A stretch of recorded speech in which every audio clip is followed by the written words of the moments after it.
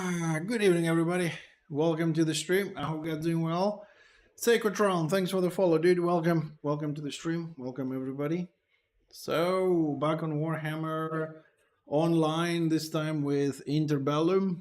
Not yesterday, the day before, we did look at the elves, the Ashur, the 4 classes, and today we're going through the Druchii, the Dark Elves, since now all 4 classes are released on the builder. So we'll have a better understanding and a new look on what we should expect when and if the server comes online. Having said that, if you're new to the Interbellum server and you're going to get some information, you can always get it from the official Interbellum Discord. Or you can also visit my website at fixedtv.live, where we have pretty much everything that have released is here, along with videos if you don't like reading for most of them. All right, we got everything that's been released so far here. Having said that, let's move on to the builder. I'll just gonna give a little link here because some people might ask for that. We might as well pin it. There we go. And so far we've seen the greenskins, we've seen the dwarfs, chaos, empire, and elves. Now, if you missed any of our reviews as we do today, we go through every single skill. You can also go to my YouTube and you can see those there. They're somewhere there on the videos, on the Interbellum section, on the playlists, and you can see the previous ones. Right, so it looks like we're going to have to start with Witch Elf, move to the Sword, Blackguard, and then Doc. All right, let's go and see, because this is going to be very interesting, because those classes I know in advance that they have nothing to do with the original game, and they have nothing to do with Return of Reckoning or Flame of War. And I'm really looking forward to see what we're going to have. 2 days ago when we did the elves, I was also very surprised, especially with the Archmage, one of the builds of the Swordmaster, and definitely the Lion, the tanking hard specialization of the Lion. I found it extremely interesting. So let's go and start with the Witch Elf, which now has been renamed. Oh, we have ads. Okay, I'll wait for a second. Oh, my community is back from the ads. Okay, sorry. I just don't know how many people see ads, how many people, you know, have nitros and blockers and whatever. So I usually take a little break when the ads come up. So we're going to start with the Witch Elf, which now has been renamed here in Interbellum as Bride of Cain. We have 3 hard specializations. First one, Witch Elf, which is a DPS, Burning Blood, which is offensive support, and then Death Hack, which is defensive support. To be honest, I was expecting to see DPS, defensive or offensive support, and DPS, not 2 support hard specializations, but nevertheless, let's go and see what we should expect to see when the server comes online. So the big, sorry. Too many hours in the sun today. So the basic mechanism is Bloodlust. It's passive. Let's see. Abilities can generate Bloodlust on you, stacking up to 5. Reduces the action point cost of frenzies by 20%. I'm assuming it's 20% per point. Bleeding is a status effect that lasts for 8 seconds and deals 2% melee attack power and 10 equal damage every second. This is very quickly going to jump to the Lion, because the Lion also has bleeding, which is 8 seconds, 2% melee attack power, and 10 equal damage. So it's exactly the same. I wanted to check if it does different magic damage, if it was something else, maybe piercing damage or ego or elemental, but it's exactly the same. So we've got the same mechanic as we know with the blood, with the points, and also bleeding. Slice is your basic attack. Deals 4% melee attack power and 30 piercing damage. Very straightforward. Puncture. Hold on a second. That's 8 feet, 8 feet. 36 action points. Deals 21% melee attack power, 280 piercing damage to target enemy. Generates 1 bloodlust. So that is the first one that generates points for us. Sacrificial Stab. This is a frenzy. 150 action points. Total number of action points, 250, if I'm not mistaken, and some classes can go a little bit higher through gear and skills. So the sacrificial stab is a frenzy. So the cost of the action points go down by 20% per point that you have already, bloodlust points. And what does it do? Deals 20% melee attack power, 262 piercing damage to target enemy 2 times, and applies bleeding. If the target was already bleeding, will strike a third time. So you don't attack twice. So if you already have bleeding on the target, then you do 3 attacks. Interesting. So you will do initial damage twice. You apply bleeding, and if it's there, you attack 3 times because bleeding is already there, which means it doesn't refresh the bleeding that's already there. Charge. If I remember, Witch Elves on the previous versions as melee, they didn't have charge. So no cost, instance cast, 30 seconds cooldown. It's a movement skill, of course. For the next 8 seconds, your movement speed is increased by 40%. Envenomed Blade. This one is off the global cooldown. It's 30 action points. Applies a blessing for 60 seconds. For the duration, whenever you deal direct damage, you will also hit an enemy for 6% spell attack power and 69 eco damage. Poison skill will dispel all other poison skills on you on cast. Shares cooldown with all other poison skills. 60 seconds. It has a 10-second cooldown. Okay, so you can reapply it all the time. It's off the global cooldown, so it doesn't affect your rotation, only your hand skills to press them on the right moment. And whenever you deal direct damage, you also hit them for extra damage. Okay. Spiteful Slum. 60 action points, 8 feet again. Applies knockdown and unstoppable. That's a debuff. So they can be knocked down again. So you get a knockdown to start off with. Witch Brew, 150 action points. Frenzy as well. You gain a blessing for 10 seconds. For the duration, whenever you deal direct damage, you will deal an additional 13% spell attack power and 108 eco damage. 10 seconds. So if we combine this with Envenom Blade, so you get that one off the global cooldown. Very on hit orientated. Yeah, I can see that. I was just saying that Envenom Blade is off the global cooldown, so you can get that extra 6% whenever you do direct damage, and then you can use your Frenzy Witch's Brew, which gives you another 10%.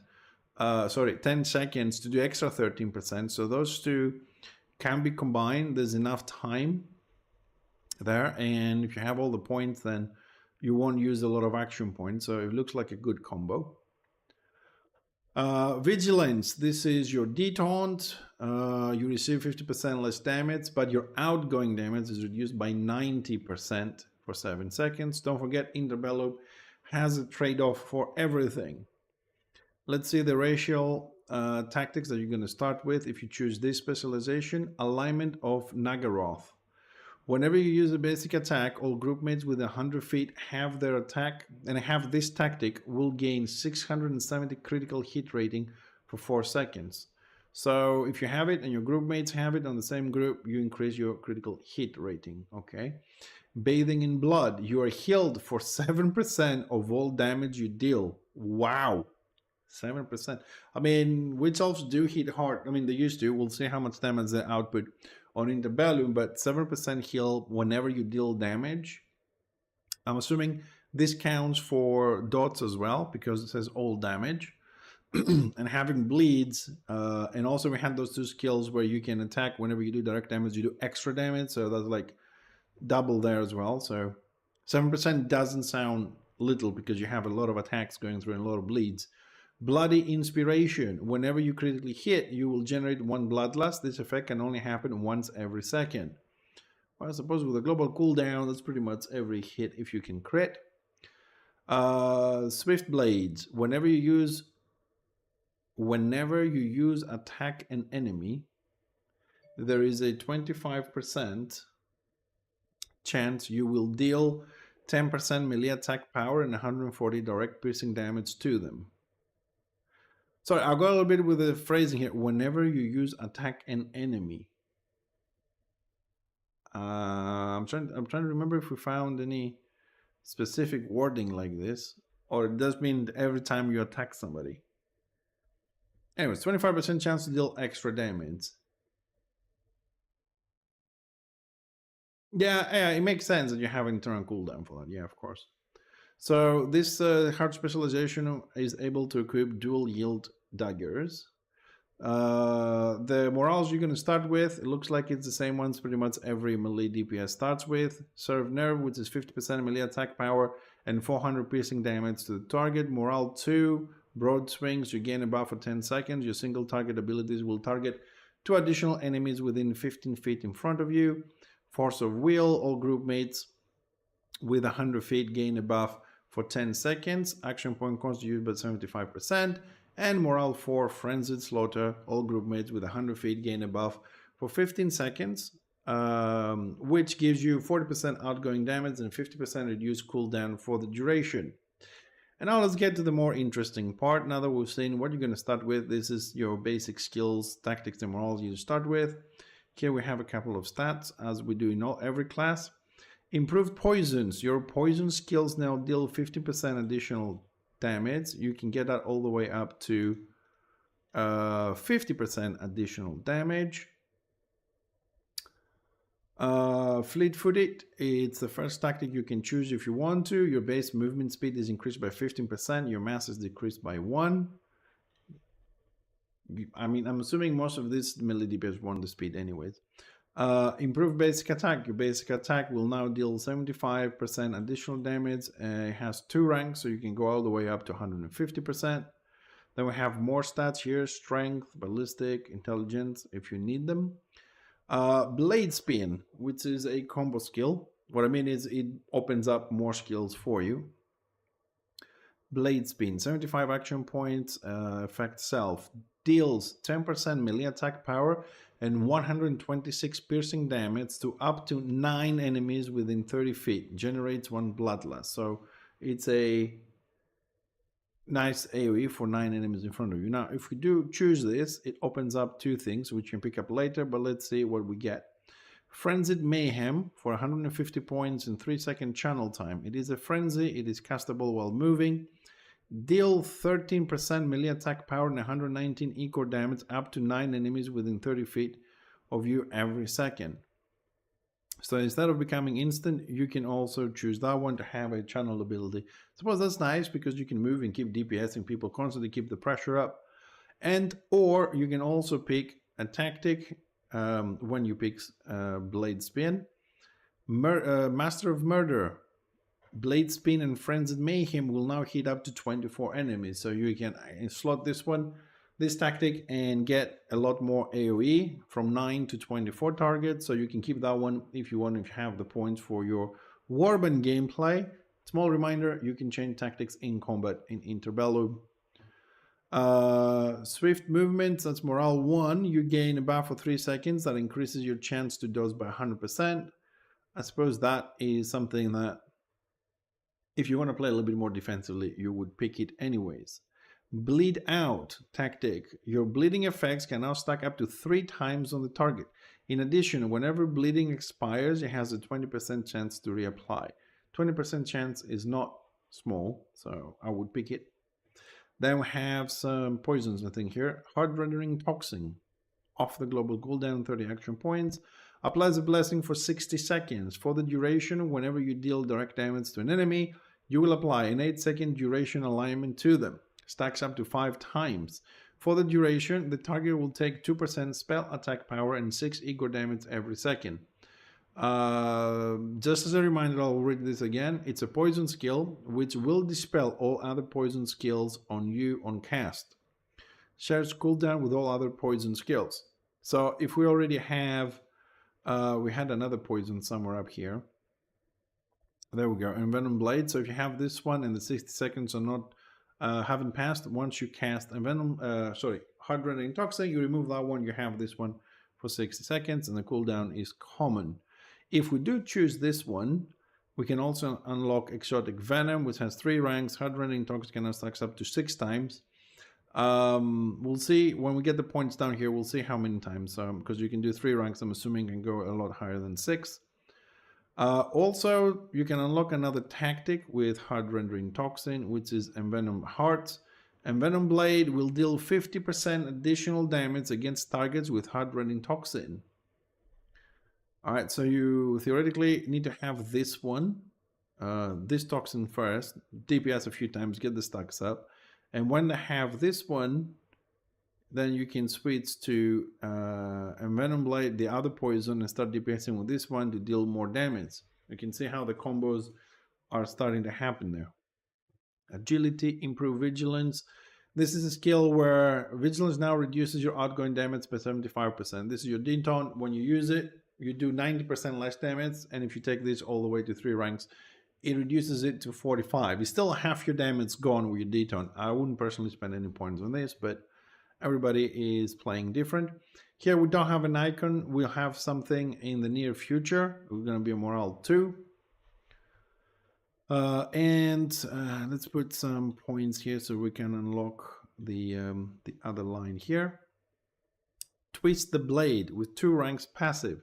Punctured and Frenzied Mayhem now has a 10% chance to apply bleeding. Definitely you take that one. Blood Crazed, passive with 5 ranks. Whenever you apply bleeding to a target, you will gain Blood Raise for 8 seconds. Blood Raise converts 10% of your armor into penetration. Ooh. 50% of your armor into penetration. A quick clarification here, Ramesses, if you're still around. It says converts 50% of your armor into penetration. So if I have 1,000 armor, numbers just for the example, right? I have 1,000 armor. Will that take 500 and convert it to penetration, but my total armor is still 1,000? Or do I lose the half the armor, right, to have the penetration? So I'm trading the armor for extra penetration. Or it just picks the number and gives me, like, I still have 1,000 armor, but I have plus 500 penetration, or 500 armor and I get 500 penetration. So I do lose the armor. Okay, it's a trade-off. Okay, thank you. It is a trade-off. Okay. I suppose for 8 seconds is not that bad. I mean, we do want the extra damage. These are DPS, they're not tanks, but still, there's always a trade-off on Interbellum. So this is it. You lose armor, you gain penetration.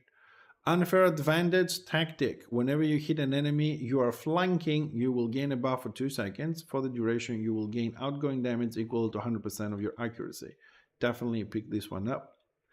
We've seen about the blades. Next line, Taste of Blood tactic. Whenever you are attacked, you will gain a stack of a 4-second buff. Stacks up to 10 times, and each stack increases your outgoing damage by 2%. Also a good tactic, because you are going to get hit. So especially in bigger fights, or when you're focused, even in small group fights, you're going to have 2-3 people attacking you.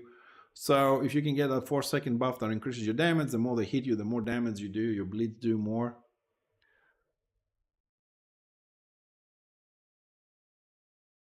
I know it was boring, but in the item affix video, armor is cheaper than penetration on items buff, etc. Yeah, no, I mean, it was boring. I just, I'm not in the when I play games, because I've played a lot of games that I used to have Excel sets, EVE Online, for example. I really don't want to see more Excel sets in games. Mini-maxing. Okay, I like to do good builds and have an idea, but I'm past that point. I think it's too much time, and I really don't know. I don't really want to know how, like, you pick what affix and why it's blocked, and that's what I meant. I just play it simpler. I get the items, I have what I want, I use them. Don't they don't? But yeah, it's a good trade-off, since armor is cheaper than penetration to find on items and build it. So you get it through this. It's a fair trade-off. This is kind of like the little inside details that we don't know. And you're thinking, oh, I'm going to lose my armor, but yeah, I could put penetration on the gear. But if it's not as easy to get it, then you have to use those. So where were we? Exotic Venom, Taste of Blood. Another tactic for the Hagwins. Witch Brew will cost no action points and spend no bloodlust once every 15 seconds. I suppose this depends how you're going to play this. Sacrifice is rewarded, has 3 ranks as a passive. Whenever you are critically hit, you will gain a buff for 5 seconds. For the duration or until you dodge, you will gain 20% dodge chance. So if we max this one out, suppose everybody's going to get this one. So when you receive a critical, you gain a buff of 5 seconds and you increase your dodge, or until you actually dodge, 60%. It's, big numbers, big numbers. Murderous Prowess. You gain, it's a morale 3, you gain 50% critical hit chance and accuracy for 20 seconds. Your renowned tactic, Break Loose, movement skills you use will now remove ensnared and root it from you. Enhancement Blades, 8 feet, deals 13% melee attack power and 174 piercing damage to target enemy 2 times, generates 1 bloodlust, and if you do pick it, and we're going to pick it, you can unlock the tactic Sever and Slit. Puncture now applies bleeding, disarm, silence, and inevitable to the target, but now has a 20-second cooldown. Puncture. Ooh, this feels strong, man. You go for your bleeding. We've seen all the other synergies of the bleeding further up, and you disarm them, and you silence them. So you do them at the same time. So whether it's melee or caster, you just do that instantly there, and you go on with everything else. I feel it's a very powerful tactic to play with. Whirling Blades, passive with 4 ranks. You have 3% chance to generate 1 bloodlust whenever you use an ability. Okay, so basically this allows you to generate, I'm assuming this would be about 12% if we put it 4 times, allows you to generate bloodlust points without having to use the specific skill. So you can be a little bit more versatile on what skills you use. The Handsome Blades replaces Puncture as your standard AP spender. Then that tactic turns Puncture into a CC ability. Dance of Doom, morale 4. You gain 1 castable while moving. You gain 100% dodge for the duration. Every 0.5 seconds, you will deal 15% melee attack power and 200 piercing damage to up to 12 enemies within 30 feet of you. Oh, you have 100% dodge for 5 seconds channel. You can do while moving. So while you're moving, you're just pretty much a movable AoE to yourself. So you hit anything around you with 50% melee attack and 200 fists, up to 12 enemies within 30 feet. Cast it and run into a big bunch of people. Whoa! Right, now we're going down to the important stuff. Agile Escape, 150 points. Frenzy, movement skill. Knock yourself away from target enemy. Applies a 6-second duration cripple to them. For the duration, they will take 32% spell attack power and 441 ego damage every 3 seconds. I like how it says a cripple and not a stun. This is more fair. You can move or you can retreat. And their Zerg Basting ability, as we like to call them, is a 150 action point. They all cost the same. 3-second channel, which does what? Deals 6% melee attack power plus 20 piercing damage up to 96 enemies within 30 feet of you for 0.5 seconds. Each enemy hit will give you a stack of a buff that gives 10% outgoing damage up to 100 stacks. So basically with this hard specialization, the Witch Elf of the Bride of Cain, your Zerg Basting ability, you have to be 30 feet from the target, so you have to be in there. You can't do it from long range. You're dealing damage for every person you hit. You gain a buff that goes all the way up to 100 stacks and gives you 10% extra damage. So if you're in the middle of things and you hit, let's say, the first 30 feet, 10 people, you go up to 100% more damage, then you hit another 10, and you just keep running through them. Very powerful, and it's not affected by cover. For our new viewers, cover on Interbellum means you don't have a tank between you and the attacker. So you're here, the tank is here, everybody behind the tank has cover, and the person attacking, if he's in front of the tank, you have cover. So it works like that. So you gotta deal with the tanks. But this one is not affected. Most Zerg Basting abilities are affected if you have cover. And this is the first hard specialization for the Bride of Cain, which is called Witch Elf. I know, and I'm gonna give you a little bit of a spoiler, okay? And also tell you this because I'm sure some of you may not have noticed that this hard specialization does not. We didn't talk about stealth And we didn't talk about stealth because the Bride of Cain, which you know as a witch elf, does not have stealth on Interbellum. It's not a stealth class. It's a melee class. That is like the spoiler. None of these specializations have stealth, as far as I know. They don't have it. We'll see where the stealth went, right? Because it's still balanced. All sides have exactly the same stealthers. But we'll see later on which one of the other three gets the stealth. So this is pretty much a bleeding mechanism and mechanic that we have here, along with the bloodlust points and the poisons. So let's move on to the second hard specialization of the Bride of Cain, called Burning Blood. This is an offensive support. Generally speaking, and I hope I'm not going to be mistaken on this, so you have an idea, offensive supports specialize in allowing your group to do more damage by giving you buffs, or debuffing the enemy so you can do more damage. They play offensively, and of course they do a certain amount of damage, but they're not as high DPS as a pure DPS. And then the defensive does exactly the opposite. It gives you buffs to help you defend yourself, or gives debuffs to the enemy to deal less damage to you, while they're still dealing damage, but not as much as a pure DPS. So the Burning Blood is an offensive support. It still has the same mechanism of bloodlust with the points. Let's see how they start, what they get as a starting package of skills. Again, Slice, basic attack, 4% melee attack power and 30 piercing damage to the enemy target. Puncture, deals 21% melee attack power, 280 piercing damage to target enemy, generates a bloodlust. This is your main bloodlust mechanic point. Wrecking Pains, that's new on this one.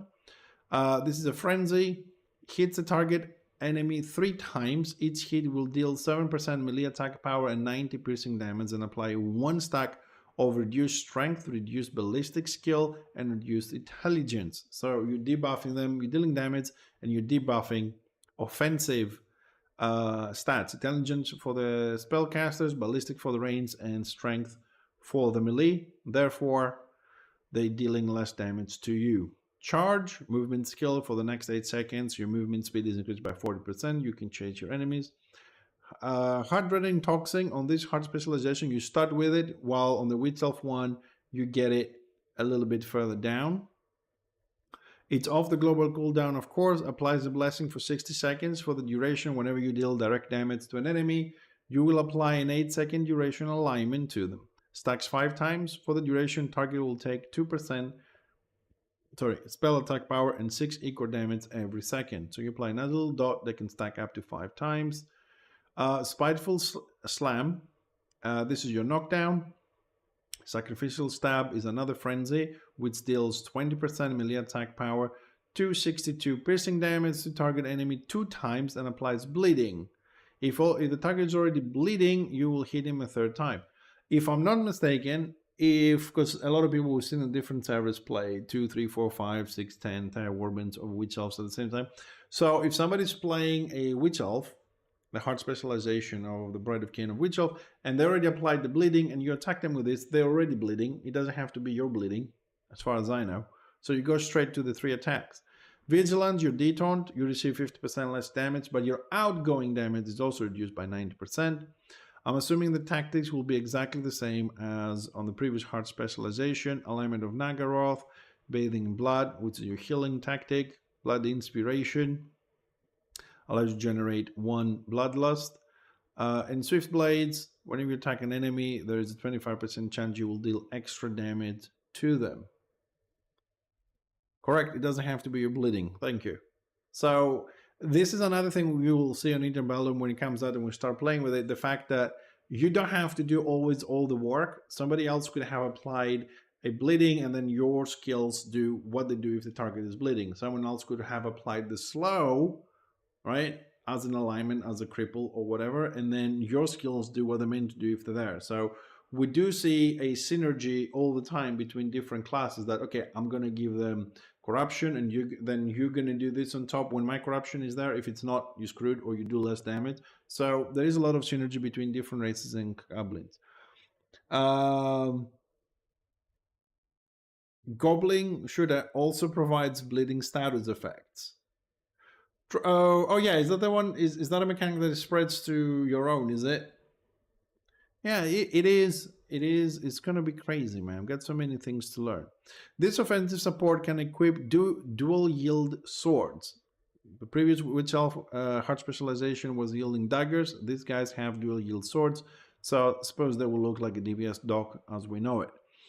The morale you're starting with is the same as the DPS. Sever Nerve, Broad Swings, Force of Will, and Frenzied Slaughter. I'm not going to read everything because we just did it, and on the video they're going to be all together. Then here is where the differences really start to see between the different heart specializations. So we're going to pick up some points here on stats random. Split Artery. Your bleeding effects now deal 50% additional damage. It has 3 ranks. So if you take this, all your bleeding is dealing 150% additional damage. Again, you get Fleet-footed, which is a attack that allows you to move 50% faster, but your mass is decreased by 1. Serrated Blades, passive with 2 ranks. Direct damage you deal has a 50% chance to apply Bloody Mess to the target. Ooh, I like this one. I remember this one from the Lion. Bloody Mess stacks up to 8 times and reduces movement speed by 2% for 8 seconds per stack. I am picking that one for sure. So when you do direct damage, pretty much even AoE is direct damage, single target direct damage. The dots, I don't think they are direct damage, but I like how AoE is direct damage though. Then we have more stats here. Blade Spin, we've seen in the previous heart specialization, you're dealing 10% melee attack power and 126 piercing damage up to 9 enemies within 30 feet is your first AoE, and you also generate blood points. Swift movement, morale 1, you gain a buff for 3 seconds, increasing your chance to dodge by 100%. Here we're missing 1, morale 2. Soon they will put it there, I'm assuming. Now if you do choose Blade Spin, you also unlock Frenzied Mayhem, which is a frenzy castable while you move. It's a 3-second channel, and you deal 30% melee attack power, 119 eco damage up to 9 enemies within 30 feet every second, so you can chase people. The difference from the previous specialization, you don't get Master of Murder unlocked tactic. It might be somewhere else, but it doesn't unlock with Blade Spin as we did on the Witch Elf specialization. On the next line we have Bleed Out tactic. Your bleeding effects can now stack up to 3 times on a target. In addition, whenever bleeding expires, it has a 20% chance to be reapplied. And I think this is a match for this heart specialization. When you have bleeding doing 150% additional damage, 20% to reapply is sweet. Good morning, Smite. Next tactic, Blood Splatter. Whenever you hit a bleeding enemy with a basic attack is only slice if I remember, you will apply Bloody Mass to the target for up to 8 other enemies within 20 feet.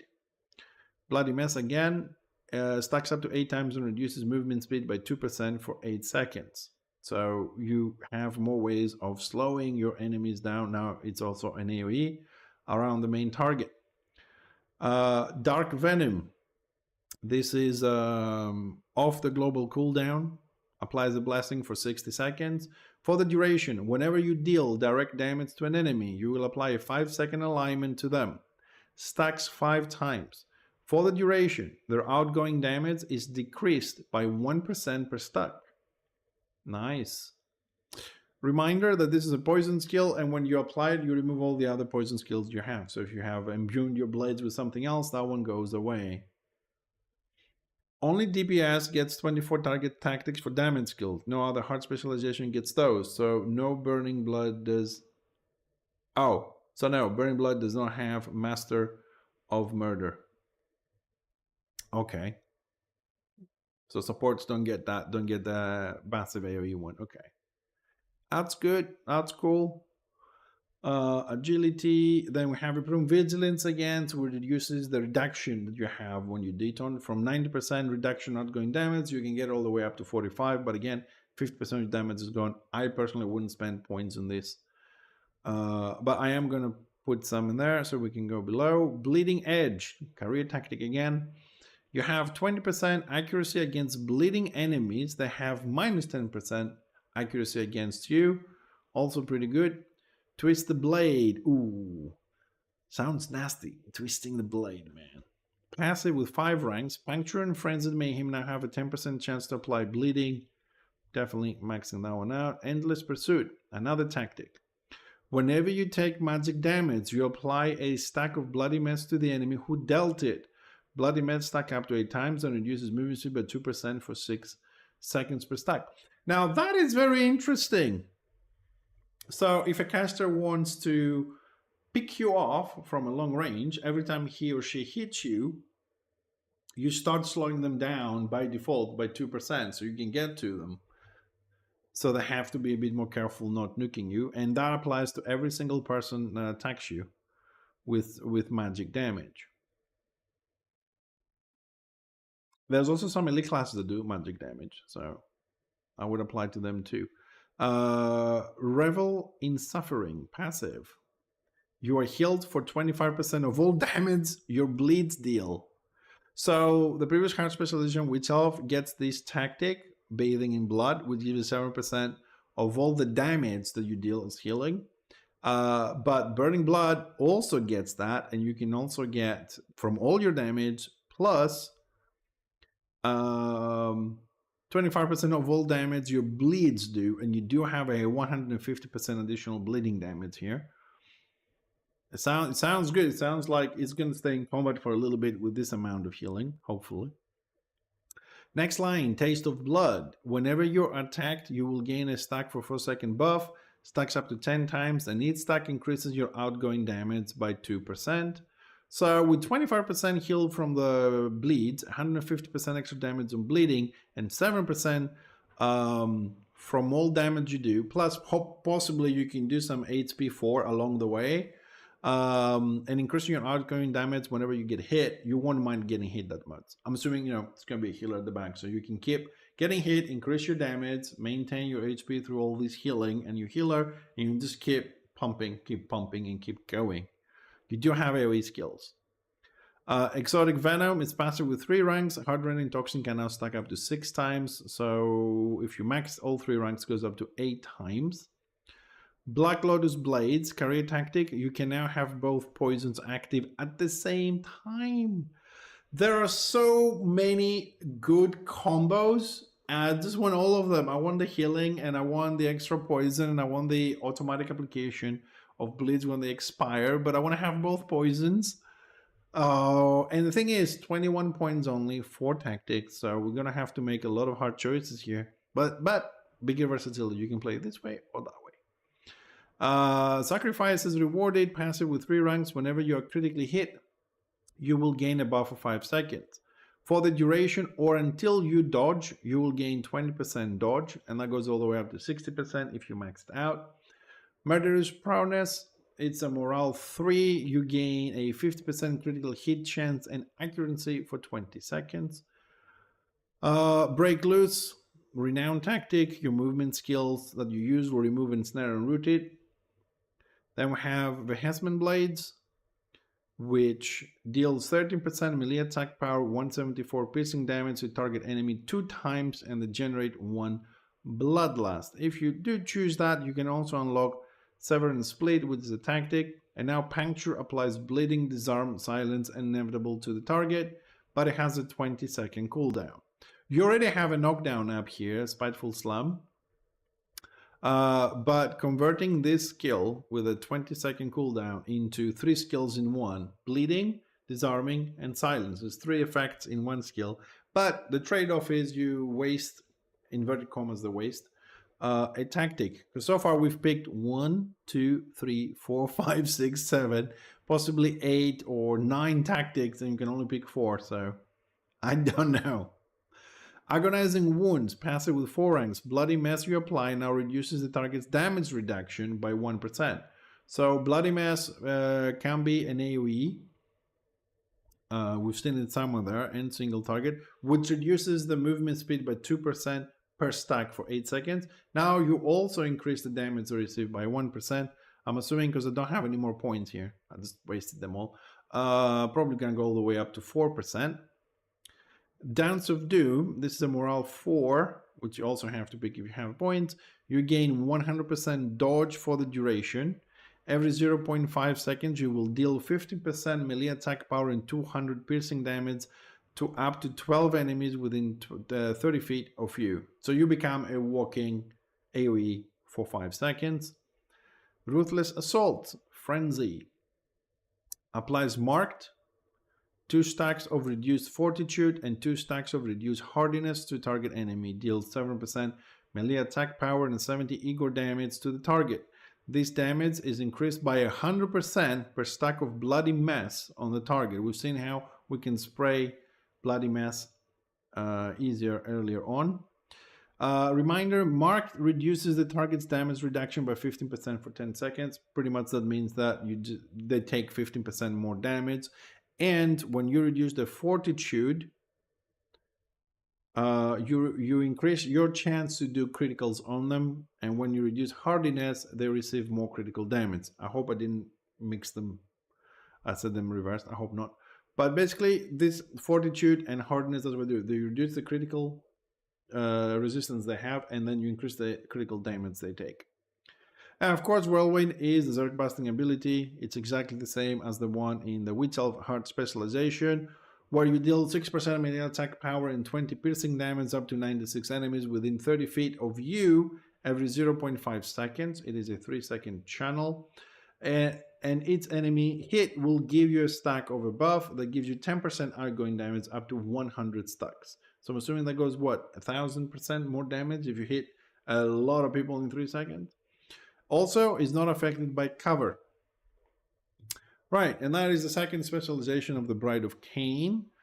Now we're going to go into the third one, which is called Death Hag, and it's a defensive support heart specialization. The mechanic is, of course, the same. Slice is your basic attack again. Puncture is your basic bloodlust generation. We start with Witch Brew, which is a frenzy, and you gain a blessing for 10 seconds. For the duration, whenever you deal direct damage, you will deal an additional 13% spell attack power and 108 Igor damage. Hey, Russen. Hi. Elixir of the Cauldron. Now that's new. What is this? No cost, instant, 5-second cooldown, self. Consume all your blood stacks and restore 2% restoration power and 5 health to yourself and up to 5 allies within 30 feet of you per stack of blood consumed. So you can use your bloodless points to heal yourself and allies. It seems a little bit low, 2%, but hey, it's a heal. Dark Venom, it's off the global cooldown, and you get a blessing for 60 seconds. And for that duration, whenever you deal direct damage to an enemy, you will apply a 5-second alignment to them, stacks up to 5 times. For the duration of those alignments, their outgoing damage is decreased by 1% per stack. And you can stack it 5 times. Exile, that's also new. This is your knockdown. That's a bit odd because applies knockdown and unstoppable, spiteful slam, knocks the enemy away. It's not a knockdown, is a knockback. That's why, sorry, I've read this wrong. So we get a knockback, not a knockdown on this. Wrecking Pains, Frenzy again, hits target enemy 3 times. Each hit deals 7% melee attack power, 90 piercing damage, and applies 1 stack of reduced strength, reduced ballistic skill, and reduced intelligence. So your Frenzy here deals damage and debuffs the enemy so it does less damage. Vigilant, your deton exactly the same. You receive 50% less damage and you deal 90% less. Blood stacks need renamed due to confusion with Bloodlust up to 10 times, and you get 1 per 3 seconds for free. It's on A1 node.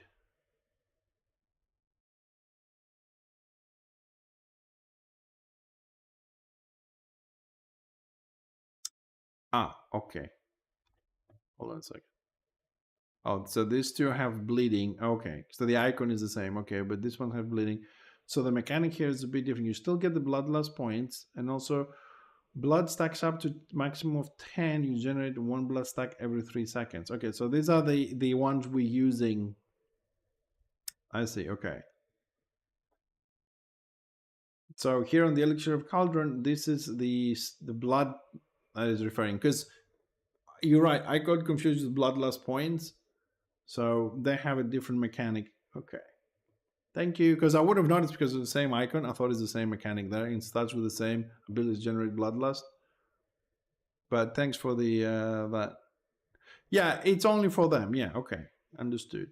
So the tactics are the same, I suppose. Whenever you use a basic attack or group mates within 100 feet that have the same tactic, they will gain 670 critical hit rating for 4 seconds. Bathing in blood, you're healed for 7% of all the damage you deal. Blood inspiration, whenever you critically hit, you will generate one bloodlust. This effect can only happen once every 1 second. Swift blades, whenever you use an attack an enemy, there is a 25% chance you will deal 10% melee attack power and 140 direct piercing damage to them. Nothing changes here. The Death Hag equips a dagger and chalice. And the morals you start with are a bit different. Morale 1 is return to life. So it's not really DPS. You get a resurrection here for one group member. Broad swings, you gain the buff for 10 seconds. Your single target abilities become AoE and the hit additional enemies in front of you 15 feet. Force of Will is morale 3. All group mates within 100 feet gain a buff for 10 seconds. Action points are reduced by 75%. And Alter Fate, of course, removes all afflictions and cripples, and you resurrect all group mates the dead within 100 feet. It's an AoE resurrection and affliction removal. So it gets 2 healing ones and 2 DPS ones. So the Death Hand, the defensive support, has a little bit of healing, resurrection, and AoE resurrection for the morals there, and it gets a little bit of support there. All right. So let's go and see a little bit more the more specifics on this one.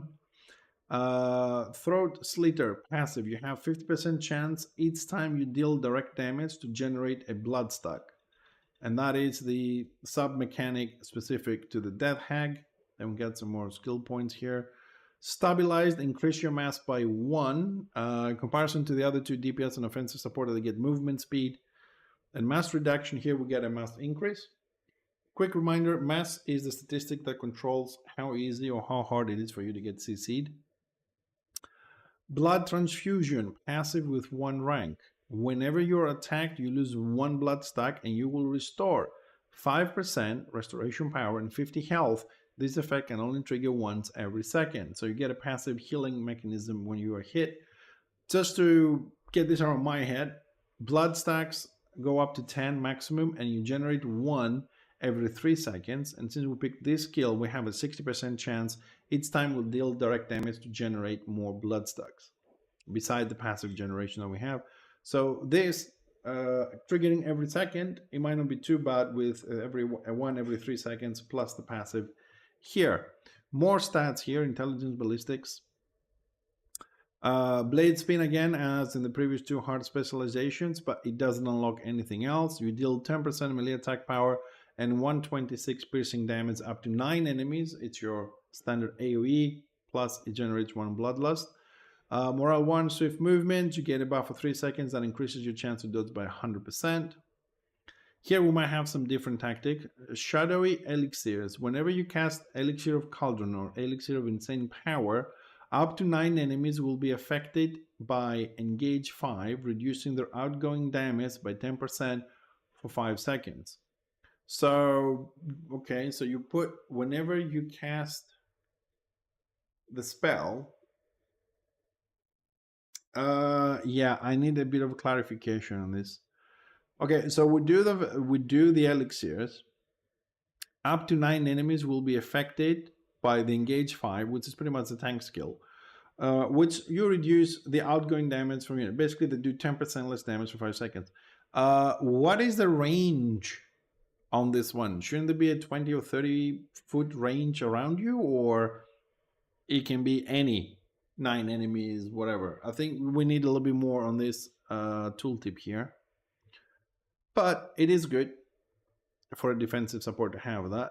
Blood Scourge reduces the cooldowns on charge and vigilance. You detaunt and your charge will run faster. More stats here. Sacrifice is rewarded. Passive, whenever you are critically hit, you will gain a buff of 5 seconds. For the duration or until you dodge, you gain a 20% chance to dodge and that gives you a total of 60 if you put all 3 ranks. I suppose staying alive, it helps do stuff. Dead, you're not good to anybody. Hard running toxin, which of course is off the global cooldown because it's a blessing, applies a blessing of 60 seconds. And for that duration, whenever you deal direct damage to an enemy, you will apply an 8-second duration alignment to them. This alignment can stack up to 5 times, and for the duration, the target will take 2% spell attack power and 6 eco damage every second. If you had a different poison skill on, it gets removed, dispelled. This unlocks 2 things. Mithridism, which is passive, whenever hard running toxin and witch's brew deal damage, up to 6 allies within 30 feet will be healed for 50% of the damage dealt. Alright, so this defensive support seems like it's reducing incoming damage and has several mechanisms for healing.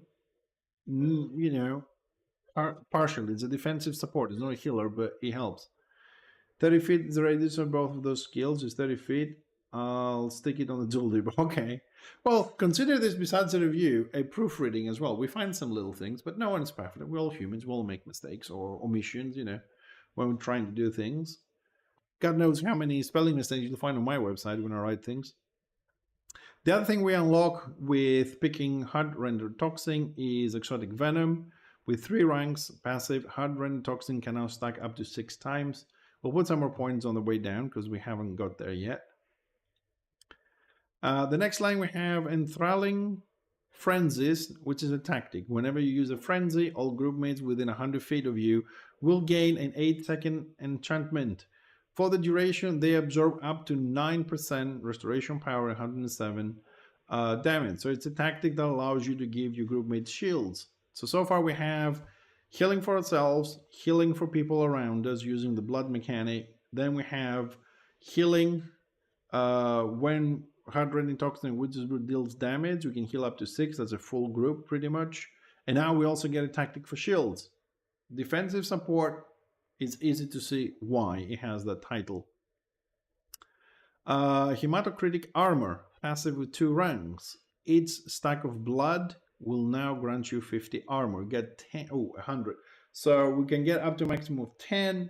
That is 1,000 armor, and then as you use them, they'll go up and down, but your protection, I think, will pretty much be there to some extent. I don't know if you're ever going to run out of them. Elixir of Insane Power, Frenzy. Consume all your blood stacks. Okay, you can run out of blood stacks. I just answered my own question. Consume all your blood stacks and deal 12% spell attack power and 170 corporeal damage up to 9 enemies. So an AoE Frenzy. Within 30 feet of you, deals an additional 5% damage per blood consumed. So you can go all the way up to 50% if you have all your bloods up. Double the pain, carrier tactic. Wrecking pains will hit an additional enemy within 20 feet of the primary. Right, so taking one step back to say that now that we've talked about hard rendering toxin, if we unlock it and we max it, the new skill we unlock, exotic venoms, you can have it stack up to 8 times. Black Lotus Blades tactic, you can now have both poison skills active at the same time. It's a good tactic, but it's so many good options with tactics. I think that would be the biggest problem, which tactics to pick. Better Brew, 3 ranks. Passive. Dark Venom can now stack up to 6 times. If we maxed out, goes all the way up to 8. For the Hag Queens, another tactic. Witch Brew will cost no action points and spend no bloodlust once every 15 seconds. A nice idea, but no thank you. Murderous Prowess, a morale 3. You gain 50% critical chance and accuracy for 20 seconds. Your Renown tactic, Loved by All. You always have immovable. Your mass is decreased by 2. So I think you cannot be slowed down immovable, if I'm not mistaken. But you become more susceptible to other types of CC. You get charged very, very down. You don't get this as a default. Right? The other two, the DPS and the offensive support, get charged as default. You have to pick it with points if you want to have charge. Mark of Morathi, passive. Blood now has a maximum of 12 stacks, and if you put all the points, you have 25. Now things are looking a lot better for your healing and for using frenzies. Enchanting Beauty, career tactic, generate 1 blood stack per second. Oh, knockback, pull, and root. Okay, so you cannot be knockback, pulled, and rooted if you use this tactic, but you're susceptible to everything else. Thanks, Ramsey. It's very nice to have you here, dude, and explain this. I haven't memorized all the new names for the buffs and debuffs yet. So now we can have up to 25 stacks, which means that if we're going to use Elixir of Insane Power, it's actually insane because you do 5% additional damage per blood consumed, which means that if you actually have that, all there is 125% more damage instead of 50, as we said earlier. You can heal more and you can provide more because you're using them as a secondary mechanic, currency, if you like, or resource. Dance of Doom, it's in all 3 specializations of the Bride of Cain. It's a morale 4, you gain 100% dodge for the duration of this morale. Every 0.5 seconds, you will deal 15% melee attack power and 200 piercing damage up to 12 enemies within 30 feet of you, and that is a total 5-second channel. That's actually, you know what, if you do morale 4, because it's on all of them. You do morale 4 for 5 seconds. So you jump in a big group. You do this one, and you also do your Zerg Basting ability, which pretty much for 3 seconds. This is a massive combo damage here. They all have these 2 first specializations have this. Let's see what we get on the defensive support though, but this is a good morale 4. Or in a siege, close quarters, you hit 12 people for sure. Death Reaper, 150 action points, 3 seconds channel. It's a frenzy, deals 12% melee attack power and 161 piercing damage every 0.33 seconds. And the Zerg Basting ability, the defensive support Death Hag gets is, it's a 1-second cast. It deals 30% spell attack power, 186 spiritual damage up to 48 enemies within 30 feet in front of you. For each target hit that did not have cover, all groupmates within 150 feet gain a stack. The stack heals for 6% restoration power and 8 each at the end of the 3-second duration. Oh, okay. So this concludes the class called Bride of Cain. You also know it as a Witch Elf. 3 hard specializations: Witch Elf, DPS, Burning Blood, offensive support, and Death Hag, defensive support. The DPS, Witch Elf, it's pretty much a bleeding mechanic. It has a lot of bleeds. So when you're just dealing damage, basically. Several ways to apply bleeds. You still have your basic mechanic as you know it, which is the bloodlust points. You generate them, you use them to do your frenzies. Then the offensive support also plays with bleeds, but with massive AoE slows. So it helps in debuffing the enemy to do less damage to you, if I remember correctly. And then we have the defensive support, which it deals a certain amount of damage, which I think is a lot less than the previous 2. However, it does give you shields and it does heal you. So this, I'll just use the name Witch Elf so a bit more clear with people that haven't been here before. This hard specialization of Witch Elf being a defensive support, it gives you shields, it gives you heal when it deals damage, when it uses blood points. So it's pretty much a, let's say a 0.5 healer. It's not 1 healer, it's like half a healer that's dealing DPS there. And it will be interesting to see. So they equip, the defensive support equips Darget and Chalice, so I'm assuming they will look something like a dog. The offensive support dual yield swords, so it will look like a DPS dog. And the Witch Elf itself, the DPS hard specialization called Witch Elf, is yielding dual daggers. I like it. I like them. So you have a full bleeding mechanism, you have a bleeding slow, and then the defensive is shields and healing with some damage.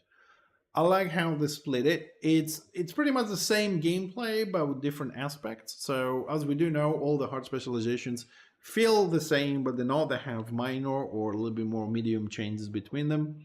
But the overall mechanic stays there. The other thing we have to notice that the Bride of Cain in none of the 3 specializations, previously known as a Witch Elf.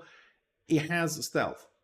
There's no stealth Witch Elf on this version of the game in Interbellum. So that was the Bride of Cain. Let's move to the Sorcerer, which the name remains the same. And we have again 3 hard specializations, and this might surprise you being a sorcerer or sorceress. We have Dominator of Ulgu, which is a DPS hard specialization. We have Dominator of Gore, which is offensive support. And then we have Dominator of Shish, which is a heal.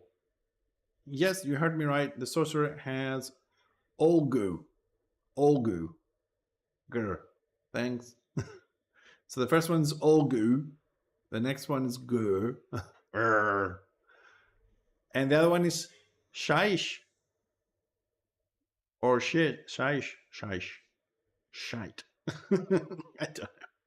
I'm not good with these names, man. I always find it hard to pronunciate this. But so we have on the sorcerer, we do have a DPS, an offense support, and a heal. Let's go and see the specifics.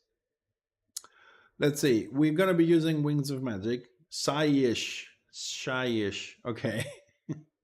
Winds of Magic. This is the main mechanic of the sorcerer. Every 3 seconds, you will gain 1 stack of a Wind of Magic at random: Shadow, Beast, and Death, stacking up to a maximum of 3.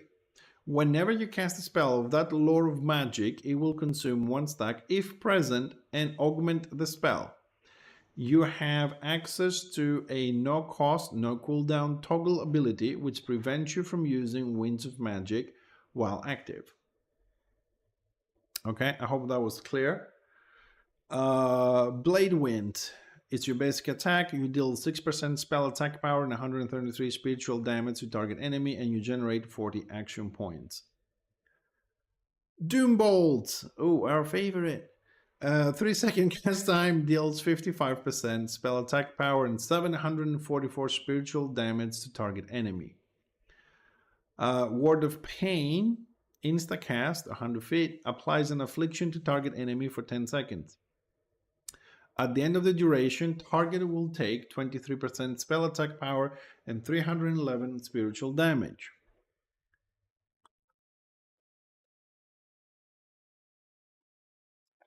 Sorry guys, but talking has its problems. Gloom, 1.5-second cast time. Lore of Shadow, so you're going to have the Winds of Magic point there. Deals 27% spell attack power and 371 spiritual damage to target enemy. If it's augmented through the Winds of Magic, all right, the ability becomes instant and you don't have to wait that 1.5-second cast time. Curse of Anair. This is part of the Lord of the Beast. It deals 10% spell attack power, 145 corporeal damage to target enemy, and applies 1 stack of reduced strength. It does have a 1-second cast time. If it's augmented, applies 1 stack of reduced toughness and reduced corporeal resistance. That is on top of the reduced strength. It doesn't replace them, it's on top because you augment the spell. Cloaking Shadows, Lord of Shadow, applies silence and inevitable to target enemy. If it's augmented, applies ensnared and momentum. So it's a silence, and if you augment it, you also make it a slow.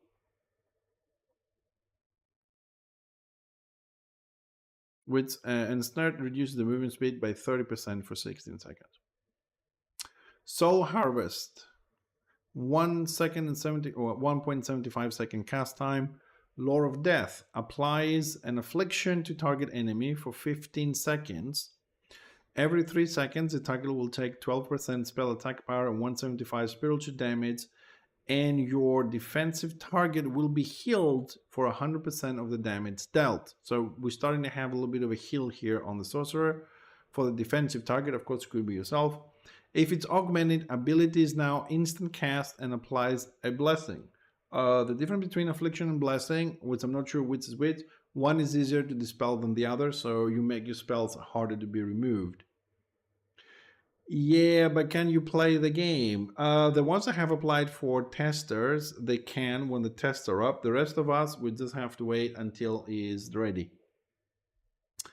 But there's nothing wrong to get ourselves a little bit more acquainted with what to expect when they come out, because have you ever seen a sorcerer heal? Have you seen a shaman in stealth? Because I haven't, so I want to be ready when it comes to that, because it's a totally different mechanic on this. Boar's Hide, Lord of Beast, instant no cost. Your damage reduction is increased by 50% and your cast times are increased by 33% for 4 seconds. This is your detaunt. So you take 50% less damage, but you increase all your casting times. And if it's augmented, the cooldown is reduced from 40 seconds to 20 seconds. I'm assuming the tactics will be similar to the Bride of Cain, since they are pretty much racial and you start with them, but we'll go through them a little bit quickly. Alignment of Nagaroth. Whenever you use a basic attack, all group mates within 100 feet that have this tactic will gain 670 critical hit rating for 4 seconds. Bathing in Blood, you are healed for 7% of all damage you deal. Empowered Dar, whenever you hit an enemy with an augmenting spell, you will dispel 1 enchantment from them. And Tapping the Dark reduces the cast time of Doombolt by 1 second. The sorcerer choosing to play the hard specialization of Ulgu. The first 2 are racial, the second 2 are class. Thank you. You can equip staffs. The morals you're starting with is Disengage Morale 1, you knock yourself back away from target enemy.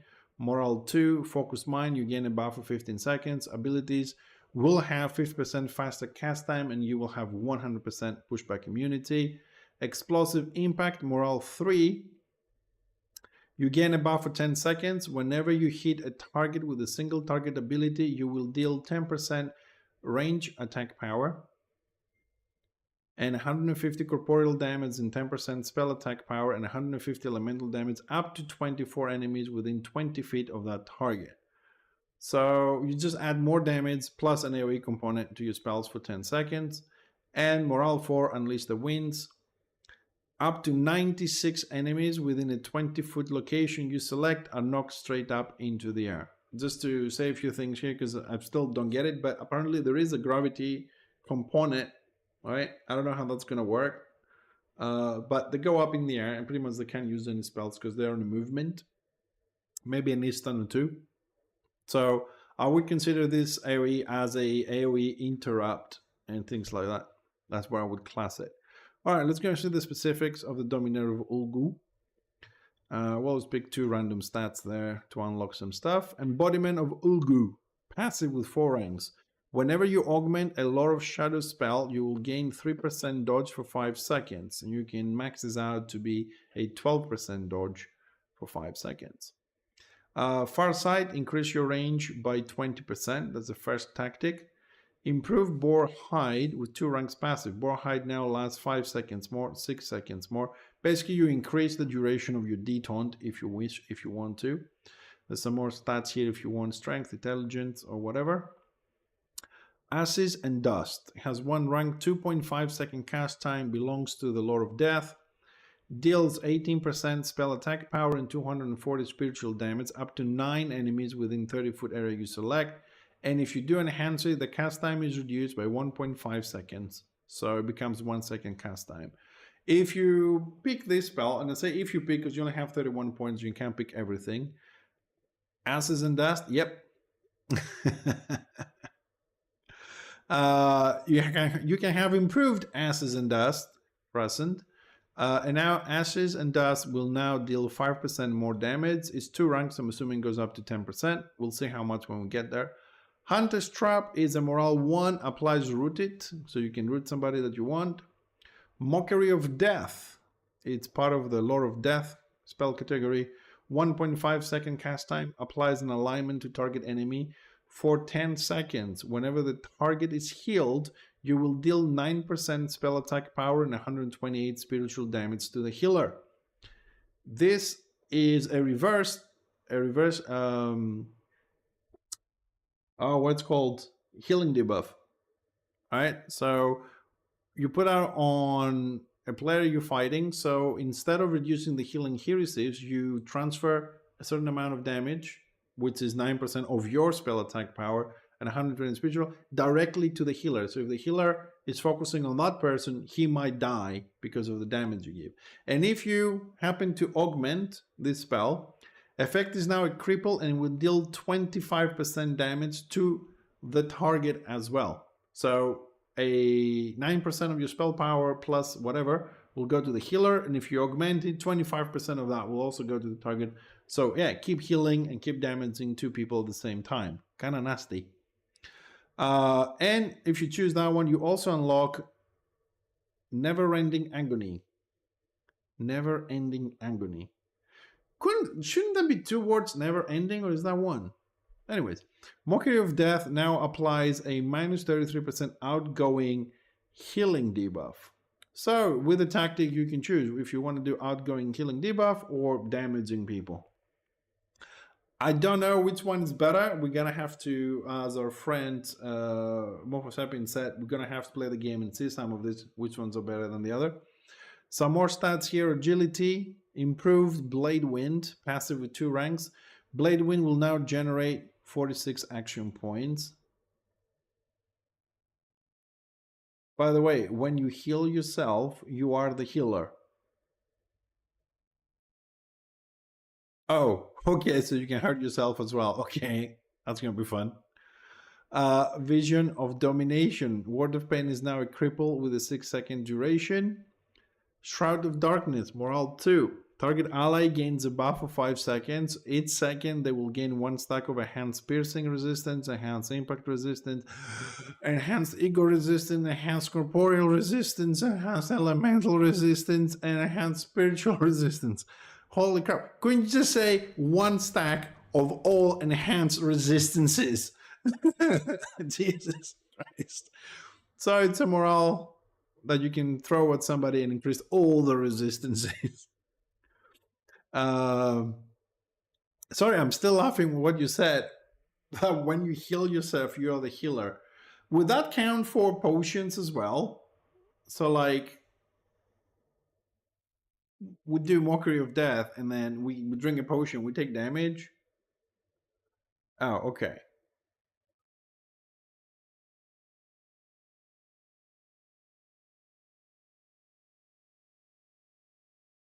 Whenever the target is healed...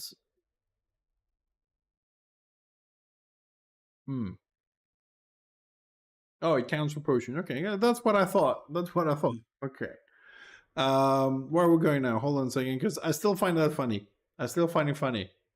Pit of Shades, 75 action points, 6-second channel, part of the Lord of Shadow. Every second deals 6% spell attack power and 67 spiritual damage up to 9 enemies within a 20-foot area you select. If your augmenting tick interval is now every 0.66 seconds. If we choose this, we can also unlock a tactic called Shadow of Disaster. Pit of Sage and Ashes of Dust will now hit up to 24 enemies. So that is, I think this is a nice tactic to pick, because again, I would say you can change tactics in combat. So if you switch from a small fight as you're roaming and you need to go to a keep or join a warband, you just change your tactics and you're ready to go. Doom and Gloom. Where's Doomforce? That's his like second nickname, Doom and Gloom.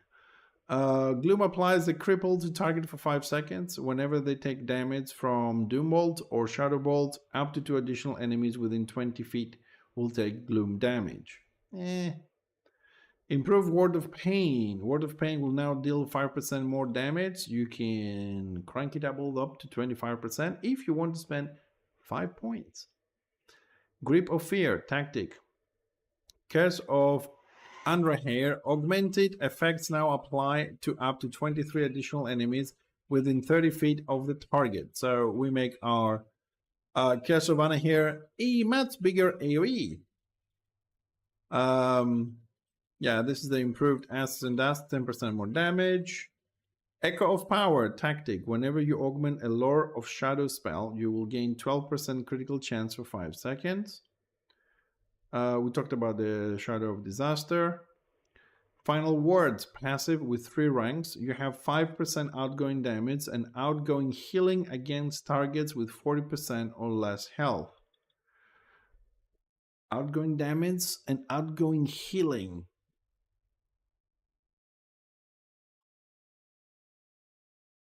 Okay, so you can deal 50% more damage, and then you can target yourself and heal with the potion, and you get 40% more healing. Okay, that's good. Extra crit with 3 ranks passive, your chance to critically hit is increased by 2%. Small parenthesis again, sorry, because this just kind of give me the opportunity to say this. Because I know a lot of us played the original game. Some of you may have played Flame of War, which is an active server, and Return of Reckoning. But the reason why you find here the extra agility points and wounds and critical in some of the classes that they need it is because there is no renown points. This is all you get. This is the tree that you get. The renown is going to be used for other functions in the game. So this is a mixed skill renown point here. So you can get 31. That's why you have all this. There's no extra renown points.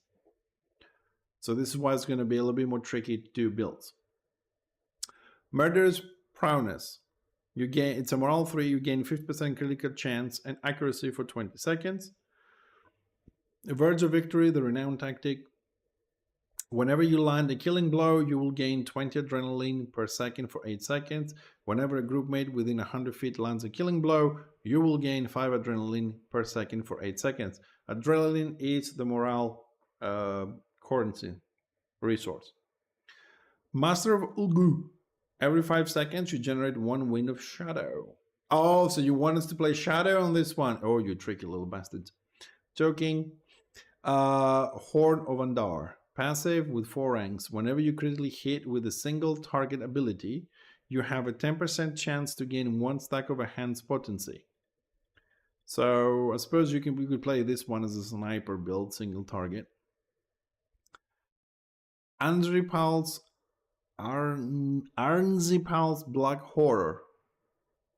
Damn, that's difficult names. Applies an enchantment to target ally for 15 seconds. Whenever you are attacked, you will deal 7% spell attack power and 89 corporeal damage to the attacker. For 50 seconds, target ally. So it's a reflect damage spell, okay. Winter Frost, morale 4. Up to 24 enemies within a 20-foot area you select become rooted, silenced, and disarmed. I really like this morale 4. We've seen it yesterday on the elves as well. I really like this morale. Shadow Bolt. It's part of the Lord of Shadow. It is a 3-second cast. Deals 38% spell attack power and 506 spiritual damage to target enemy and 2 additional enemies within 20 feet. If you augment it, which I'm assuming you will, you deal an additional 22% spell attack power and 305 spiritual damage instead. Oh, so this is not additional, is instead. Instead, I mean, what do you change here instead? You hit 2 additional 20 feet, deals an additional 22. So I'm sorry, Ramasi, need some help here. This is confusing me a bit. So I'm gonna deal 38% spell attack power. Oh, it's a leftover. Okay, because I'm dealing this damage and spiritual, and then it says spiritual damage instead. Okay, so we're just gonna deal more damage if we augment it. That's what I'm gonna keep for that until the tooltip is corrected there. And then the Zerg Busting ability is Power of Darkness. It's a 3-second channel. Every 0.5 seconds, you deal 5% spell attack power and 50 spiritual damage to up to 48 enemies within 30-foot area you select. Each time you strike an enemy, you will gain a stack of a buff that grants 10% outgoing damage per stack to a maximum of 100 stacks that lasts for 1 second. Will not hit enemies who have cover from you. So it's the same as the Bride of Cain, more or less. But these Zerg abilities, that's why we have them. They really have the potential, if coordinated well, and it's a lot of them, to really do really do a lot of damage and hurt people when they cluster. It used to say 60% and 811 damage instead, but isn't accurate. It's how it functions, so I changed it. Okay. But at the current state, it needs a little bit of rewarding there. It's a bit confusing. Anyways, glad to help to find those little things that probably will help people not get confused as I am in the near future. So this concludes the Dominator of Ulgu, which is the first card specialization for the Sorcerer, which is a DPS specialization. The second hard specialization for the Sorcerer is Dominator of Gur, if I say this correctly. I have a problem with this name, sorry guys. Just taking the piss a bit. Which is an offensive support. It's not a DPS, it's an offensive support. Again, we have the Winds of Magic. We have Blade Wind, which is your basic attack with 6% spell attack power and 133 spiritual damage to target enemy and generate 40 action points. Doombolt, the 3-second cast, nice lovely spell that deals 55% spell attack power and 744 spiritual damage to target enemy. Curse of Andrahair, again, it's part of the Lore of the Beast, 1-second cast time. You deal 10% spell attack power, 145 corporeal damage to target enemy and apply 1 stack of reduced strength. And if you augment it, you apply 1 stack of reduced toughness and reduce corporeal resistance. Word of Pain. So far the setup is pretty much the same with the DPS setup. Applies an alignment to target enemy for 10 seconds. At the end of the duration, target will take 23% spell attack power and 311 spiritual damage. Mockery of Death. Now this is a little bit different because Mockery of Death is somewhere around the middle of the previous hard specialization. This one is 1.5 second cast time, is part of the Lore of Death, and applies an alignment to target enemy for 10 seconds. Whenever the target is healed, you will deal 9% spell attack power and 128 spiritual damage to the healer. If you augment it, effects is now cripple and will deal 25% to the target as well. Cloaking Shadows, part of the Lore of Shadows, applies silence. And if you augment it, also slow by 30% for 16 seconds. Gloom, part of the Lore of Shadow, 1.5 second cast time, deals 27% spell attack power and 371 spiritual damage to target enemy. If you augment it, guess what? It's instant. Pants Impenetrable Pelt. Pants Impenetrable Pelt. Jesus, man. Who came up with these names? It's part of the Lore of Beast, 30 action points, insta-cast. Applies 1 stack of enhanced piercing resistance, 1 stack of enhanced ego resistance, 1 stack of enhanced block, and 1 stack of reduced impact resistance to target ally. So it's a defensive little thingy you can give. If you augment it, applies an 8-second enchantment as well, on top of all the things just mentioned. And for that duration, the 8 seconds, target's damage reduction is increased by 20%. So they take 20% more damage. Games Workshop did, those bastards. The 2 racial tactics you're going to start with, if you pick this specialization, is Alignment of Nagaroth. Whenever you use this basic attack, all group mates within 100 feet that have this tactic equipped will gain 670 critical hit rating in 4 seconds. Bathing in Blood, you are healed for 7% of the damage you deal. Empowered Dar, whenever you hit an enemy with an augmented spell, you will dispel 1 enchantment from them. And Tapping the Dark reduces the cast time of Doombolt by 1 second. On this specialization, the Sorcerer, being an offensive support, can equip 200 spears. The DPS will hold the stuff, the offensive support will have 200 spears. The morals you're going to start with is Disengage as morale 1. You knock yourself back away from target enemy. Focus Mind. For 15 seconds you gain a buff and your abilities will cast 50% faster and you will have 100% pushback immunity. Explosive Impact. Morale 3. You gain a buff for 10 seconds. Whenever you hit a target with a single target ability, you will deal 10% range attack power and 150 corporeal damage and 10% spell attack power and 150 elemental damage up to 24 enemies within 20 feet of your target. So your damage from the spell and extra single target damage and AoE damage around the target. And of course, Morale 4, Unleash the Winds. Up to 96 enemies within 20-foot location you select are knocked straight up in the air. Now let's go and see what are the main differences from the DPS being an offensive support. We pick some random stats here. Wings of Falcon, passive with 4 ranks. Whenever you augment a Lord of Beast spell, you will gain 6% movement speed for 5 seconds. So if we max this out to 4 points, Whenever we augment a spell from the Lord of Beast, we gain 24% movement speed for 5 seconds. Water Rush is the first tactic you can choose. The action points of your skills are reduced by 33% on allies that are lower than 40%. Embodiment of Gur, passive. Whenever you cast Pan's Impenetrable Pelt, it will always apply to you as well. Okay, that's a nice. Where's the Pelt one? Oh, this is the one that gives you all the resistances. Okay. More stats here if somebody needs them. Ashes and Dust, rank 1, 2.5 second cast, part of the Lord of Death. Deals 18% spell attack power and 240 spiritual damage to up to 9 enemies within 30-foot area you select. And if it's augmenting, the cast time is reduced by 1.5 seconds, making it a 1 second cast time. We also can pick on this level, Hunter's Trap Morale 1 applies Rooted. So you can root somebody with this morale if you want to. Next line, Amber Spear. It's a tactic. Doombolt now deals corporeal damage and applies 1 stack of reduced armor and 1 stack of reduced block to the target. Arnzipal's Black Horror. Instant. Applies an enchantment to target ally for 15 seconds. Whenever they are attacked, you will deal 7% spell attack power and 89 damage to the attacker. Basically, it's a 15-second thorn you can give, definitely being a support. Offensive support, so you can drop that in your tank. It's going to be hit a lot, and then you can start DPSing through that. Or you can go to Reflect. I prefer Thorns personally, but improved Blade Wind. Blade Wind will now generate 46 action points. It's going to be great when I get down to the bottom. Okay, give me a second. I'm getting there.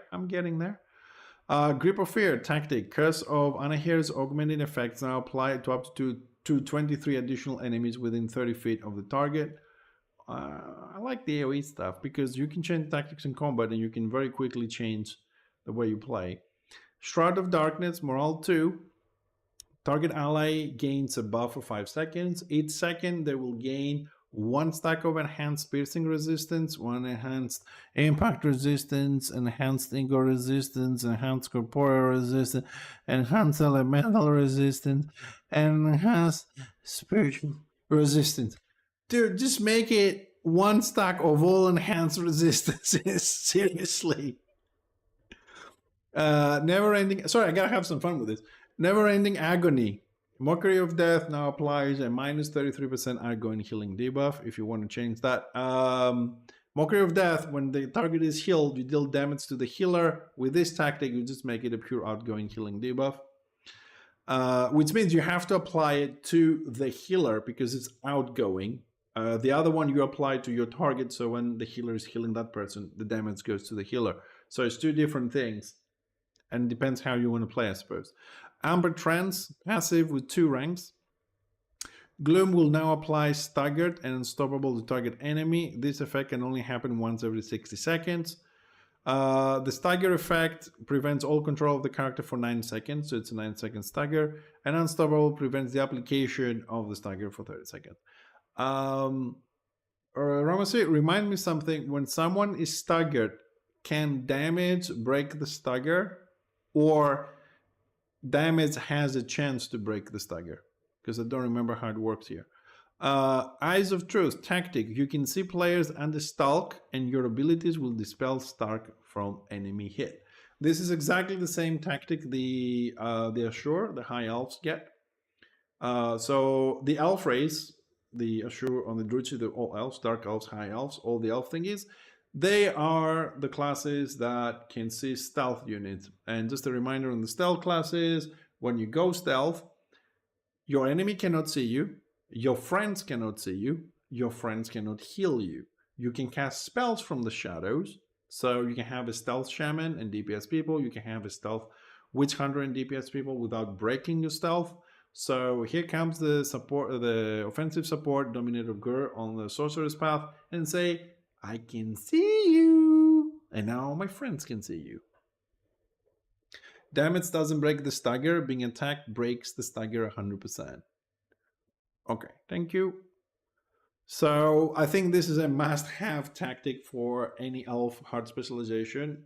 high elf or dark elf that has it, because trust me, we will see a lot of shamans, a lot of witch hunters, and okay, I'll give you the spoiler, a lot of stealth dogs that are going to DPS from the shadows. So we're gonna need a friendly elves, because nobody likes the elves. Now we all love them because they can protect us from all those sneaky people.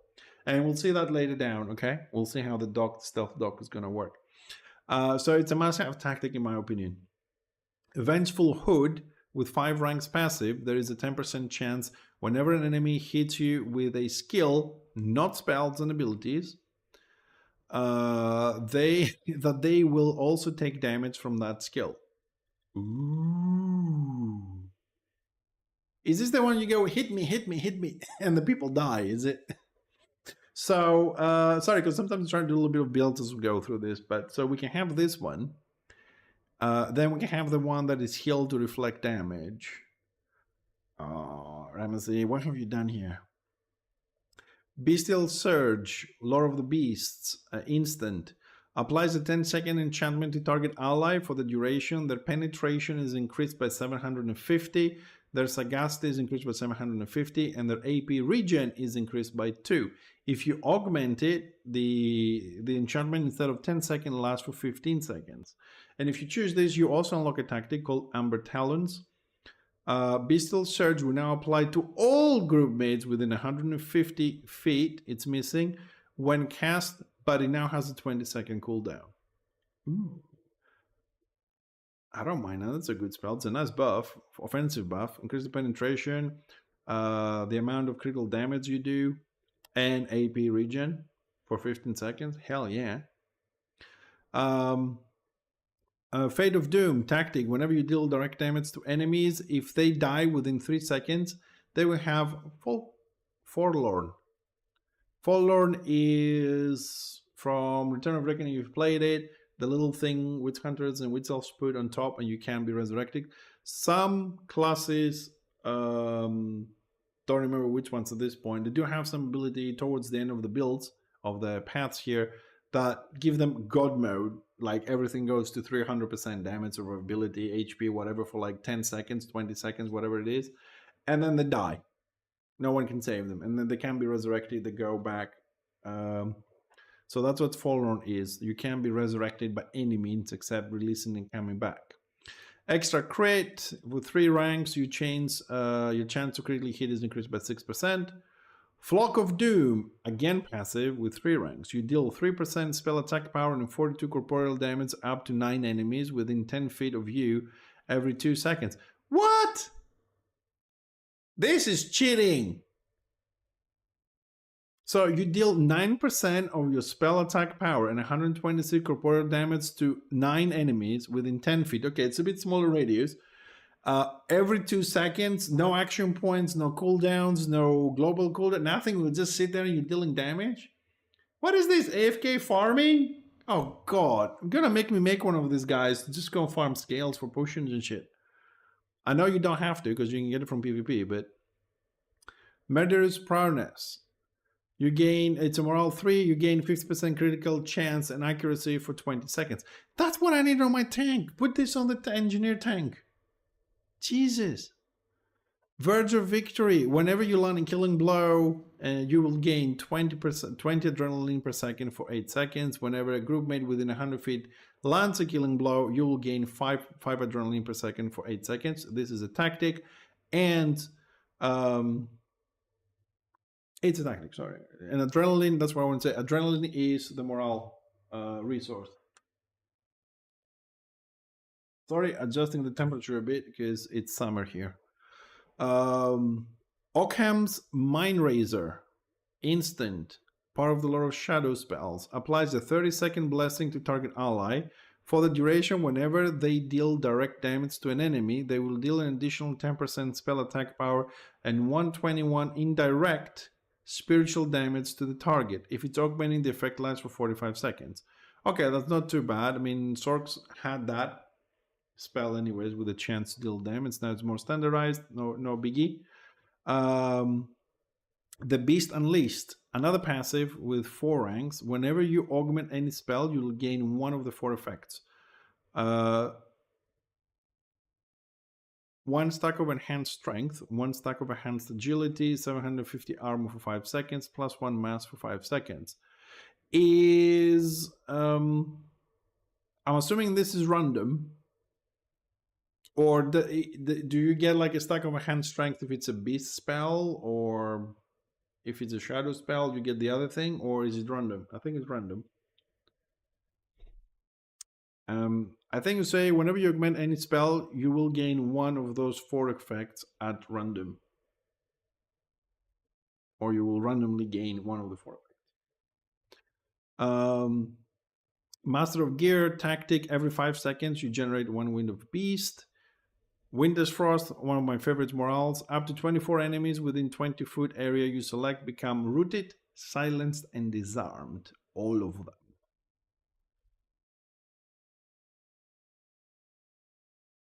Right, okay. Transformation of Kadon. No cost, insta cast, 45-second cooldown. Part of the Lord of Beast. This ability consumes all winds of beast and grants 5 stacks plus 5 additional per wind of beast consumed. You become a beast as long as you have stacks. You lose 2 stacks every second and gain 1 stack every time you use an ability.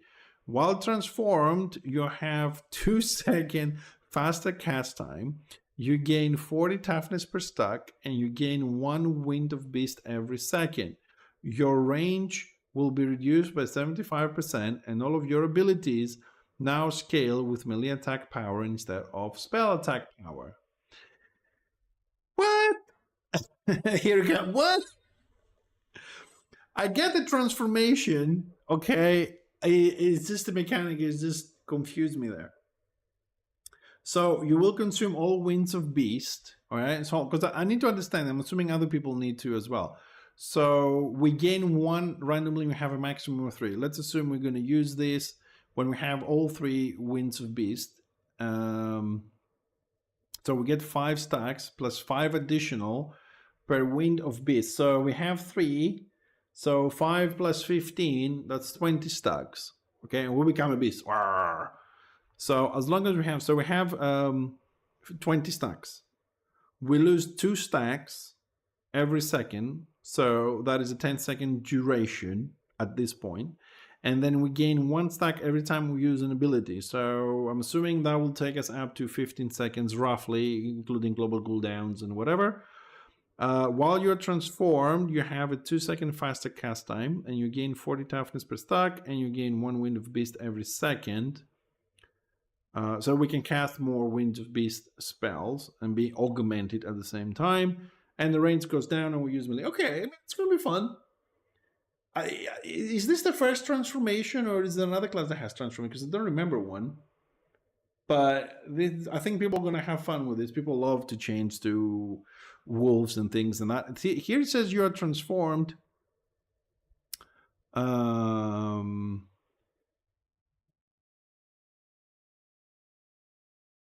trying to imagine how it's going to look. I need to Google. It's the only transformation. Okay.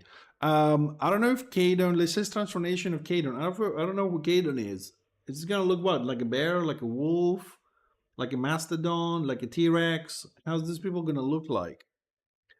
And then finally we have Power of Darkness, which is the morale boosting, the 3-second channel, which you deal damage every 0.5 seconds up to 48 enemies, 30-foot area you select. And every time you hit somebody, you get a debuff, you get a buff, which stacks up to 100 times and lasts for a second, and it gives you 10% extra damage as long as people don't have cover from you. That's my... And that concludes the Dominator of Gur, which is the offensive support heart specialization for the sorcerer in the Druchii. Now let's go and see the third heart specialization for the sorcerer, sorceress, whatever you want, which is a healer. It's not another DPS or defensive support or offensive support. Sorcs now are healers, and let's go and see how they are going to be healing.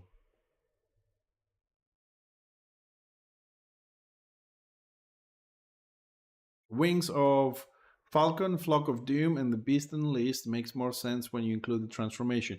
Well, I'm just going through them for people to have an idea here, but yeah, most of the, especially the support classes, they're the ones that think that they need a little bit more digging in to make the most out of them. The DPS are a little bit more straightforward, whether they have one or two ways of playing them. And then I think the other hard one is the non-standard tanks like Lion Slayers, Engineers, because they don't have, how can I put it, a clear role. It's more wide what they do with how they defend, and you need a little bit of time to get your head around those. Anyways, Dominator of Shy-ish. So let's see, it's the same mechanic here, still Winds of Magic. Let's see one more time because now we're going to see a healer Sork. So let's take it all from the beginning. So Winds of Magic, every 3 seconds you will gain 1 stack of Wind of Magic at random. Shadow, Beast, and Death, stacking up to 3 times. Whenever you cast a spell of that Lore of Magic, it will consume 1 stack if present and augment the spell. You have access to a no-cost, no-cooldown toggle ability which prevents you from using Winds of Magic while active. So if you don't want to augment your spells because you're waiting for the burst and you have the stacks, so you play with the toggle. It's pretty much the same mechanic that a Zealot or a Rune Priest has when it goes DPS and this, so you can control on and off if you want to augment to get the extra benefits or not on the right moment, or you can have it always off or on.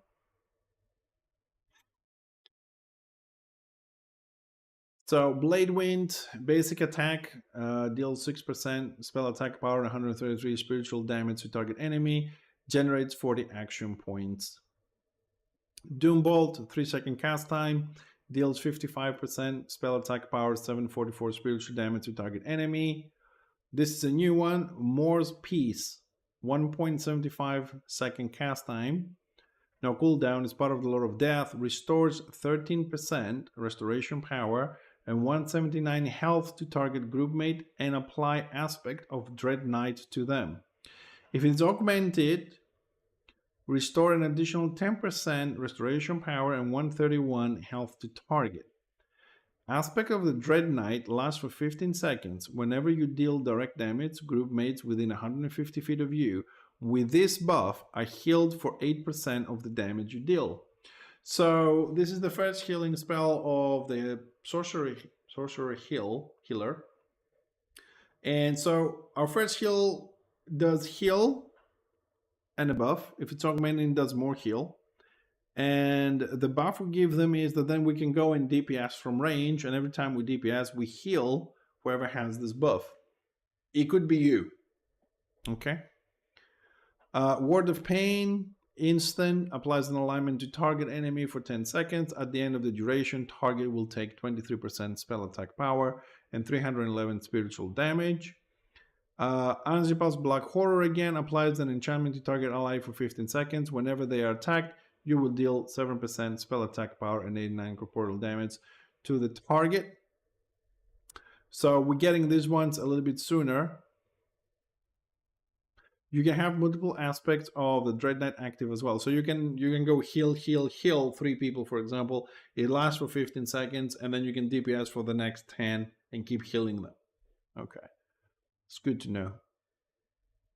Choking Shadows, part of the Lore of Shadow, instant cast, applies silence to the target, and also if you augment it, slows them down by 30% for 16 seconds. Soul Harvest, part of the Lore of Death, 1.75 second cast time, applies an alignment to the target enemy for 15 seconds.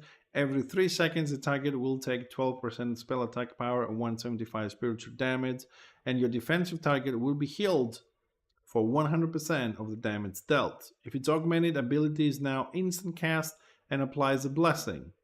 Blessing to alignment, one of them is harder to dispel than the other one, so you can protect your buffs and debuffs by augmenting or not.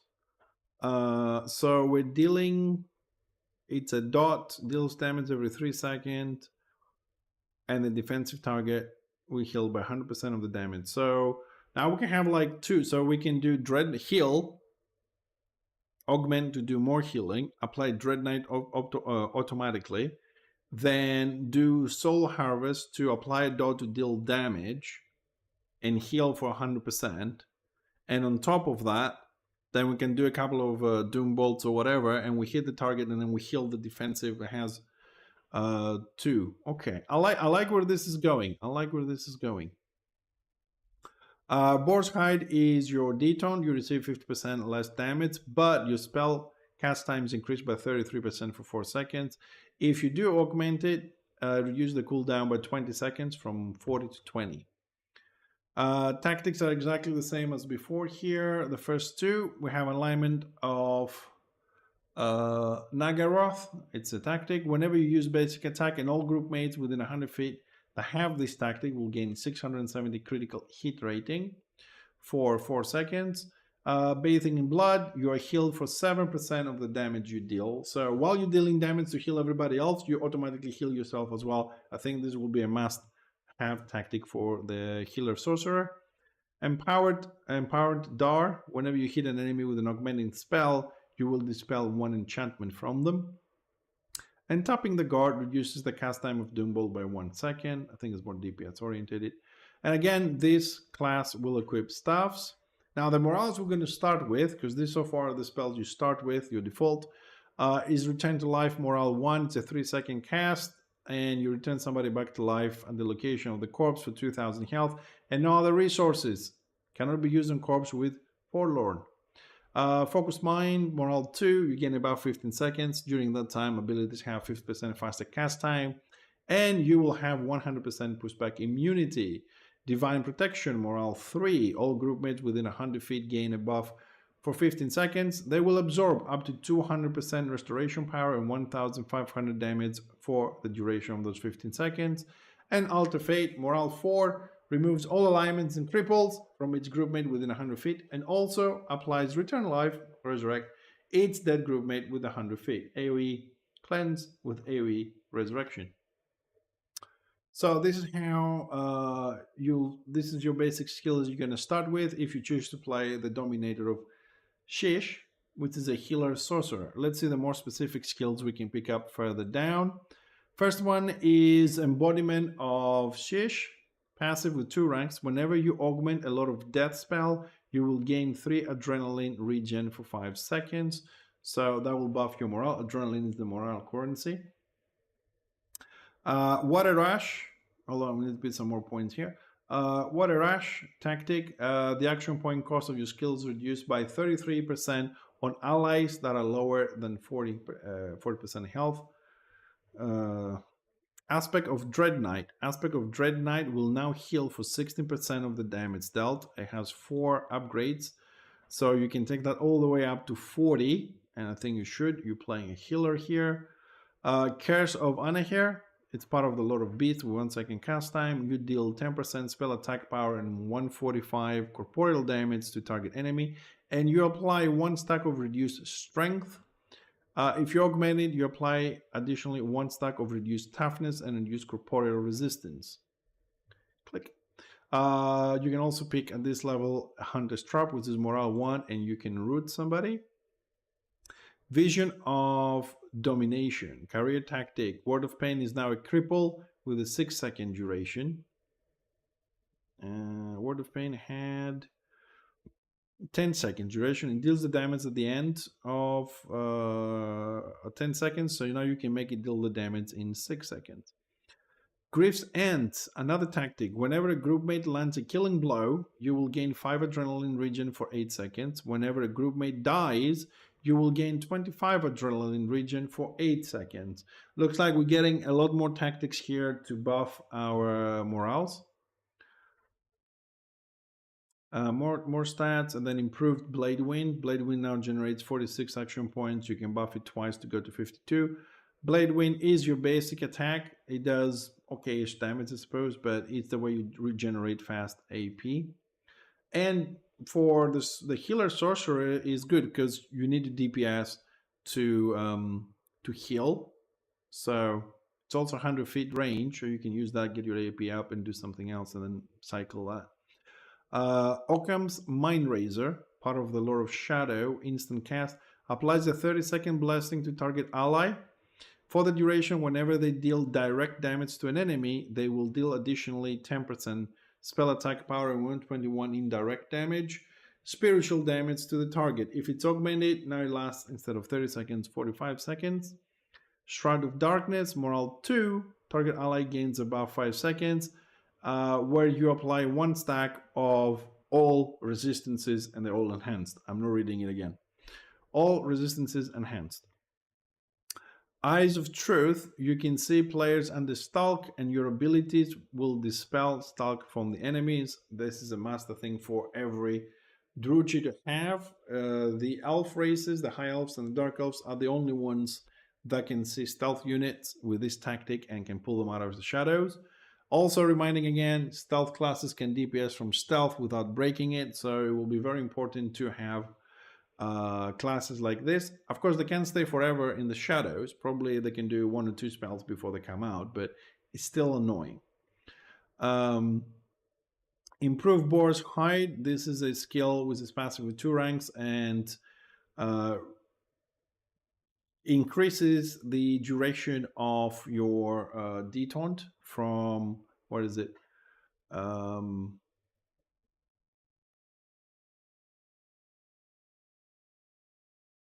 From 4 seconds all the way up to 6 seconds. It could be useful, depends on the situation, I suppose. Mockery of Death, part of the Lord of Death, applies an alignment to target enemy for 10 seconds. Whenever the target is healed, you will deal 9% spell attack power and 128 spiritual damage to the healer. If you augment it, you will also deal 25% damage to the target as well. I think this is a kick-ass spell. Acceptance of Fate, passive with 5 ranks. Morse Piece will now have a 0.1 faster cast time. Put all the points there, it's half a second. So it becomes 105. 105 seconds. And this is your main healing spell, so could be useful. I think I've missed this combo here. So if we pick Okram's Mind Razor, we also unlock a tactic called Finger of Life. Okram's Mind Razor will now heal the buff holder for 75% of the damage it deals.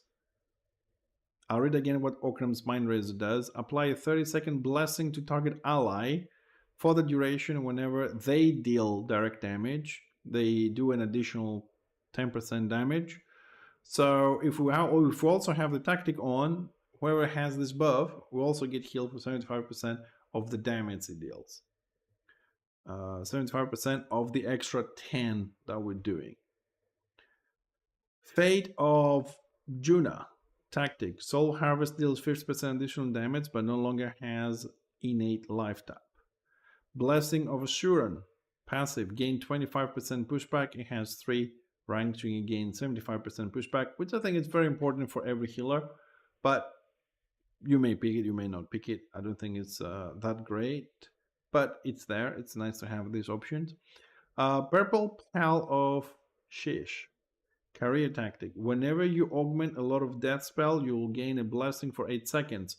For the duration, absorb up to 11 restoration power and 149 damage. There we go. A tactic. Force extra shielding. Final words. Passive with 3 ranks. You have 5% outgoing damage and outgoing healing against targets with 40% or less health. I like that. Murderous Prowess. Again, morale 3, you gain 50% critical hit chance and accuracy for 20 seconds. I don't think that's good for a healer, but it's racial. Love by all, renowned tactic. You always have immovable. Your mass is decreased by 2. So you can be punted, pulled, and something else. But you also lose 2 mass, which makes you susceptible to other types of CC. Spirit Leech, passive again with 4. A lot of passive towards the end on this one. Doombolt and Word of Pain now deal 8% less damage, but will heal your defensive target for 15% of the damage dealt. Pretty nice, and that could go up if we had the points. Let's take a couple of points out there, so I need one more, let's put it there. So if we max this one out, Doombolt and Word of Pain now deal 32% less damage, but it heals your defensive target for 150. So this is a Sork healer if you want to play him as a healer. I think this is going in the right direction there. Pant's Impenetrable Pelt is part of the Lord of the Beast with Instacast. Applies 1 stack of enhanced Resistances, you can read it. I'm not doing this again. If you augment it, applies an 8-second enchantment as well, and for that duration, the target damage reduction is increased by 20%. So it's a defensive thingy. Master of Shish, carry tactic. Every 5 seconds, you generate 1 wing of death. My favorite morale so far, Winter's Frost. Up to 24 enemies within 20 feet area you select become rooted, silenced, and disarmed. Everybody instantly. And this is a new one. Amon Wrath, 3-second channel, part of the Lord of Death spells. Deals 28% spell attack power, 382 spiritual damage to target every second. If you augment it, applies aspect of the Dread Knight to all group mates within 150. Oh, what's the cooldown? 30 seconds. We can deal with that. Aspect of the Dread Knight lasts 15 seconds. Whenever you deal direct damage, group mates within 150 feet of you with this buff are healed for 8%. So you spend 3 seconds, you buff everybody for 15, and then you get 12 seconds or so to DPS and heal them, plus whatever else you're going to be doing, which is pretty great. And again, the sorcerer still has the same Zerg Bastion ability, Power of Darkness. You deal damage every 0.5 second for 5% of your spell attack power and 50 spiritual, up to 48 enemies in a 30-foot area around you. And every time you hit somebody, you gain a stack of a buff that grants you 10% outgoing damage with a maximum of 100 and the last 1 second. And of course, that can work only if they do not have cover from you. And this is the last hard specialization of the sorcerer, part of the Druchii race. So we have, on the sorcerer, we have the first hard specialization where you're a pure DPS. Pretty much the same way you remember how to play Sorc from the other version of the game. Second hard specialization, you have an offensive support, a little bit more buffing and debuffing and less damage, helping the group out. And then the third hard specialization, which is a healer that you apply your buffs and debuffs, and then you DPS, and those buffs and debuffs shield your group mates, your allies, and of course you have like 1 or 2 dark heals as well. I think this will be this healer will be interesting. It feels that now it feels like a shaman and an archmage. The way it was that you have to DPS to buff your heals, you have to heal to buff your damage. But that was always difficult because you were just DPSing and then you were healing. You were healing and then you were DPSing. And that wasn't working very well. The way the sorcery heal works, it makes more sense in a gameplay kind of style, because what you do is you go heal and then you leave buffs while you're healing. And then when you DPS, your damage goes to the people with those buffs and you heal them. So you don't stop healing at any time. You just add damage and then you stop, you do some heals, and then you apply the buffs while you're doing that, and then you go back on the DPSing. So you switch between damage and healing without stopping your healing effectively, which is good. Instead of, oh, I'm DPSing now, oh, somebody's dying, shit. You know, so it makes a lot more sense to DPS to heal the people you buffed, and after 10 seconds or so you stop, you do heal and apply buffs, and then you go back to DPS. That way you don't have a 100% DPS and you don't have 100% healer. It's a mix, and it makes more sense in the gameplay. So I like how this is gonna work. And this concludes also the second class of the Druchii. We've done the Bride of Cain, also known as a Witch Elf. We've done the Sorceress. And now we're moving to the Bleak Sword, which was also known in the original game as the Blackguard. And I see some interesting things here. So the Bleak Sword, as everything else so far, has 3 hard specializations. The first one is called Dread Knight, and it's a tank. The second one, Corsair, and it's an offensive support. And then the last one is called Blackguard, and it's a defensive support.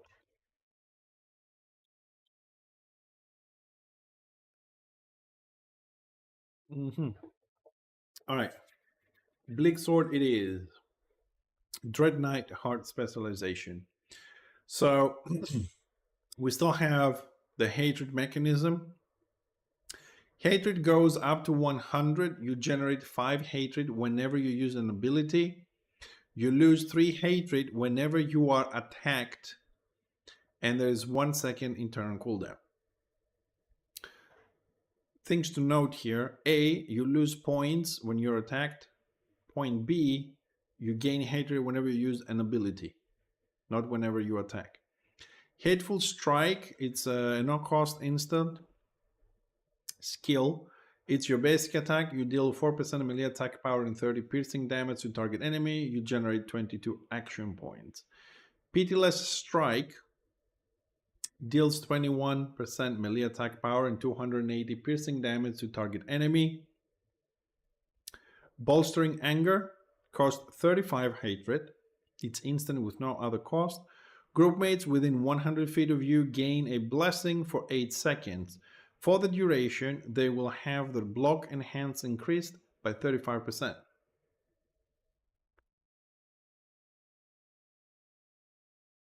Groupmates within 100 feet of you gain an enhancement for 60 seconds. For the duration, they will gain 1 stack of enhanced toughness every 10 seconds. So this skill, sorry, because I was reading something on the chat.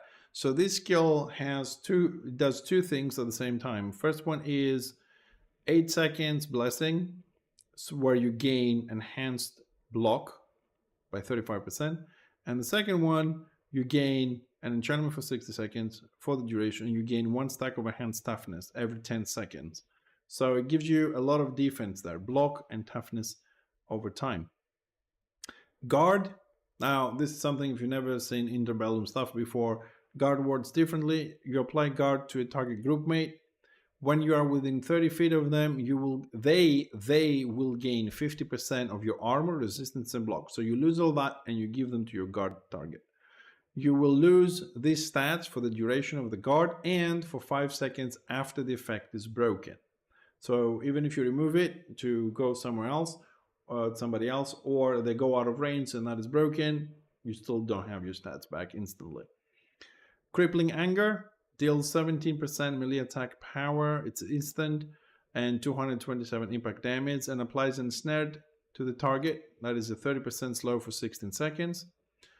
Exile, instant again, knocks the enemy away and applies immovable, so that's the name of the debuff, so you can't punt them all the time. Elite Training, no cost instant cast, but it does cost 35 hatred. Groupmates within 100 feet gain a blessing for 8 seconds. For the duration, they will have 1 second faster cast times. And also, groupmates within 100 feet gain an enchantment for 60 seconds. For that duration, they will gain 50% pushback immunity. So we do have a block and toughness enhancement, and we also have one buff for casters. We are on a break. Bloody ads. Man, these ads on Twitch just take out the momentum, you know. Anyways, what is it? A couple more seconds. All right, now everybody's back from the ads. We can carry on. Armor of Eternal Servitude. No cost, instant 20-second cooldown. You gain 3 stacks of a buff for 8 seconds. For the duration, you gain 30% dodge per stack, so that's 90%. And you lose 1 stack each time you dodge. All right, so every time you dodge, you lose 1 stack, but if you don't dodge at all, it still go away after 8 seconds. Alignment of Nagaroth, the first tactic. Whenever you use the basic attack, all group mates within 100 feet that have this tactic will gain 670 critical hit rating for 4 seconds. Bathing in blood, you are healed by 7% of the damage you deal. Thirst of Death, critical hits generate 5 additional hatred. This effect can only happen once every 1 second. Yes. Driven by Hate, abilities which spend hatred would generate 125 action points for you. Hateful Strike no longer generates action points. These are the tactics we're going to start with. The Dread Knight can equip swords and shields, and the morals you're going to start with in this hard specialization is Hedgehog. Morale 1, all group mates within 100 feet gain 3 stack of enhanced block. Champion Challenge applies a debuff to target enemy and yourself for 10 seconds. Movement speed is reduced to 0 for the duration. Morale 3, Distracting Bellow, up to 48 enemies within 30 feet of you receive a debuff. For 10 seconds, they cannot benefit from cover. Very good when talking about combining that with Zerg Basting abilities. Immaculate Defense, Morale 4, groupmates within 100 feet gain 25 stacks of a buff for 20 seconds. Each stack grants 3% damage reduction. A stack is removed each time they are attacked by an ability. 4 additional stacks are removed if the ability is single target. That's what you're going to start with if you choose to play a Bleak Sword in the Dread Knight Heart specializations. More specific here, see how things are.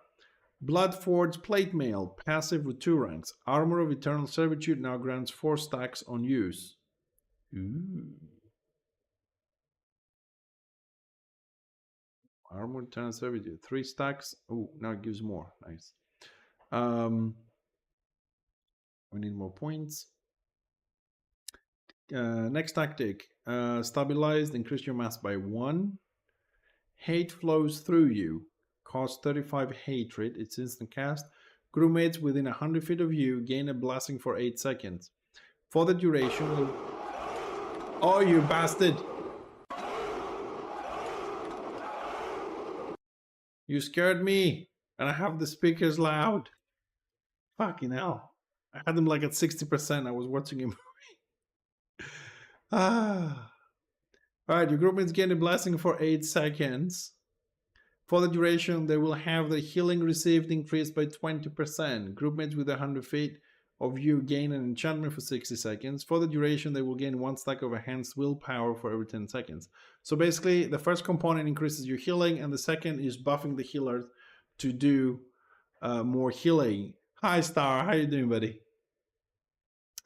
Blast of Hatred, passive with 4 ranks. Whenever you spend hatred, up to 9 enemies within 30 feet of you will have a 6-second alignment. For that duration, their adrenaline regen will be reduced by 3 by 12.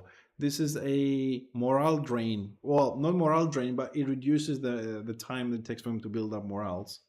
So every time you use hatred, 30 feet around you. You're a tank, you're going to be at the front, so you're going to screw somebody up for sure.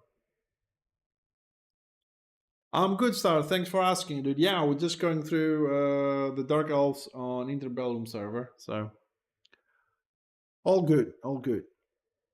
Choking Fury, Morale 1. Apply silence to your target. Shielded by Hate, Tactic. Every 3 seconds, you will gain 800 block rating, and for every 30 hatred that you have for 3 seconds. Every 3 seconds, you gain 800 block rating. And for every 30 hatred that you have for 3 seconds. I don't understand this one, but I suppose you just get blocked. I'll leave it at that. The timing and the seconds are confusing me a bit. Improved basic attack. Your basic attack deals 75% more damage. You can buff it all the way up to 150. Distract. It's an insta-cast with 10-second cooldown. Jumps the target for the next 3 seconds, interrupting the next ability cast. Of course, everybody wants to have that as a tank. Filled with Fury, Morale 2, generates 100 hatred. That's good to have for emergencies, I suppose. As the Morale 2 is not too difficult to get there. Now, if you do get Distract, though, you can unlock Improved Distract, which now will work up to 23 additional enemies within 20 feet of the target you choose, as long as those targets do not have cover. So you got to see about hold the line and the tank positioning there if you're going to use that one. Next tactic we can pick further down is Enrage's Bidding. Every 2 seconds, all detoned effects are dispelled from you. In addition, you deal 50% additional damage to enemies who have Vigilance active. Vigilance is a detont that some classes have because the different names for different classes. Okay, the clarification there that I got confused with this tactic. So you have 0 to 29 hatred, you gain nothing for 3 seconds. If you have 30 to 59 hatred, you gain 8% block for 3 seconds. If you have 699, you gain 16% block for 3 seconds. If you have 100, you gain 24 block for 3 seconds. The effect checks how much hatred you have. Oh, it checks every 3 seconds. Okay, thanks. So what I just read goes with what I have highlighted there. That's what it means with the every 3 seconds, 800 block rating. Okay. Thank you, Ramasi. And it's everything we've seen. Next skill we can pick is Force of Fury. Cost 35 hatred. Groupmates within 100 feet gain a blessing for 8 seconds. For the duration, they will gain 15 adrenaline regen. Also, groupmates with 100 feet gain an enchantment for 60 seconds. For that duration, they will gain 2 AP regen. Pretty much the same thing as, you know, the auras and the enchantments Knights and Chosens had. But if you choose this Force of Fury, you can also unlock a tactic called Crash of the Week. The AP regen value of Force of Fury is increased by 3. So more AP regen if you have the tactic on, if you want to be more supportive as a tank. Engage is passive with 3 ranks. Enemies that you deal direct damage to have their outgoing damage reduced by 6% at rank 3 for 5 seconds. So everyone you hit, or anyone you hit, their damage goes down. That includes AoE skills, so I think that's something useful for every tank to have. Efforts redoubled. Passive, again with 4 ranks. Whenever you spend hatred, if your guard is not active, you will gain 10% movement speed for 4 seconds. That can go all the way up to 40% for 4 seconds. Next line, Line Breaker, career tactic. You gain 1 mass for 8 seconds after spending hatred. Reminder again, mass is a statistic that controls how easy or how hard it is for you to be CC'd and how long the CCs last on you. The higher the number, the less they last. The lower the number, the longer they last. Hold the line. Groupmates within 50 feet behind you have cover. Behind you is 180, guys, okay? 180. Have cover from all enemies up to 100 feet in front of you. People 50 feet behind you from enemies 100 feet in front of you. Cover reduces the damage of area of effect attacks by 25%. In addition, provide immunity to some effect. Zodiac Baxting abilities, most of them require, for them to work, the people you're hitting, they must have not cover. So it affects the people in front of the tank and protects the people behind the tank, right? 180. So if you flank them and you're behind the tank and you shoot them, they have no cover, right? For cover to work, you have to attack the guys behind the tank from the front. So flanking becomes important into tactics if you want things to work. I think every tank will have this. Band Together. It's a passive with 5 ranks. Groupmates within 30 feet of you will have their damage reduction increased by 2%. This effect is suppressed for 5 seconds whenever you are hit by single target ability. So this is also good for tank. You sit around, everybody 30 feet around, you get less 6% damage. They receive 6% less damage. And if somebody decides to hit you with a single target ability, it's very specific, single target ability, not a spell or just normal damage, whatever, single target ability, that effect that you protect everybody by reducing the incoming damage by 6% goes to sleep for 5 seconds, which means you can no longer ignore the tank. You can't leave the tank sitting there because you're already losing 6%. And if effectively protects 5 people, that is 30% less damage that you're giving out to that group. So what we used to do, like, again, leave the tank for the end. He's not dealing any damage or whatever. Now it becomes a must that somebody has to spend some time on the tank, at least every 5 seconds, to do something with it. You can no longer ignore anyone because healers are dealing damage. Tanks are providing a lot of defenses that you can counter by attacking them specifically. DPS, you can't ignore them because they're kicking your ass. Supports, you can because they do massive debuffs or buffs. So you gotta deal with everybody now. Murderous prowess, morale 3. You gain 50% critical hit chance and accuracy for 20 seconds. Masochist, this is a renowned tactic. Whenever you are attacked while your guard is active, you will gain 15 adrenaline per second for 3 seconds. Also pretty damn good because now it gives you an extra reason to guard somebody. You gain more morale, you do more stuff. Murderous Wrath tactic. Your abilities cost 5 less hatred.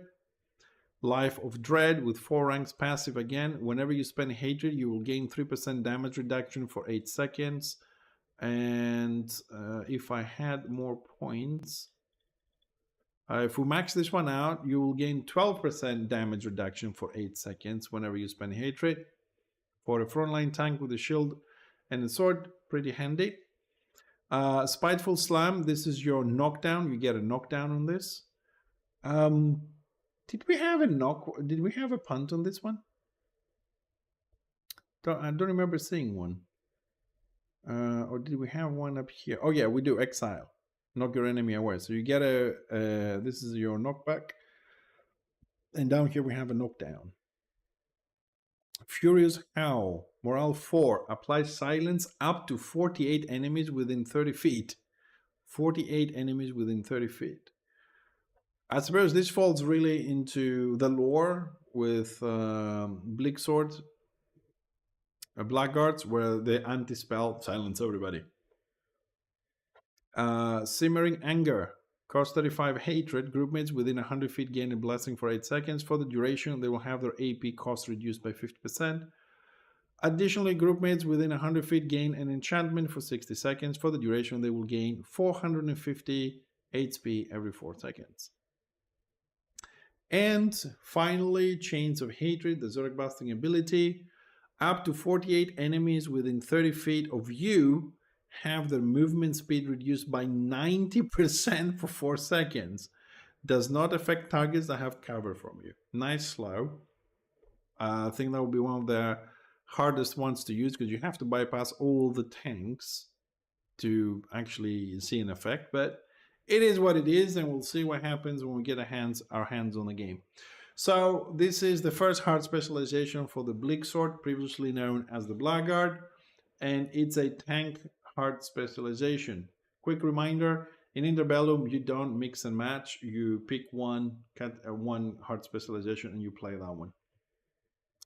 Next path you could possibly choose if you choose to play a Bleak Sword would be the second hard specialization called the Crosshair, and it's an offensive support. The mechanic of hatred remains the same. But for those just joining us, hatred goes up to 100. You generate 5 hatred whenever you use an ability. Tooltips in Interbellum are very specific. And you lose 3 hatred whenever you are attacked with a 1 second internal cooldown. You start with Hateful Strike again. It's a basic attack that deals 4% melee attack power and 30 piercing damage to target enemy, and you generate 22 action points. Pitiless Strike, you deal 21% melee attack power, 280 piercing damage to the enemy. Elite Training is your first skill that uses Hatred, 35 Hatred cost. Groupmates within 100 feet gain a blessing for 8 seconds. For the duration, they will have 1 second faster cast times and a 60-second enchantment, and for that duration, they will gain 50% pushback immunity. Banish Weakness, I think that's a new one. It's a 45 action point skill with insta-cast. It deals 15% melee attack power and 204 piercing damage to target enemy. Dispels 1 affliction from your defensive target if they are within 100 feet. Horrific Wound. Off the global cooldown, 24 action points insta-cast. Deals 15% melee attack power, 204 piercing damage to target enemy. Has 1 charge and generates a charge every 8 seconds. So only has maximum 1 charge at this point. Okay.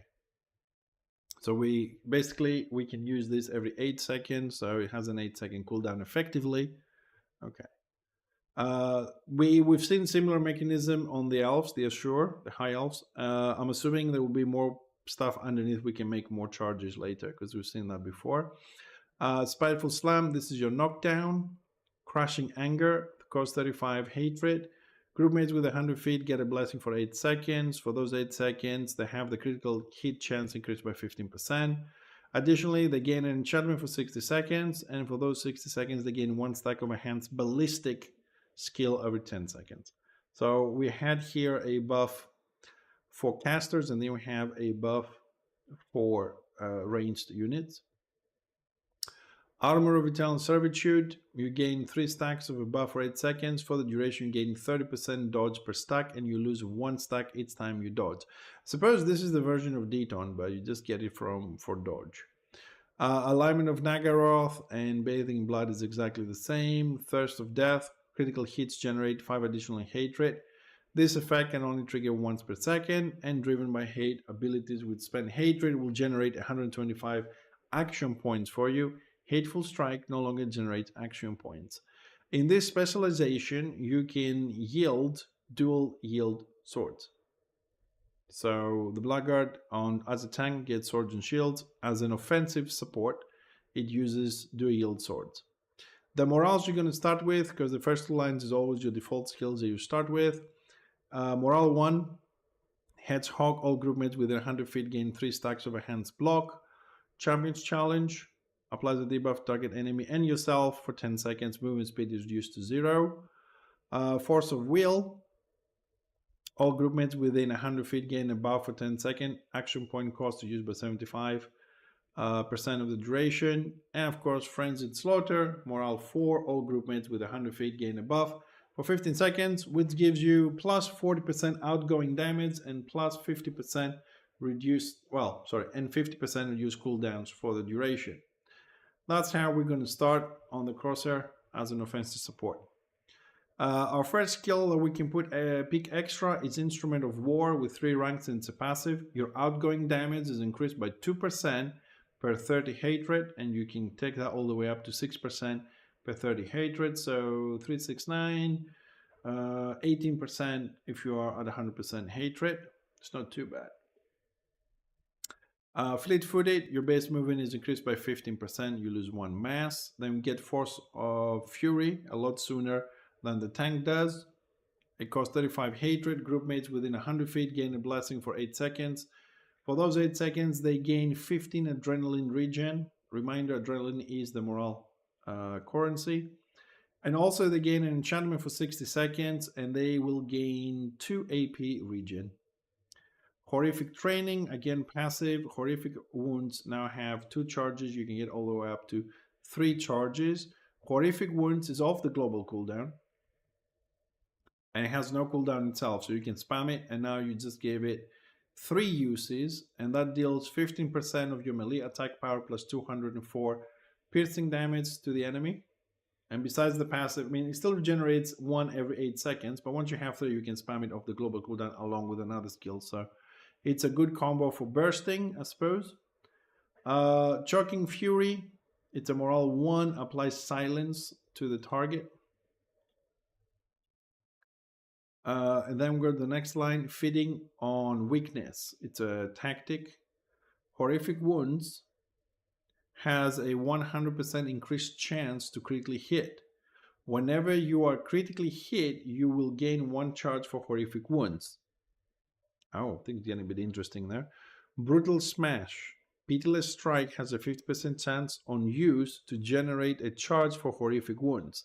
I can see where this is going with the tactics, man. You're going to be spamming that no cooldown of GCD ability to burst and do a lot of damage, increasing your chances to generate the charges for free as you're doing things. Improved Slam. Speed of Slam now deals 7% melee attack power and 90 impact. If we max it out, its damage goes up to 21%. This is your knockdown with a 20-second cooldown. I don't know if you want to put so many points as damage on a skill with a 20-second cooldown, but it's there. Vigilance. This is your Deed Haunt. You receive 50% less damage, but your outgoing damage is also reduced by 90% for 7 seconds. Now, if you choose to have that skill, you can also unlock Improved Vigilance, which has 3 ranks. If you put all 3 ranks, you will reduce your outgoing damage by 45%. Either way, whether you do 50% less damage or 90% damage, you're still useless if you lose 50%, because you have to add on top of that any defenses the other guy is going to have, any mitigation from tanks. So personally, I really wouldn't take this. Filled with Fury, it's a morale 2, and you just generate 100 hatred instantly. Next line, we get 2 more tactics. First one is Enraged Beating. Every 2 seconds, all detons effects are dispelled from you. In addition, you deal 50% additional damage to enemies who have Vigilance active. So somebody as a deton, they have Vigilance, and you have this tactic. You remove deton, even, by default, and then you do more damage to them. It's important to notice that it says vigilance, because if we just go back on the sorcerer, for example, um, where is this? Like the Witch Elf has vigilance, but the Sork has a different mechanic. I think it was called. Oh, I'm trying to find one. I'm picking all the wrong classes, don't I? Ah, there we go. Like the Archmage, for example, it has walk between worlds. That's his deton, right? It won't work. It only will work against classes that have vigilance as a deton. Usually melee classes have vigilance, if I remember. So that tactic will work if we're talking about melee classes. Now I have to put some more points here to go back down where I was.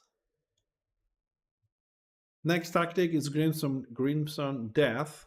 Whenever you spend hatred, all group mates within 100 feet will gain 1 stack of a hand's potency. Let's put some more points to unlock here a few things. Improve Pitiless Strike. Pitiless Strike now costs 3 less action points. Yeah, okay. Improve Basic Attack. It has 5 ranks. If you maxed out, your basic attack will be dealing 375% additional damage.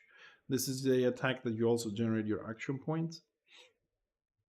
Wave of Scorn costs 35 hatred. Groupmates with 100 feet gain a blessing for 8 seconds. For the duration, up to 9 enemies within 30 feet of your allies take 3% melee attack power and 40 impact damage every 2 seconds.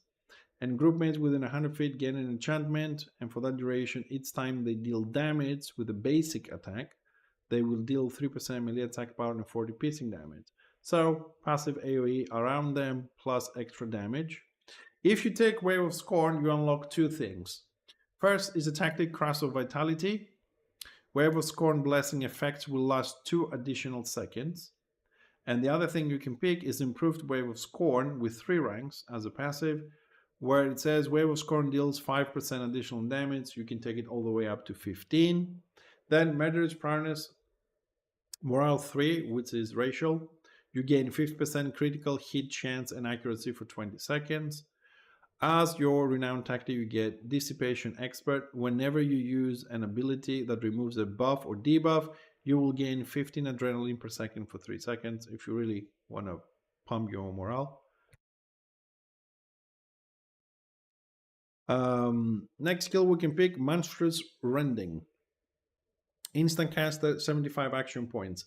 Deals 18% melee attack power and 225 piercing damage to target enemy 2 times. Deals an additional attack per command enchantment active on you. So all those enchantments buffs I was reading, if you have them on you, you do more attacks. Next tactic you can pick is Murderous Wrath. Your abilities cost 5 less hatred. Monstrous Ruin, it's a passive. Whenever you spend hatred, groupmates within 100 feet will gain 2% outgoing damage for 8 seconds. It has 4 ranks. So if we max this one out, that makes 9% outgoing damage for 8 seconds every time you spend hatred. You buff your groupmates. For Ferocious Hole, Morale 4, applies silence up to 48 enemies within 30 feet. Cry of War, 35 hatred. Groupmates within 100 feet gain a blessing for 8 seconds. For those 8 seconds, they will gain 20% increased movement speed. Additionally, they gain an enchantment for 60 seconds. And they will dispel the next ensnare or rooted applied to them. This effect checks every 2 seconds. So once I have this blessing, this enchantment, they have 60 seconds, remove 1 ensnare or root, and it will check every 2 seconds. If you're very lucky, it will be instant. Very lucky. And then as the Zerg passing ability, the Corsairs, the offensive support of the Bleak Sword, gets Whirlwind. It's a 3-second channel. You deal 6% melee attack power and 20 piercing damage up to 96 enemies within 30 feet of you every 0.5 seconds. So that's 6 attacks, I suppose. Every enemy hit will give you a stack of a buff that gives you 10% outgoing damage up to 100 stacks. Ramasi, I don't have a good memory, but I think there's might be something missing from this tooltip. Isn't the buff that gives you 10% outgoing damage up to 100 stacks lasts for 1 second? Have a look at that if it needs to be implemented. And this concludes the second hard specialization of the Bleak Sword. You also might know him as the Blackguard, which is the offensive support. That leaves us with the actual name Blackguard, which is the third hard specialization, and it is a defensive support.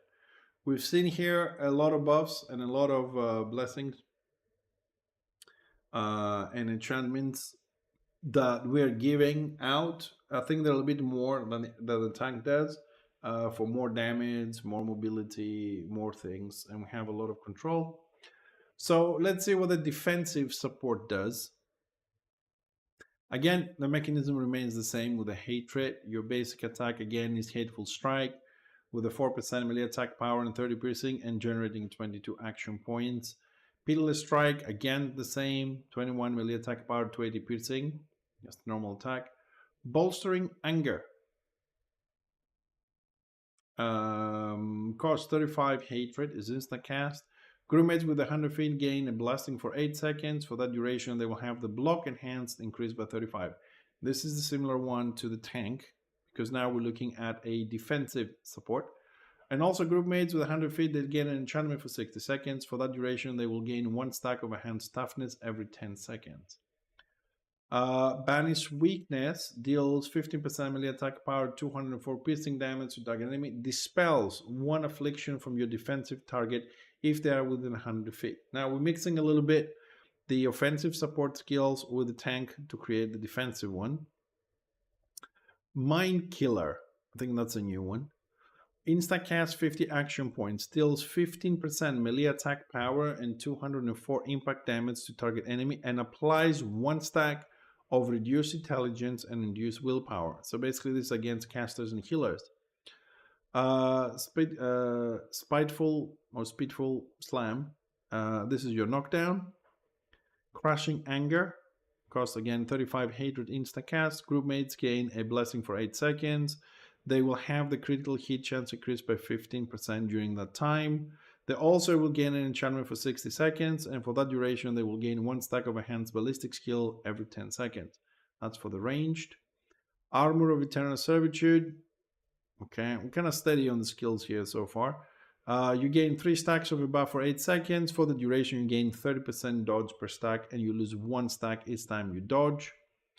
Tactics are 100% the same as the other 3 hard specializations. But on this specialization, you can equip 2-handed polearms. So the tank equips sword and shields, the offensive support dual yield swords, and the defense support 2-handed polearms.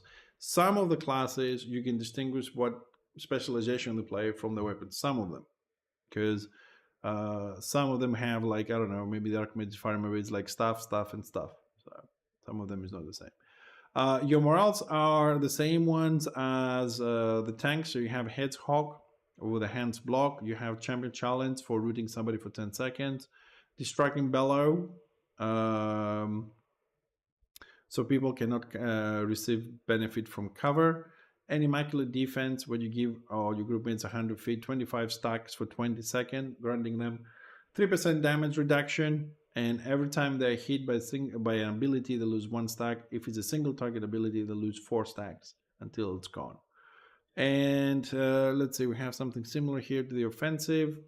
Focused Path Pain reduces the amount of hatred cost whenever you are attacked by 1.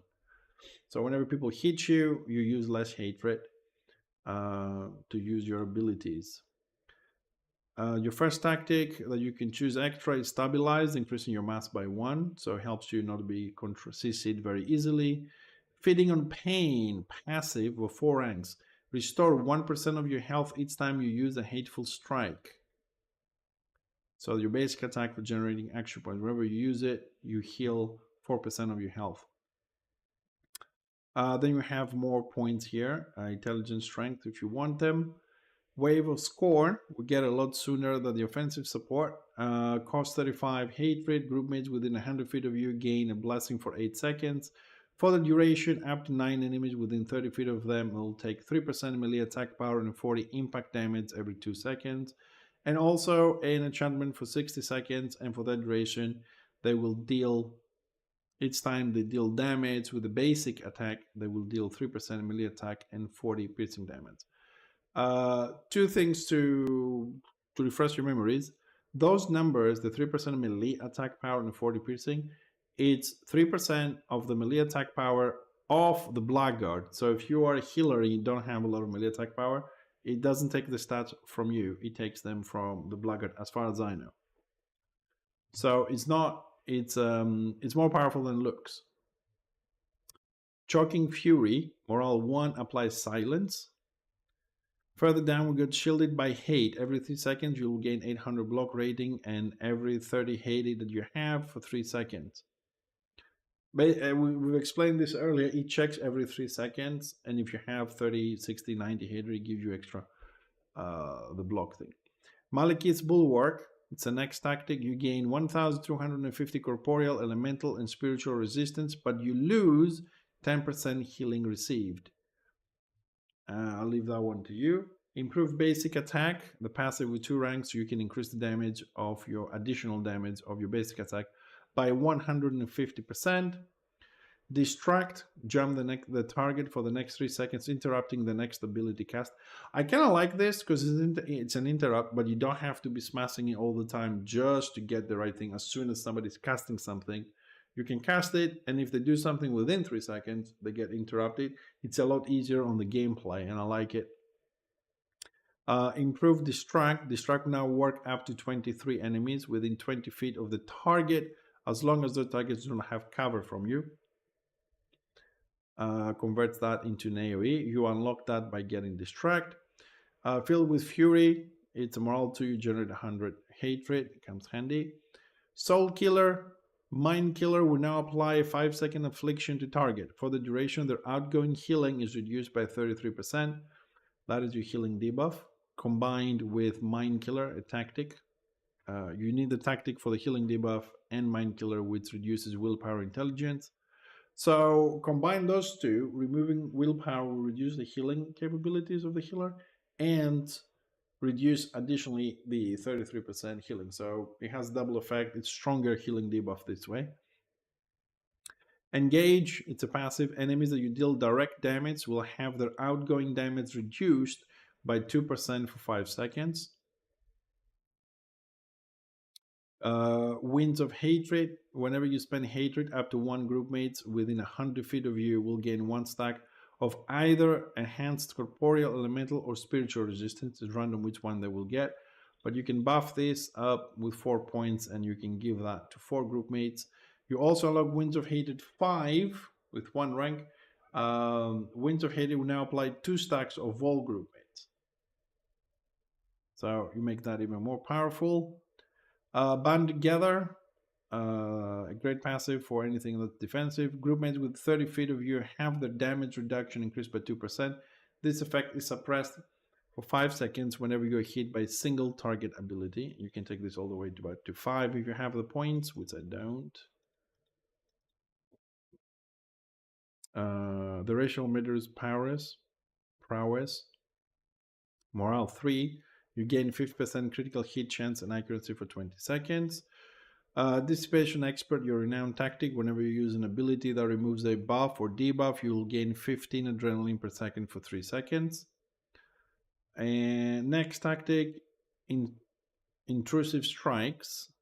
Pitiless Strike will now deal 28% less damage, but it will always interrupt an enemy. Exile is your knockback, your punt. Glamour for Hatred. Passive with 4 ranks. Okay, thank you. I'll check them out. Thanks, I missed them. Where was I? Glamour of Hatred. You generate 1 adrenaline per second for each enchantment effect from Hatred spenders you cast that are active on you. I don't know if it's worth 4 points of adrenaline. Then we have better stuff, or other classes have better stuff to help you out with that, I suppose. Furious Howl. It's a morale 4. Apply silence up to 48 enemies within 30 feet. Before we see the last two, I skipped these two tactics by mistake. Disperse the weak. Banish weakness will now no longer deal damage, but now will dispel one enchantment from the enemy. In addition, it will dispel one cripple from your defensive target. And Endless Pursuit. Whenever you take magic damage, you apply a stack of Bloody Mess to the enemy who dealt it. Oh, nice. Bloody Mess stacks up to 8 times and reduces movement speed by 2% for 6 seconds per stack. Sorry, I missed those two. Sometimes my eyes skip things. This is good. This defensive support is meant to help you get there and do your damage, so that is excellent. The final two skills we got is Get Down, Mr. Malekith. Who chose that name? 35 Hatred, instant cast. Group mates within 100 feet of you gain a blessing for 8 seconds. For the duration, they will have the corporeal, elemental, and spiritual resistance increased by 700. Group mates within 100 feet of you gain an enchantment for 60 seconds. For the duration, they will gain 1 stack of enhanced hardiness for 10 seconds. And again, the Zodiac Basking ability is the same one as the tanks, where up to 48 enemies within 30 feet of you have their movement speed reduced by 90 for 4 seconds, and this does not affect targets that have cover from you, so you have to position very good. Come on now, if the name seems silly, you know it was me and the lore master just hasn't replaced it. Get down, Mr. President. No, I like it. It's nice when games have little spicy things like that, you know, a little bit of silliness placed properly. It goes a long way. It's a nice thing. And this, ladies and gents, concludes the final hard specialization of the Bleak Sword, previously known as the Blackguard. So the Bleak Sword has 3 hard specializations: a tank, an offensive support, and a defensive support. The tank is the tank the way you know it. It does all the stuff you know, and it does it well. The offensive support focuses a little bit more on buffing friendlies to do more damage, and the defensive support does exactly the opposite, helps with buffs and debuffs to reduce incoming damage while it's dealing a certain amount of damage him or herself, both in the offensive and the defensive support. Offensive and defensive supports are very well placed, at least theory, as we said before we play the game. If you want to have a little bit more aggressive profile, you take an offensive support with you where it provides some help and DPS. Or if you want to be a little bit more defensive, you take a defensive support where you give you more defensive buffs and nice negative debuffs to the enemy, keep you alive a little bit. It depends how you want to play it. Never ever an offensive support or defensive support will output the same amount of DPS a pure DPS is doing, but the benefits they bring are also super useful. One example we had for the elves yesterday, where you can bring a defensive support that has a little bit of healing, the same way you can bring like a healing witch elf. And if a healer goes down, since all combat reses are part of morale 1, and you can resurrect them very easily because that morale needs time to build up, right? And once you use it, you have to rebuild all the points to have a resurrection. Having a defensive support, which can, let's say, take a 40% healing or 50% healing of what a normal healer would do, it can keep you in the game and buy you the time to build your morale, resurrect your fallen, and keep you going with the extra heal. If you had an offensive support, you had more damage, but you wouldn't have the sustain to stabilize the comeback. So it depends how you want to play it. And I'm saying this because in the previous version, Flame of War, Original, and Return of Reckoning, those 3 servers, support, CC, and all this, they're used, but they're always on, let's say, you know, second fate, third fate. It's just pushed out. You prefer to get something that has massive DPS or something that has 100% control and 10% DPS. But here, things, I think, personally, things will be changing. Hey, Bigger, how you doing, dude? Long time? Yeah, long time, man. I'm around. I'm every day here, 6 hours a day, Monday to Friday. I haven't changed that. Beard is growing, but I've met somebody on my new job. I work at the port, so there's a lot of tourists. And the guy has 5 times the length of this. He said 10 years. So I got another 7 to wait. Sorry, another 8 to wait.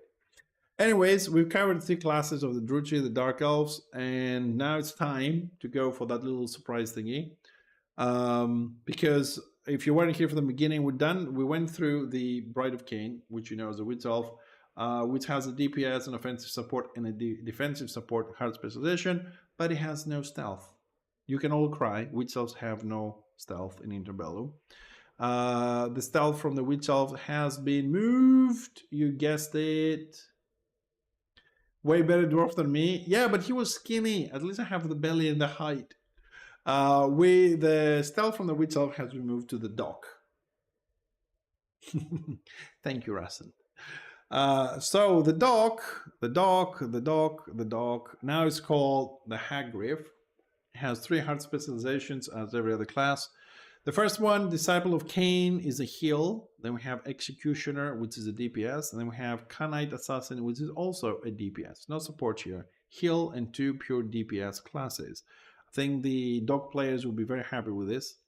All right. So let's dive into it and see what we're getting. We're going to start with the Disciple of Cain, which is the heal.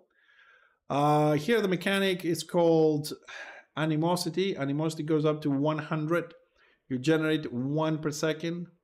You don't have to be in combat. You generate 1 per second. Tooltips are very specific. Skills gain benefits from that specific breakpoint and penalizes outside of them. You'll see what that means further down. Your first skill that you're going to start with is Fist of Cain. No cost, instant cast, no cooldown, 50 feet range. Basic attack deals 3% range attack power and 34 impact damage to target enemy, generates 22 action points and 3 animosity. So you still get the 1 per second, but with this one you also get 3. Cleave Soul, 36 action points insta cast. You are dealing 21% melee attack power, 280 piercing damage to target enemy, and you lose 10 animosity. Now, animosity, if you have anything between 0 to 20, you're dealing 60% damage. Let me check something. Yes. If you are 21 to 40, your skill deals 80% damage. 40 to 60, 100% damage. 61 to 80 deals 120 damage. And 81 to 100, you're dealing, again, 100 damage. Yeah, if you max it out, you lose 20. You got the most damage is between 60 and 80. If you cross 80, you lose 20% damage. So that's the breakpoint, and a lot of your skills will be based on that. So you have a lot of management to do there. Restore Essence, 90 action points, insta cast, no cooldown. Restores 23% restoration power and 286 health to target ally. This is your main healing. Now, regarding animosity, 0 to 20, you do 120, restore 120% health. 21 to 40 goes down to 100. 41 to 60, you go to 80. 60 to 80, you go restore 60%. If you're above 80, it's down to 40%. I think, so basically you have to use your animosity before you heal in order to have maximum effect. Soul Ward, instant cast, 45 action points, no cooldown. Place a blessing on target ally that absorbs up to 21% of your restoration power plus 270 damage over 5 seconds. Again, it's the same kind of scaling there. I'm not going to be going through them. If you build or you want to see, you can see it. All I'm going to say is the most efficient amount of animosity to have would be between 60 and 80 for this skill. Pat's Wounds, 30 action points, instacast, dispel 1 affliction from target ally. You lose 6 animosity when you do. And in this case, animosity controls your range, most effective between 41 and 60 at 100 feet.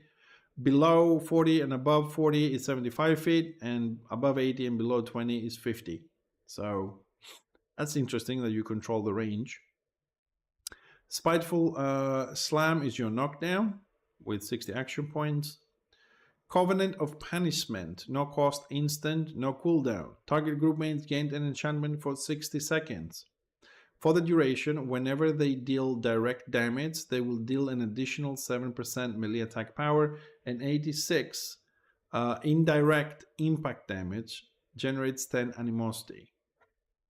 It's important that it says indirect because there are skills that get on cooldown or buffs that get deactivated if it's direct damage. Vigilance, again, is your detaunt, where you receive 50% less damage, but at the same time, your outgoing damage is reduced by 90% for 7 seconds. Tactics, we have again alignment of Nagaroth. Whenever you use the basic attack, all group mates within 100 feet that have the same tactic will gain 670 critical hit rating for 4 seconds. Bathing in blood, you are healed for 7% of the damage you deal. Harnessed Fury, your outgoing damage is increased by 15% if you are below 21 animosity. Your outgoing healing is increased by 15% if you are above 80 animosity. Kindle the Fury, the range of Fist of Cain is increased by 100%. If you play Disciple of Cain, you'll be able to equip one-handed swords and chalices. Your starting morals will be Morale 1, Return to Life. You return somebody back to life where they died with 2,000 health and no other resources. Cannot be used on corpses with Forlorn. Focused Mind, Morale 2. You get about 15 seconds. Abilities will have 50% faster cast time and you will have 100% pushback immunity. Divine Protection. Morale 3, all group mates with 100 feet gain a buff for 15 seconds. They will absorb up to 200% of your restoration power and 1,500 damage over the duration. And finally, Morale 4, Alter Fate. You remove all affliction and cripples from all group mates within 100 feet and you resurrect all your group mates within 100 feet. That's what you're going to start with if you're going to play the healer Hagriff. Let's see the specific skills. Tempered in Blood, passive with 4 ranks. Cleave Soul will now reduce animosity by an additional 2%. If you maxed out, it will reduce by an additional 8. First tactic you can pick is Water Ash. Your action point cost of your skills is reduced by 33% on allies that are lower than 40% health. Then you get more stats here, such as Ballistic, Strength, and Intelligence. And a reminder, the reason why you get them here is because there is no renown points regarding skills and trees in Interbellum. They're going to be used for other stuff. This is Interbellum. It's an upcoming server. It's not live yet. This is a different server. We're just looking at the classes they released and the trees and the mechanics, how they're going to be. So we are kind of informed and ready when the server comes out for those that want to give it a try for something different. Ensign Slash, castable while moving, 75 action points, 1.5 second cast, deals 13% melee attack power, 187 impact damage, and up to 9 enemies within 30 feet in front of you. You lose 4 animosity per target hit. Your maximum damage will be above 81 animosity on this one. If you do choose it, you unlock a tactic called Flagellate. Essence Slash will now be instant cast, but will always deal 80% damage. Then you get another Morale 1, Life's End. Groupmates within 100 feet of you will gain 15% life tap for 10 seconds. I like this one. Moving, actually we need to put some more points here. Next tactic is Patch Trauma. Patch wounds will now dispel 1 cripple on the target as well. Covenant of Vitality. It's no cost, instant cast, no cooldown. Target group mates gain an enchantment for 60 seconds for the duration. Whenever they deal direct damage, they will restore 5% restoration power and 47 health, generates 10 animosity. I will be playing a tank engineer because this server has Slayer tank, Lion tank, Marauder tank, Squig tank, engineer tank. Also has stealth shaman, stealth dog, I don't know, ranged choppers, melee bright wizards. So it's crazy. So you can pick whatever you want. Everything is new. Hi tips. Stealth Shadow Warrior, yes. Shadow Warrior is actually kind of fun on stealth. So we've seen Covenant of Vitality, then more points. Soul Shielding, passive, increase the duration of Soul Ward by 2 seconds. Wounds. Cain's Withdrawal, Morale 2, dispels 3 afflictions and 1 cripple on all group mates within 100 feet of you. Improve Fist of Cain. Fist of Cain now only generates 2 animosity. You can buff it up 2 times to take that down to 1. Rend Soul, Tactic, Cleave Soul, and Spitful Slam now have 30-foot range. Ooh, knocked down at 30 feet now. Nice. For a healer, nice defense there. Soul Infusion. Applies an enchantment to target ally. Every 2 seconds, restores 6% restoration power and 71 health. Generates 20 animosity.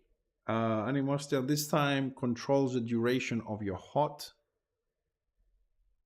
And if you take Soul Infusion, you unlock 2 things. Number 1 is a tactic called Soulful Blessing.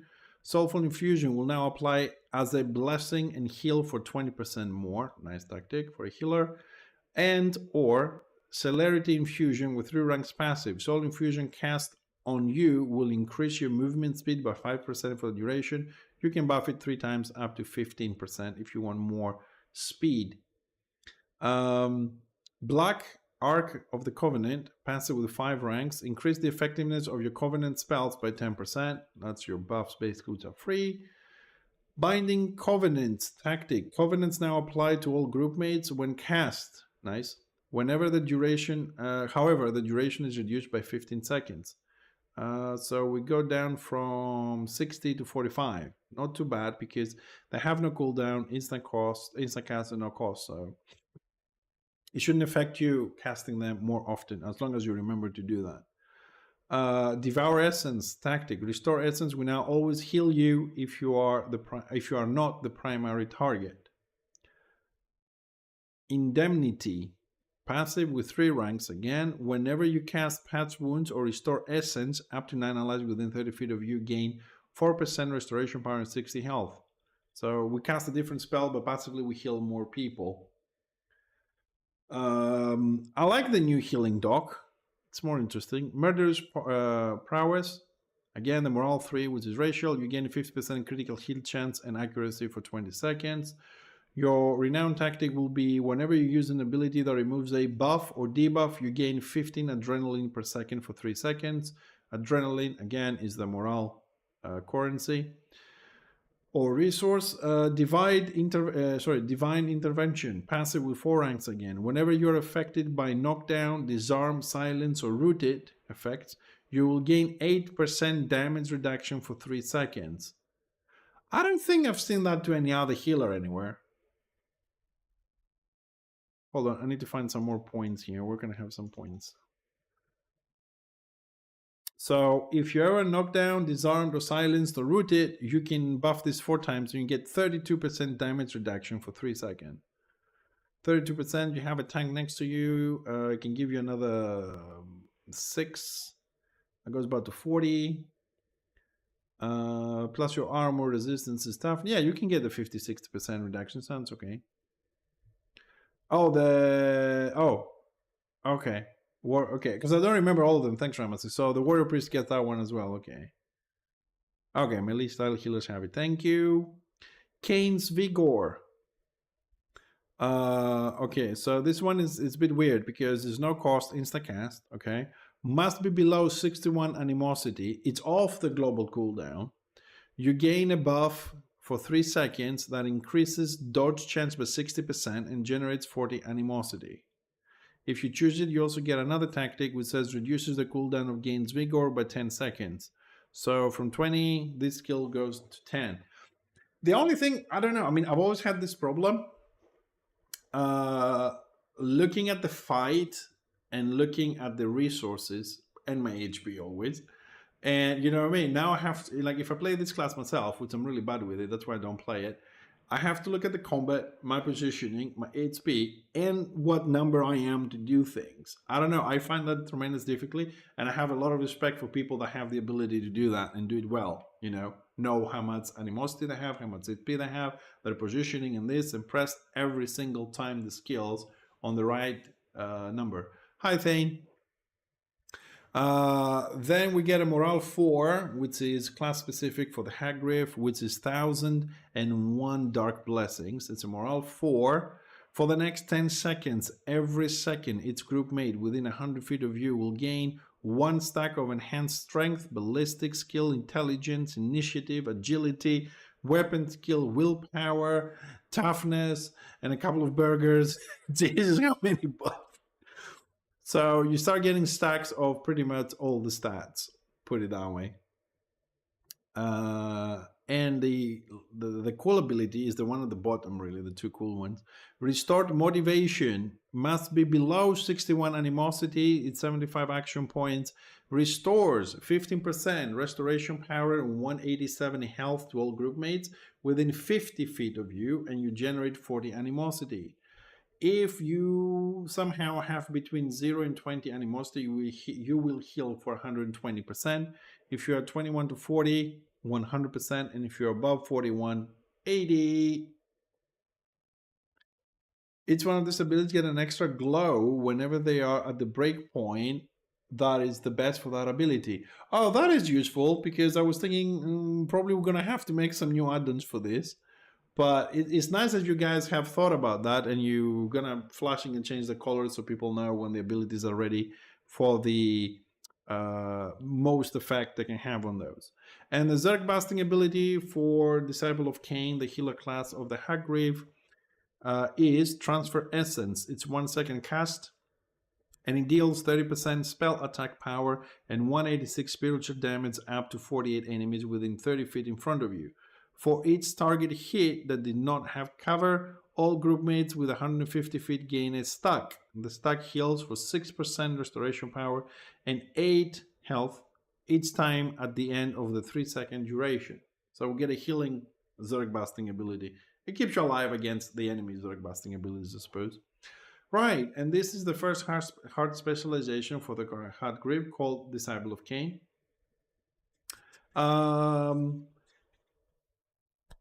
It's a healer. I like the way the healing is going to work on this, and all the covenants, and you know, with the DPS and everything. It looks good. It looks good. Right. The second hard specialization is DPS. It's called the Executioner, and the mechanic is again the same with animosity. Your basic attack skill is again Fist of Cain, dealing 3% range attack power. It's a 50 feet range skill, plus 34 impact damage to target enemy, and you generate 22 action points and 3 animosity. Again, you get the Cleave Soul early on with the extra damage, 21% melee attack power at 8 feet, 280 piercing damage to target enemy, and you lose 10 animosity. Although you need action points to do it, you lose animosity. So this is a way to build and a way to remove. Execute. 100 action points instacast. You deal 44% melee attack power and 590 piercing damage, 8 feet range to target enemy. You generate 100 animosity. Holy shit. Animosity 0 to 20, you deal 120%. So it would be best to start with this one to deal the damage. But it's 100 action points. You have a total of 250. Charge. Movement skill, of course, for the next 8 seconds, your movement speed is increased by 40%. Sharpened Edge, 45 action points, instant, no cooldown. Your next ability used deals 100% additional damage. You lose 20 animosity. Spiteful Slam, yes, is your knockdown. Covenant of Punishment, 60-second enchantment to all group mates, to target group mates, sorry. For the duration, whenever you deal direct damage, they will deal an additional 7%. Melee attack power 96. Generates 10 animosity. Covenants are for target group. I don't know, can we have multiple... can we have this Covenant of Punishment cast to every single group mate? Like go 1, 1, 1, 1. Vigilance, your detaunt. Your damage, your incoming damage is reduced by 50%. Your outgoing damage is reduced by 90. I'll say again, you can detaunt target A and nuke target B. That's the whole point of having it work this way. So we can have the, okay, we can cast this to everybody 1, 1, 1. Okay. Alignment of Nagaroth and Bathing Blood is racial. All the elves, all the dark elves, the Druchii has this. Harnessed Fury, your outgoing damage is increased by 15% if you are below 21 animosity. Your outgoing healing is increased by 15 if you are above 80 animosity. And Kindle the Fury, the range on Fist of Cain is increased by 100%. This DPS class equips 200 swords. The healer was, as before, 100 swords and chalices. Okay. You're going to be starting with 4 morale. Morale 1 is Sever Nerve, which you deal 50% melee attack power and 400 piercing damage to target. Broad Swings, Morale 2, you gain a buff for 10 seconds. Your single target abilities will hit 2 additional enemies within 20 feet in front of you. Force of Will, Morale 3, all group mates within 100 feet gain a buff for 10 seconds. Action point costs are used by 75. And Frenzied Slaughter, Morale 4, all group mates within 100 feet gain a buff for 15 seconds and 40 which gives you plus 40% outgoing damage and 50% reduced cooldowns for the duration. And we'll pick some random skills here for now. Our first skill, which is always passive with 3 ranks, is Avatar of Terror. Serpent Edge now loses 25 animosity, damn it. And if you buff it all the way up, that is 35 animosity. First tactic you can pick is increase your mass, so you are harder to control with CC. Improve Fist of Cain. Fist of Cain now generates 2 animosity, only 1 animosity. More statistical buffs, intelligence, ballistics. Essence Lash, castable while moving, 1.5 second cast time. You deal 30% melee attack power and 184 impact damage to up to 9 enemies within 30 feet in front of you. You lose 4 animosity per target hit. Your ultimate range is between 81 and 100 for maximum damage, which is 120. At the same line, you can also pick Life's End, Morale 1, group mates with 100 feet of you will gain 15% life tap for 10 seconds. Now, because we've chosen Essence Lash, we also unlock 2 new tactics. You can only get them if you pick Essence Lash.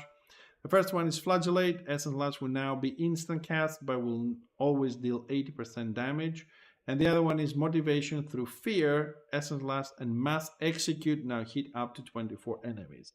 This one you definitely want to take.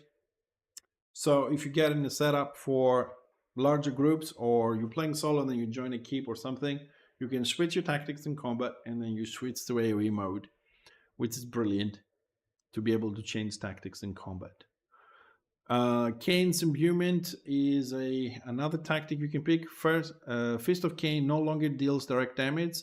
Instead, it applies a 6-second alignment to target, which stacks 5 times. For the duration, the target takes 2% range attack power and 29 eco damage every 3 seconds.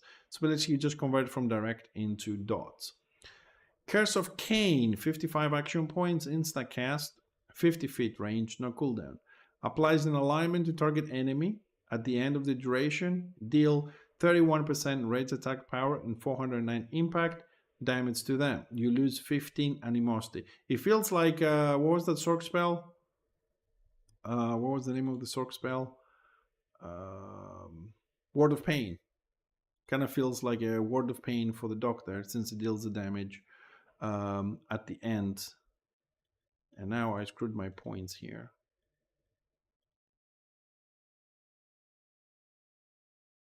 Okay, so we're here, Curse of Cain. And you lose 15 animosity, as I said. If you want maximum duration for the dot, you gotta be above 81 animosity.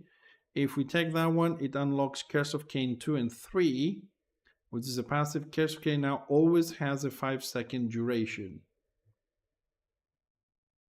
Okay, always have a 5-second duration, so it doesn't matter. So you remove the whole animosity check if you want to with this. It's not a tactic, but it is 1 point out of the 31 you have.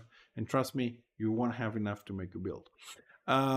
Improve Vigilance. This is passive with 3 ranks. So when you do your detaunt and you reduce your outgoing damage by 90%, if you buff this up all the way to 3, you make the outgoing damage being reduced down to 45%, but you're still useless. So I don't know how many people want to pick that one. That's my opinion, right? I haven't played the game yet. This is all theory. Cain's Withdrawal, Morale 2, dispels 3 afflictions and 1 cripple on all group mates within 100 feet of you.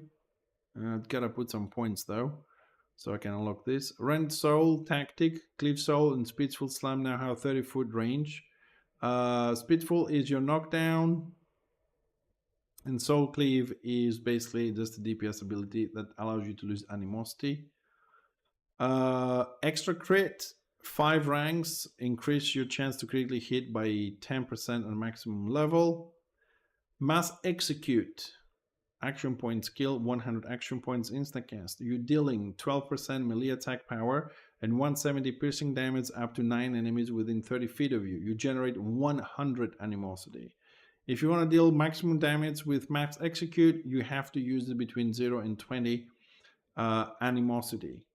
If you choose to have this skill, you also unlock Mass Graves, which is a passive, with 3 ranks, and Mass Execute deals 15% additional damage if you max it out. Next line of skills, we have another tactic, Binding Covenants. Covenants now apply to all group mates when cast. However, the duration reduced by 15 seconds. The original duration is 60. It goes down to 45, but you do it once, it goes to everybody. You don't have to click every group individually and go click 1 cast, click 2 cast, click 3 cast, you know, helps you out. But you have to, for that convenience, you sacrifice one tactic. It's your choice always. Black Arc of the Covenant, passive with 3 ranks, increase the effectiveness of your Covenant spells by maximum 30%. Call of Call the Unworthy. Sorry, Call the Unworthy. Career tactic, you deal 15% more damage to enemies under 40% health. The racial morale 3, you gain 50% critical hit chance and accuracy for 20 seconds.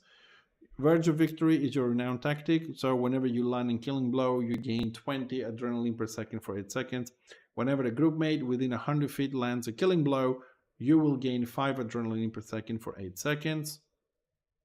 Strength through Spite, 25 action points instant cast. Gain 1 stack of an enhanced stat based on animosity. You lose 10 animosity when you use the skill.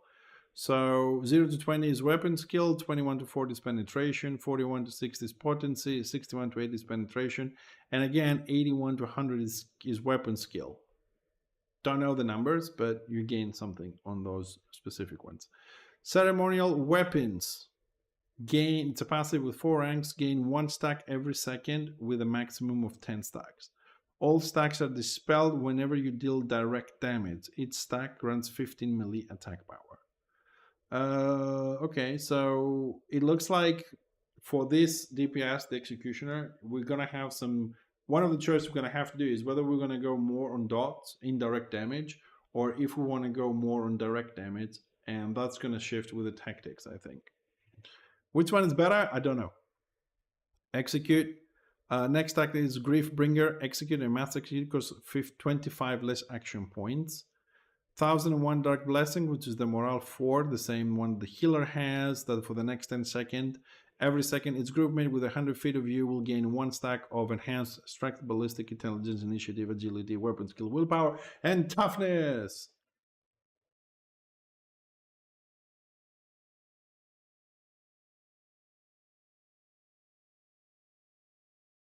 You mean you could go direct damage or indirect damage? And the last 2 skills, the DPS Executioner gets Forged to Kill, which is passive, gain 150 maximum action points. Sharpened Edge now has a 5-second cooldown. Execute will now only generate 50 animosity and has no cooldown.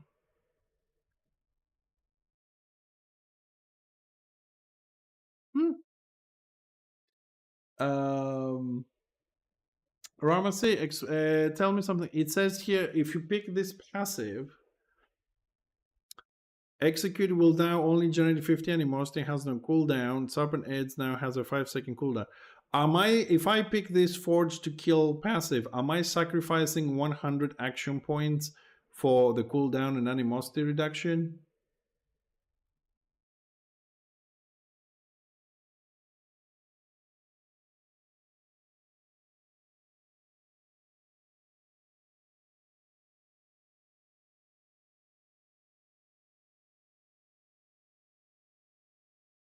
Ah, you gain 150 more max. Okay. So from 250 we go to 400. Okay. Because it says you gain 150 maximum action points. I suppose the plus might make it more clear. Because if I had trouble, understanding it, I'm sure other people might do when they read it. That's what I'm saying, just to help people out. And our Zergbasting ability again is one that the Dark Elves have, the Druchii, which is Whirlwind.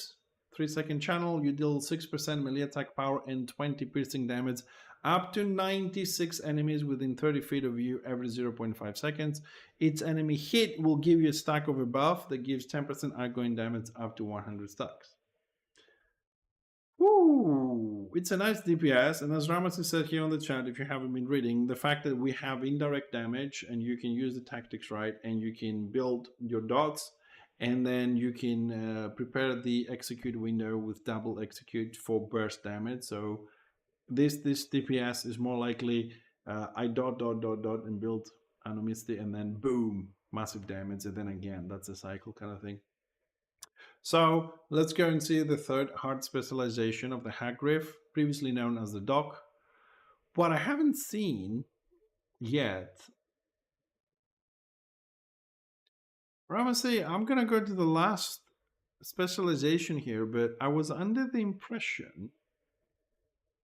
Okay, I found it. Don't worry, I found it. Nothing. Don't worry, I found what I was looking for.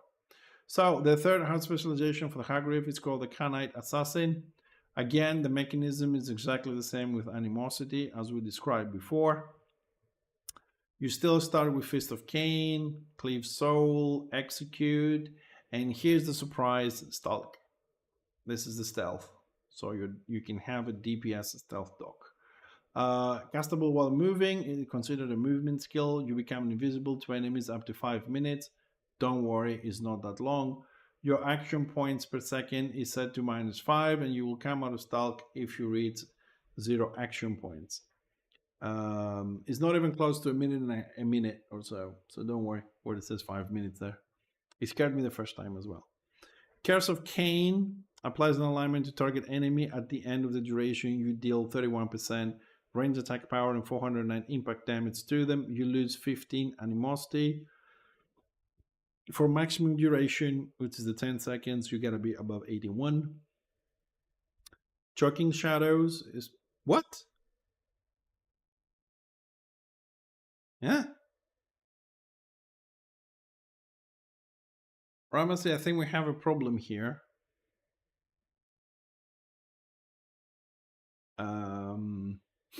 You might want to check the tooltip here because it says Choking Shadows, Lore of Shadow.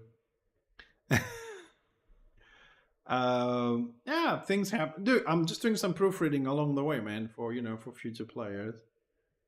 It's a search skill with a sword. Okay. Because it did look familiar as a name, but when I saw Lore of Shadow, I was like, should that be here? Anyways, you can, if you need to fix it, you fix it. Just saw it, I mentioned it. So this, you apply silence. It's 100 feet range silence. Marked for death. It's off the global cooldown. Applies marked to the target. Marked reduces the target damage reduction by 15% for 10 seconds. Basically, it increases the damage people take.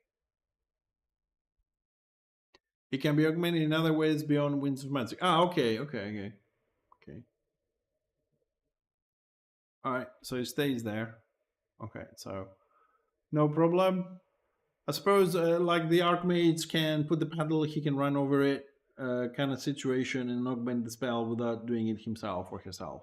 So okay, I get what you mean.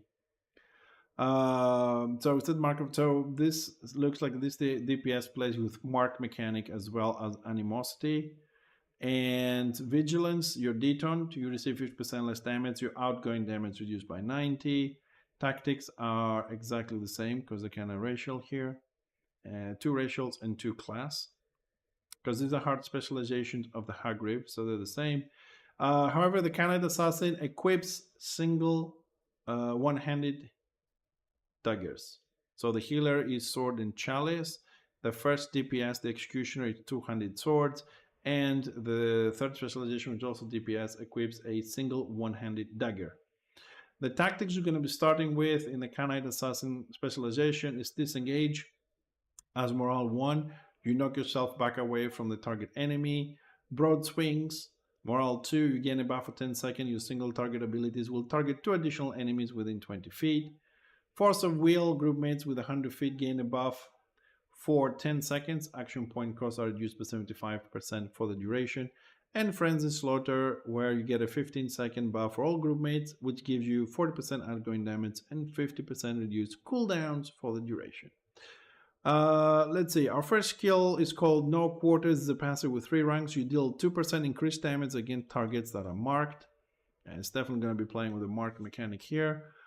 You can also pick Fleet-footed. Your base movement speed is increased by 15%. Your mass is decreased by 1. Stalk, of course, you're going to pick this up and max it out.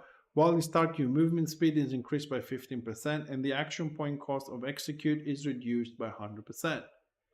So you can be in stealth, you can move faster, and your Execute skill costs are reduced by 100%. You can also pick Essence Lash, which is castable while you're moving for 13% melee attack power and 184 impact damage up to 9 enemies.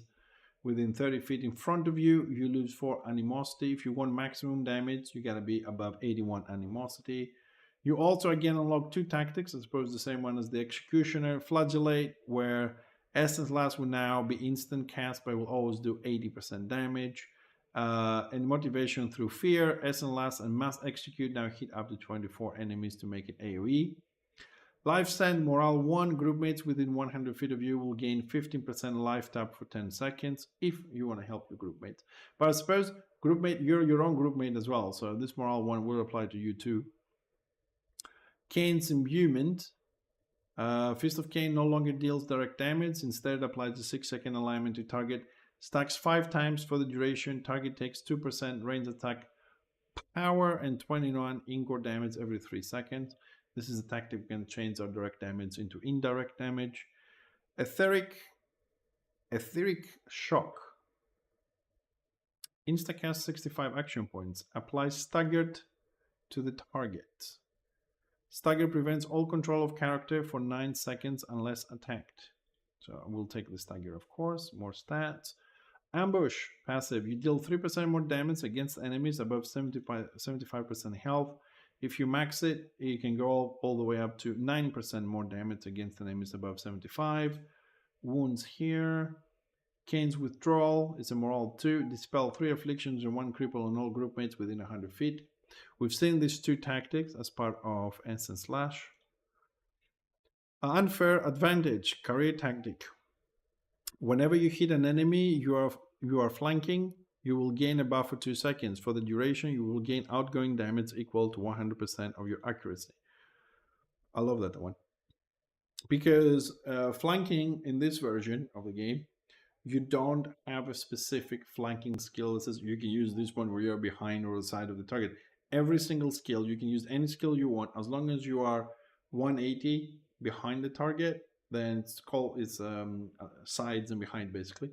Is flanking, and you can use any skill and you still get the buff. So I think it's a better mechanic than having to use a specific skill when you're flanking and then takes you out of your entire rotation. Curse of Kane 2 and 3. Curse of Kane now always has a 5-second duration. Don't know.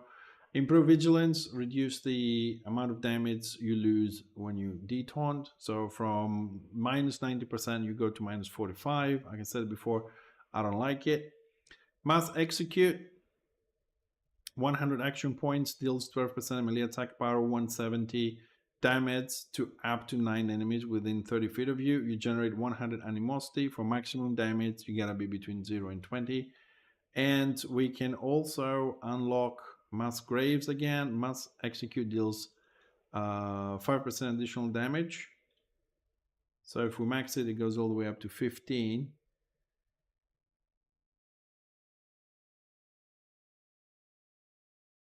The behind skill just get embed. What's embed? Also, assassins have 5 ranks of improved vigilance. Oh. So it goes down by 15%. Is this the only class? Oh, nerf buttons.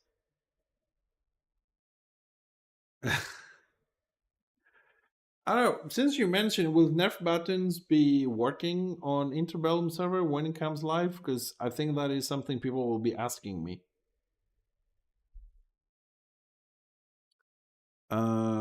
Fine weakness. While you are in Stalk, you gain a blessing which lasts for 10 seconds. After you leave Stalk, for the duration, you gain 25% critical chance. Nice tactic. Black-hearted rogue, 3 ranks. Stalk now reduces animosity. Stalk now reduces 1 animosity every second. So you can take that all the way down to 6. That's kind of important though, because some like this skill here, mass execute, you need to be between 0 and 20. So it could be good.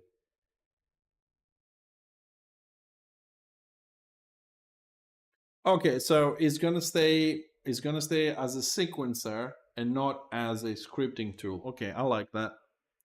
I don't think it's necessary to have the scripts as long as you can put a lot of the dots you have, so you don't just go. You count cooldowns. I'm cool with that. Where were we? Murderous prowess, of course. Again, the morale 3, which is racial. For the Druchii, morale 3, you gain 50% critical hit chance and accuracy for 20 seconds. Your renowned tactic is going to be Words of Victory. Whenever you land a killing blow, you gain 20 adrenaline per second for 8 seconds. Whenever a group mate in 100 feet lands a killing blow, you gain 5 adrenaline per second for 8 seconds.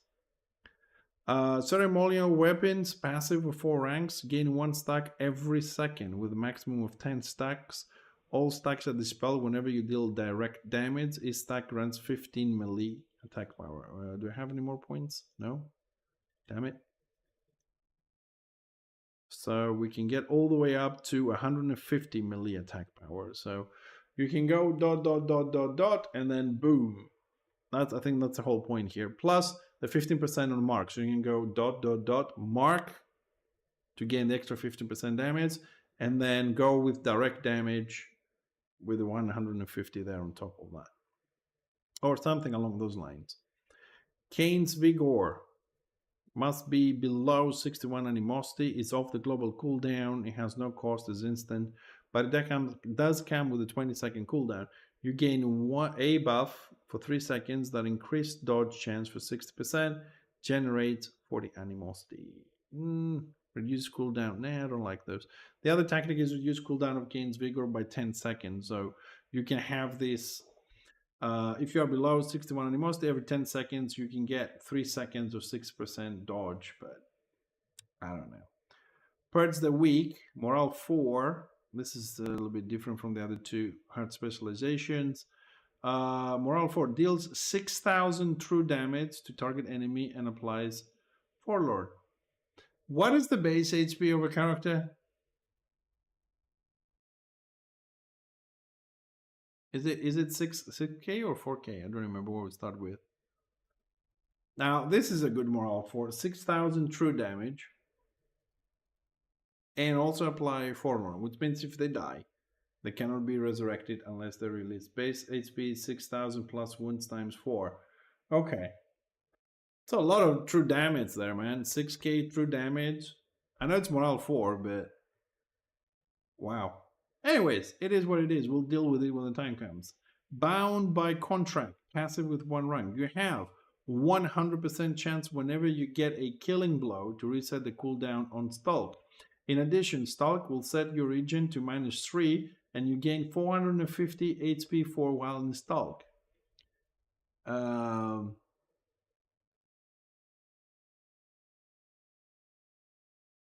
Yeah, I know it's an A4. I like this one as well. So if you get a killing blow, this is passive, 100% chance to reset Stalk. So you can go into stealth again quickly. In addition, you will set your regen from -5 to -3, so you can stay longer in stealth, but you gotta get a kill first. And you also gain 450 regeneration every 4 seconds while you are in stealth until you come out. That sounds nice to have. And a new Zerg busting ability, Shroud of Darkness, at least for this class. Up to 10 enemies within 30 feet of you gain a debuff for 1 second. At the end of the duration, they apply 1 stack of the debuff. Up to 96 enemies within 30 feet of them. Enemies lose 5% damage reduction per stack. So they take 5% more damage per stack, and that spreads like wildfire from one person to the other at the end of the 1 second. I like those cascading ones. You have to place them very well, and then they're effective. If you fuck up, and that's it. How long has this been? Ooh, 3.5 hours. Record time for doing 4 classes. Why? Elves, the high elves, the Asur, they took me 5 hours, and the dark elves took me 3.5. What the hell? Maybe I was talking faster today. I'm more energetic today as well. So,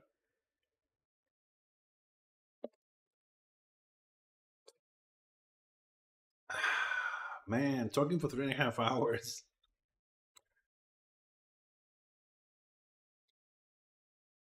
All right. So that, ladies and gents, now we have everything on the builder. I have pinned the link to the builder. You can go there and you can play a little bit if you want with the different classes.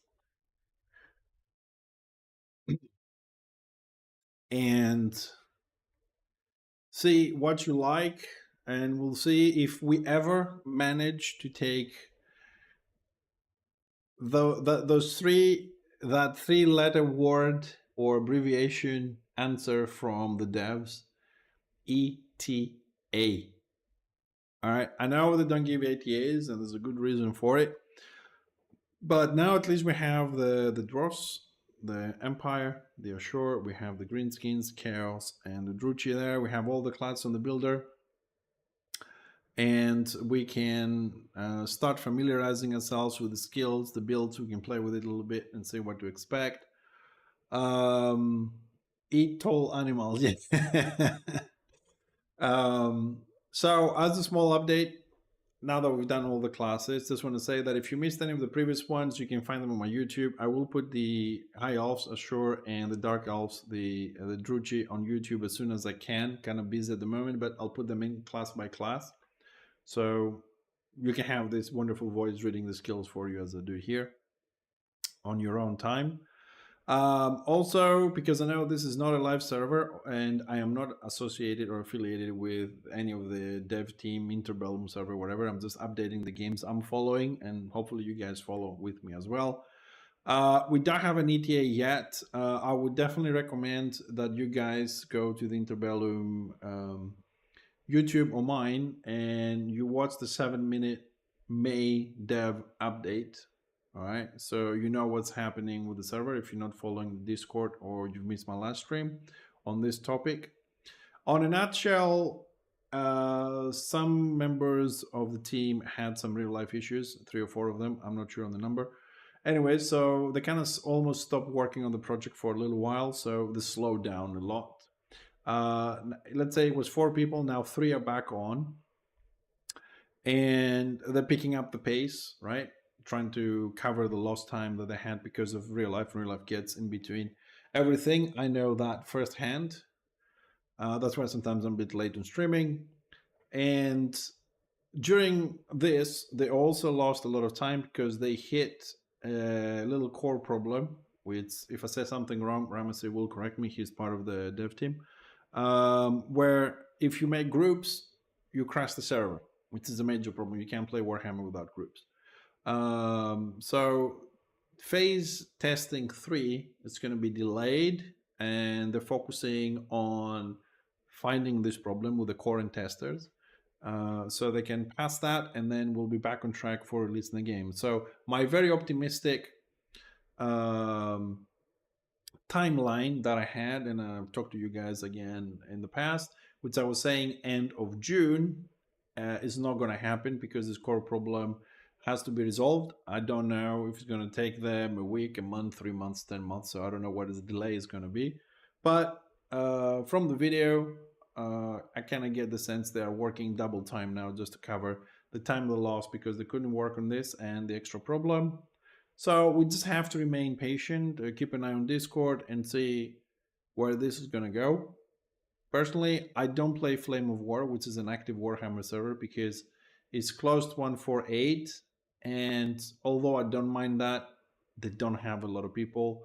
They haven't put up a decent website and forums to keep track better. It's only Discord again there.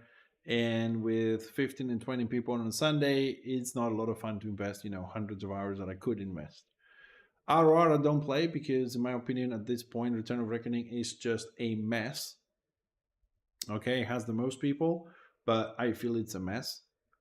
I am still waiting for this new ability system to fix all the tanks, all the DPS, all the balances, all the broken things. As far as I know, Motor Depot is still broken. It's again broken.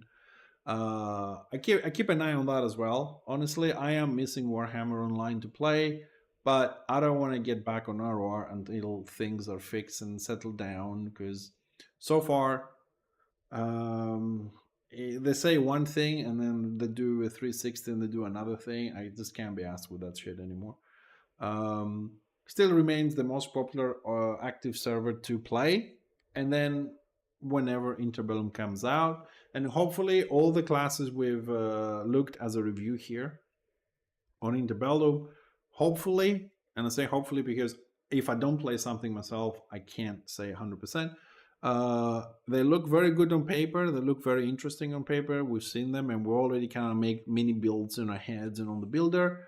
But it remains to be seen how that's going to be transferred to the server, how easy it will be to manage the double resources most classes have, how easy it's going to be to generate those in combat, if the numbers are good, if your damage is good, how the gameplay feels, how stable the servers are. There's a lot of things there to be tested.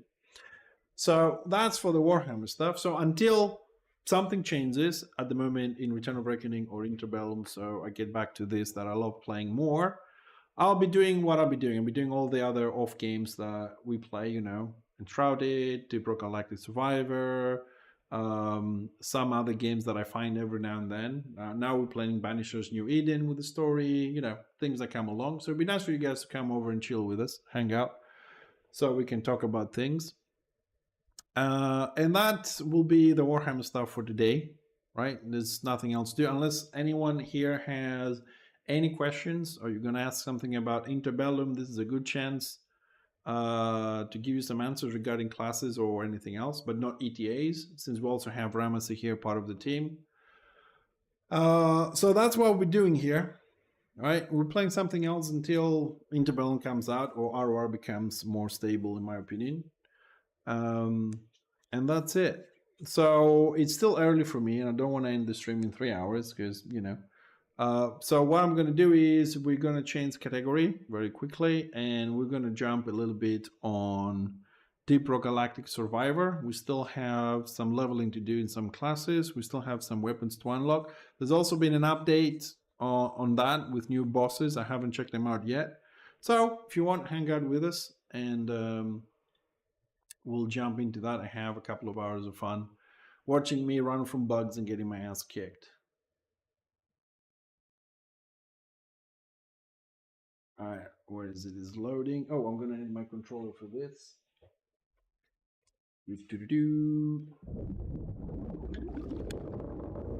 Let's go over to the gaming one.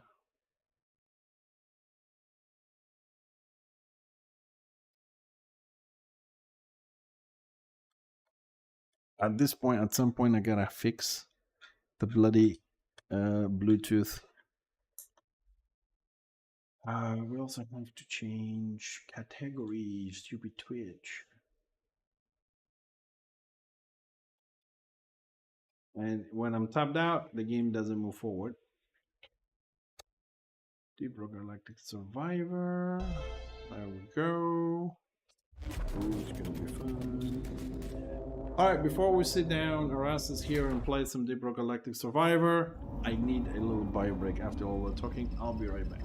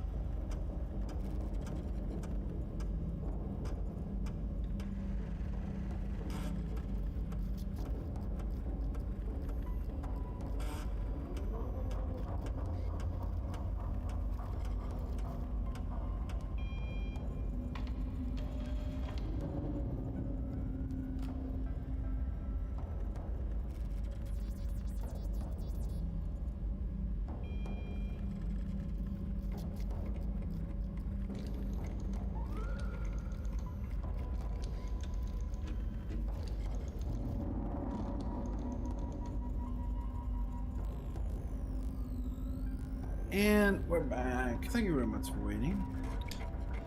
Alright, let's see where we are with this. We are only missing from the main stats here the third one. So we need the little pearls. Okay, milestones. Let's see here a little bit. Gotta get the classes to 27 to start with.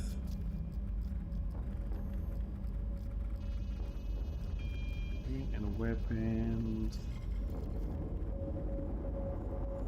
Yeah, we got a couple which unlock at 27. Okay, let's see what. Let's start with something easy, level 2. Oh man, we got 24 scout, 22 gunner, 24 driller. Okay, we'll start with the driller because he is 24. Will be easy to get him a level. Gotta focus on the other ones a little bit. 4-man. Let's go with interrogator. Get out of my way. It's dreadnought time, miner. Find the damn thing, destroy it. Yeah.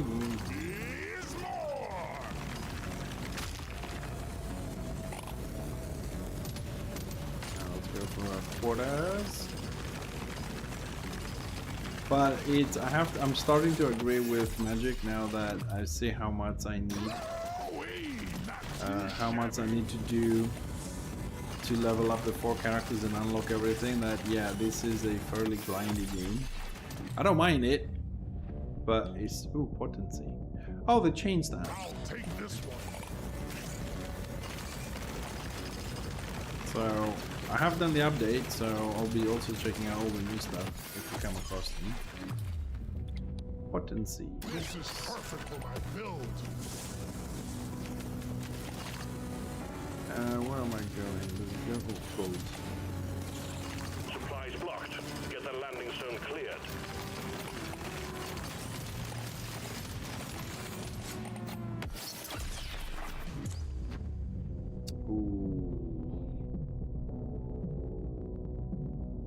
Alright, let's get the kinetic one.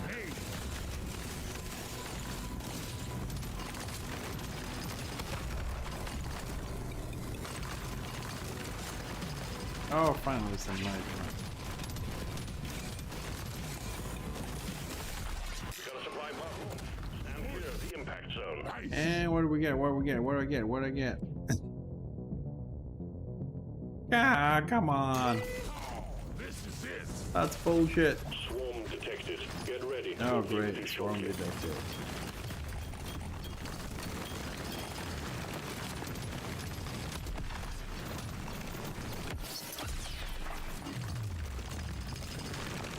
Let's get some critical chance.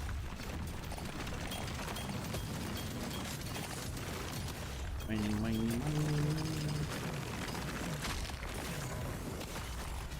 Well, we'll let some sugar up here. Dead ends. More dead ends.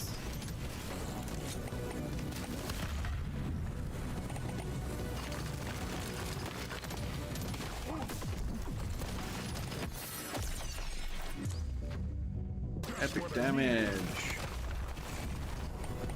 Where's the legendary damage?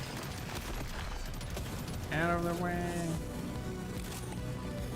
I don't want more kite, but I do want this.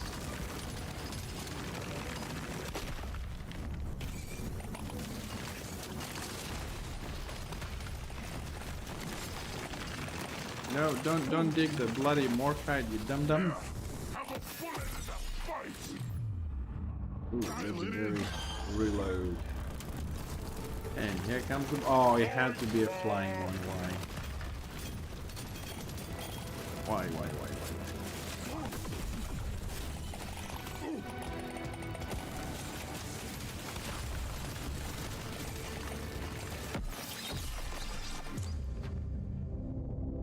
Nice. I'll take it.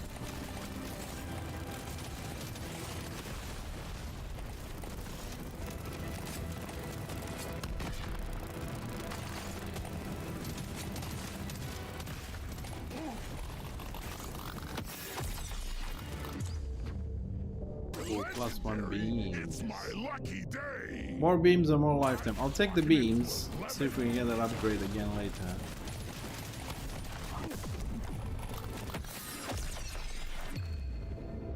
Let's get some damage. Oh, there we go. Magnets. This Damage. makes my whole life better. I'll take Reload. it.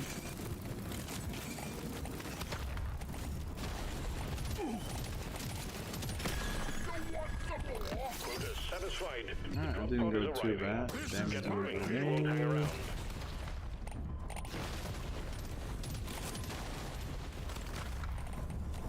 Oh, I need to miss XP.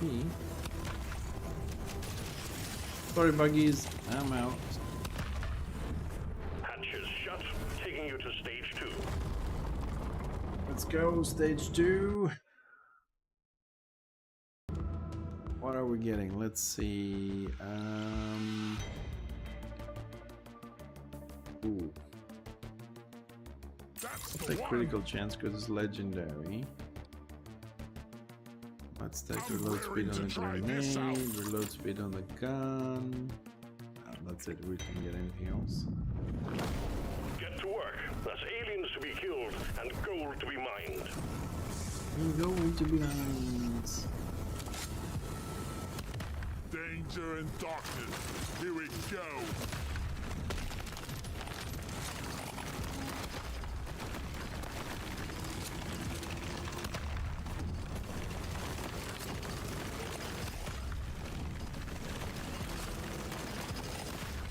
Just Alright, we'll what go the to sugar.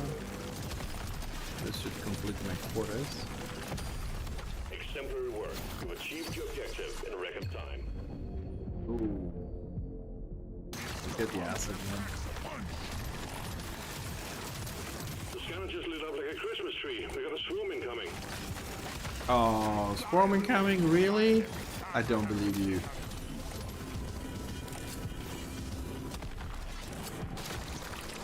Resupply prepared. Clear the landing zone of obstacles. Dude, you can see me. I'm going east. Why are you dropping the pod west? Help me out here a little bit.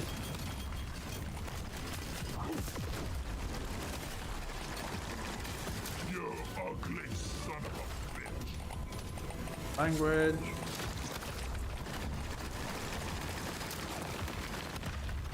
Imagine you're trying to play this game in a family-friendly stream, and the NPC comes out, oh, you ugly son of a bitch. Whoops. Now this is a rare treat. All go boom. Drop kill.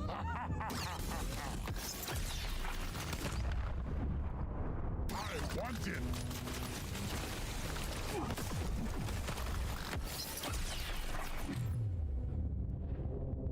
I'm growing stronger. Reload.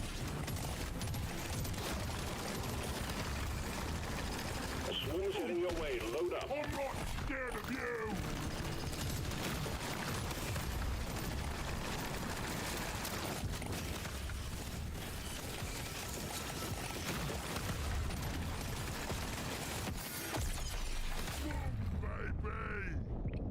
Baby. Potency. Now I really have to check what's the difference between potency and damage. This will help me work harder. Gimme, gimme, gimme.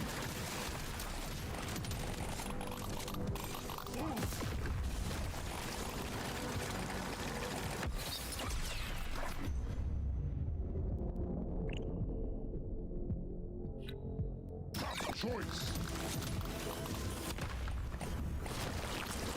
Yeah, we still haven't explored the map well enough.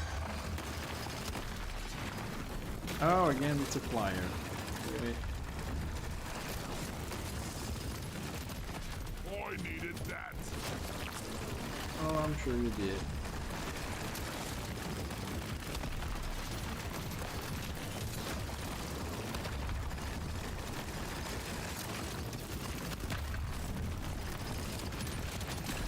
You ugly pod is prepped and ready. There's Get an on it acid. before it leaves. And you bastards, drop a magnet.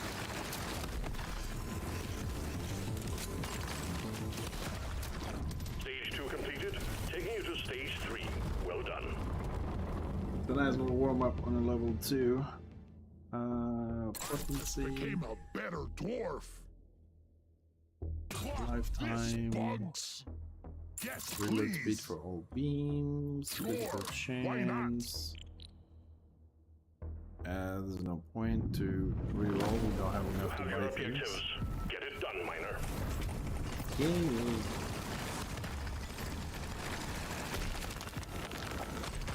Oh, it's mushroom collection. Oh.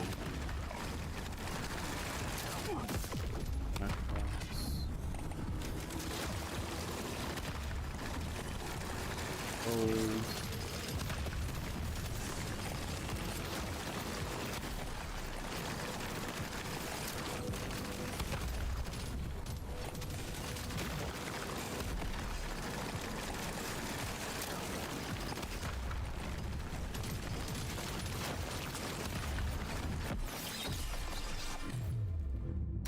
Load speed on the grenade. Grenade explosion now deal damage to terrain. No, 15 damage, 15% damage, and 25 reload. Please. Swarm detected. Buggerman, get ready. Oh no, the swarm here. Run. Dig for your life.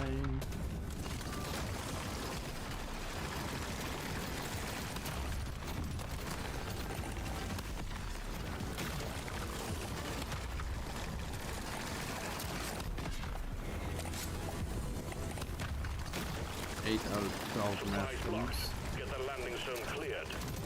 Coming.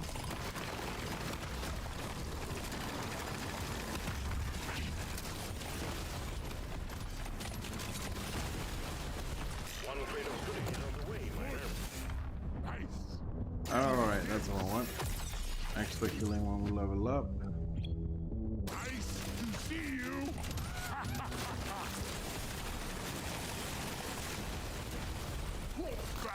The scout just lit up like a Christmas tree. We got a swarm incoming. Oh god, none of them's good. I Let me can't see. get enough of this rare stuff.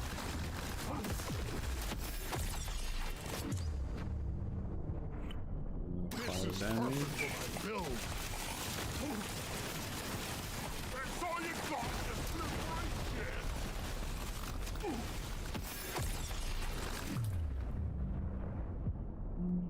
Reload on the ice one. I don't know if I should have taken the ice one, to be honest, because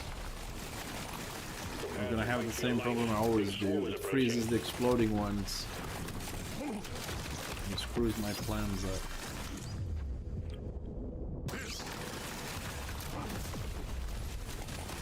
Again, they didn't blow up because I froze them.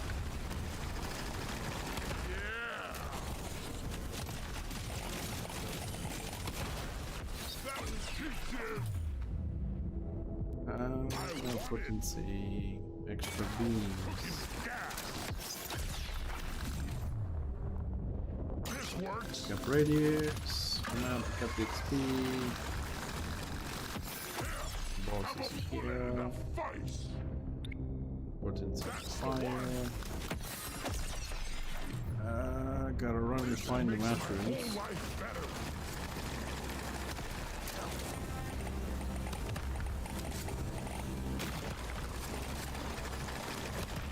And then mushroom over here. One somewhere here. There.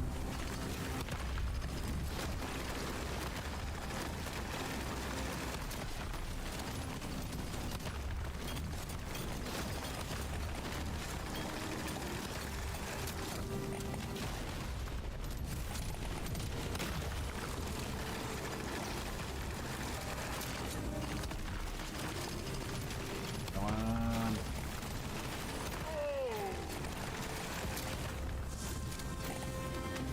And The threat level just went up. Let me find the mushrooms.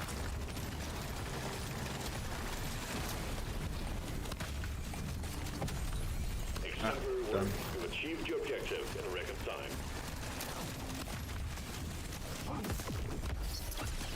Let's show them some pain! More damage. Well done. Objective completed. Drop pod has arrived. Thank Get there you. now. It will leave without you. Yeah.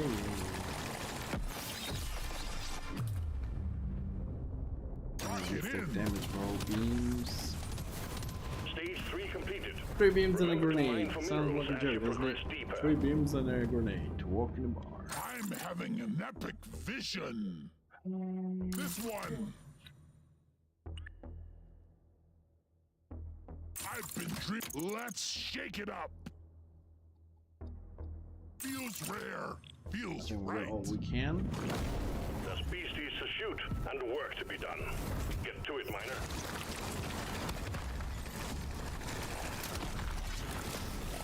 God damn it, there's a pebble in water. Oh, be happy it's a pebble. Could have been worse.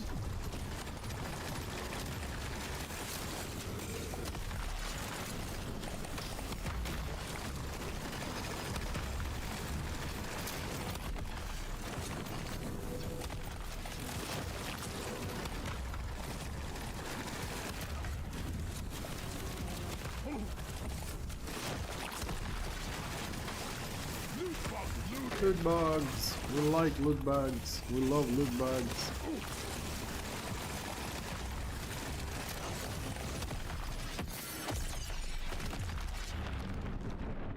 Ooh, weapon range.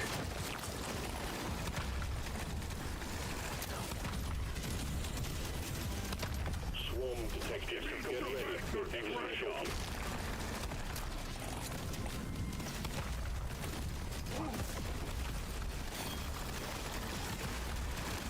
Oh yeah.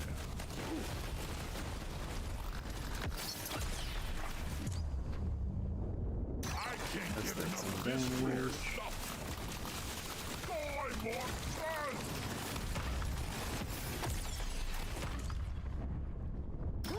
Baby. Legendary speed. Ooh, unstable overclock plus 3 beams. That's a lot of beams. Or 50% lifetime, 50% weapon range, 30% damage. Yeah, I'll take that one because we already have 4 beams.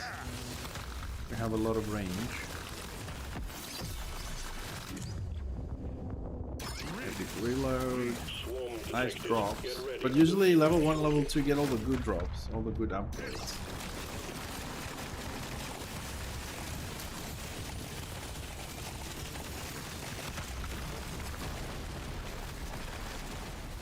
Think you can kill me? Think again. Dwarves don't die. Damage for all Pod weapons. LZ is full of crap. Please clear it out. No, you're full of crap. LZ is just That's fine. what I needed.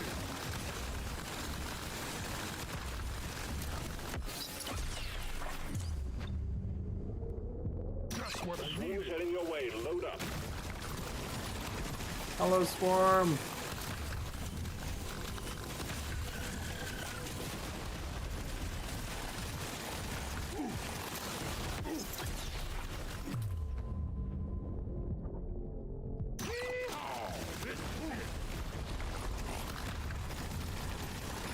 Dwarves don't die.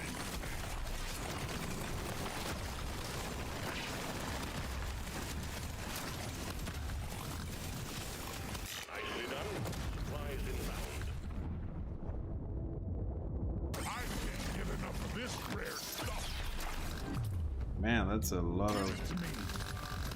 XP here. I gotta pick all of it up quickly. Just what I needed. Overprocessed. Time to kill. Oh, where's this new boss? Shit, shit, shit, shit, shit.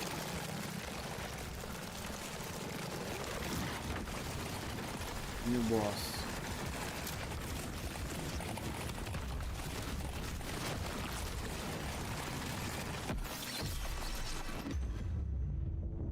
This one. More damage.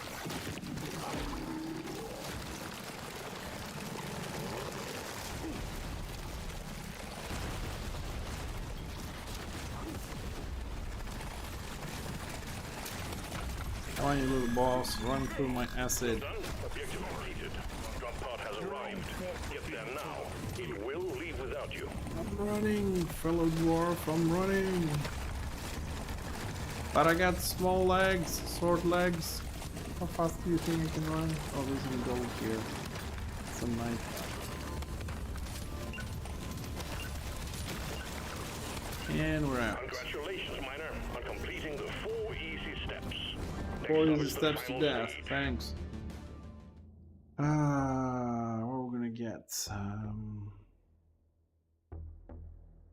This one's so Let's take the mean. potency. 15 Yes, damage for all please. weapons. Critical chance. I'm feeling We lucky. don't have anything else. This is the big one, miner. Find and Is destroy it? the cocoons and take out that dreadnought.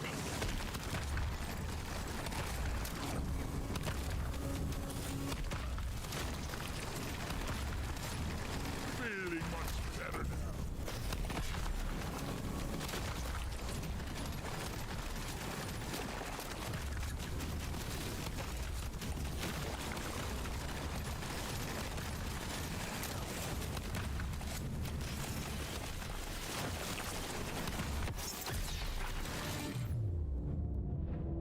I'm gonna go with Get the epic stuff. Where are the other little eggies? this.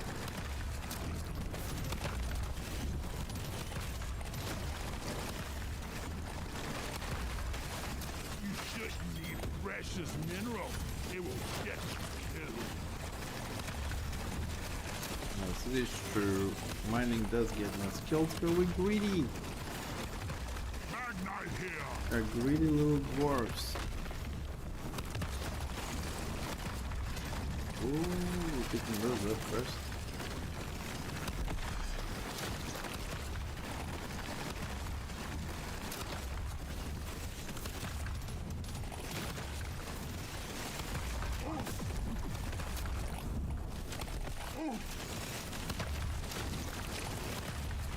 Come on, let's get the egg out.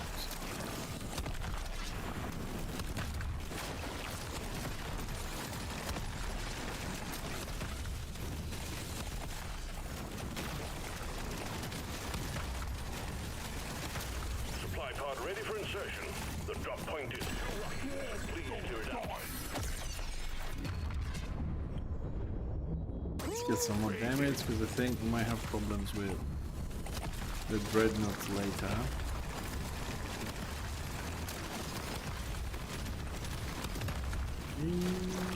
Diggy diggy hole.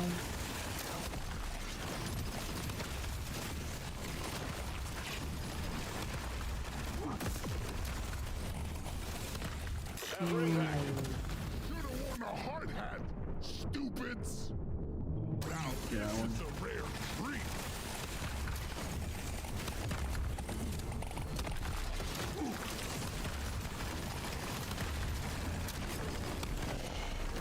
And it's a little bit of room for the boss.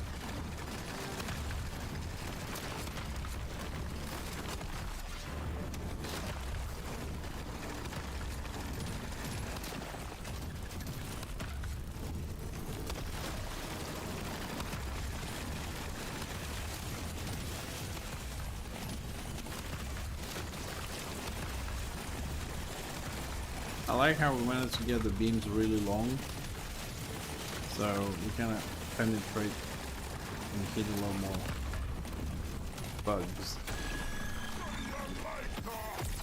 Oh yeah. Pretty sweet. And here comes the boss. Frickin' die. The boss.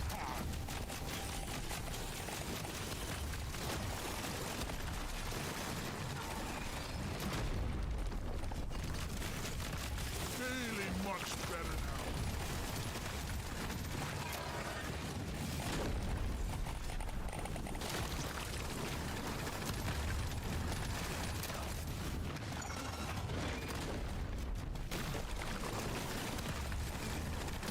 Come on, burn him. Good. Oh, new abilities. Haven't seen this ones before. It's me.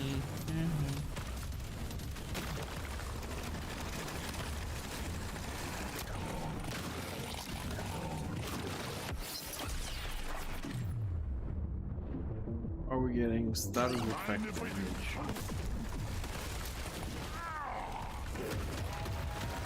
Oh! Shit. Oh!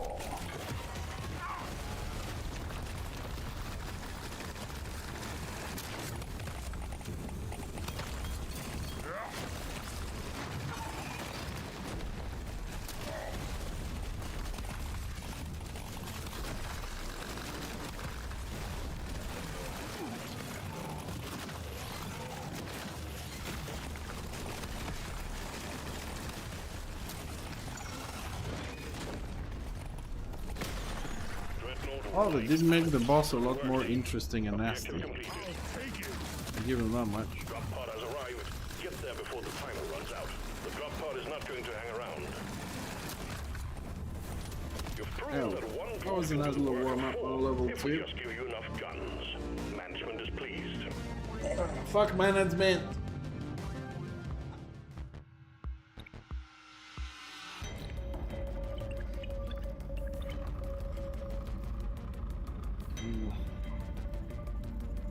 Crystalline cap may as well do hazard 3.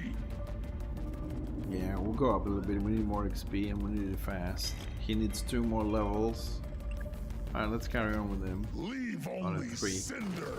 Do some leveling Dreadnought today. time, miner. Find the damn thing, destroy it.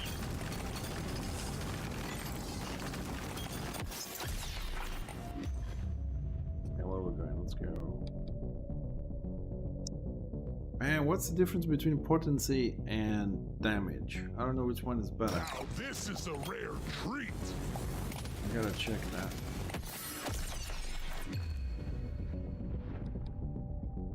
Also need it.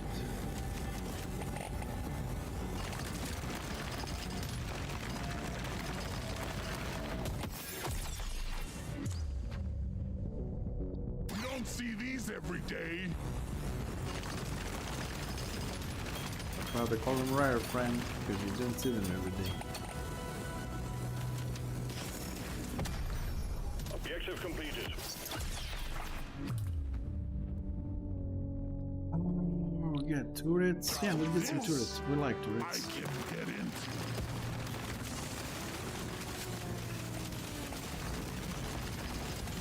Support pod troops.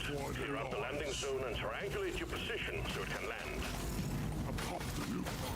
Let's get the middle.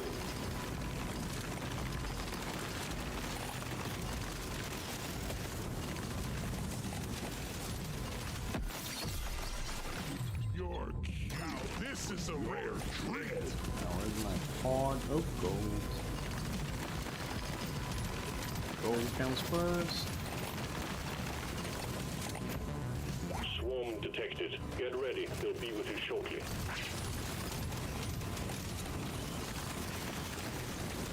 LZ ready. Resupply inbound. That coming, sucker! I'll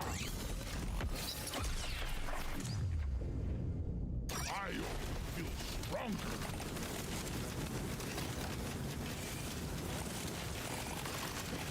Alright, screw those things. Let's find minerals.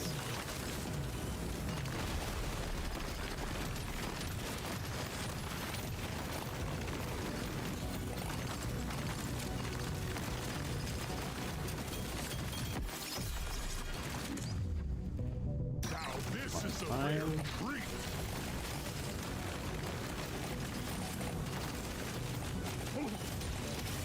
Roll back the hell.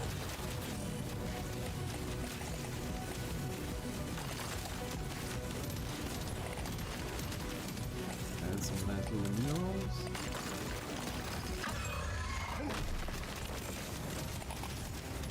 Gotta be a little bit more careful because this is a 3 and they actually hurt.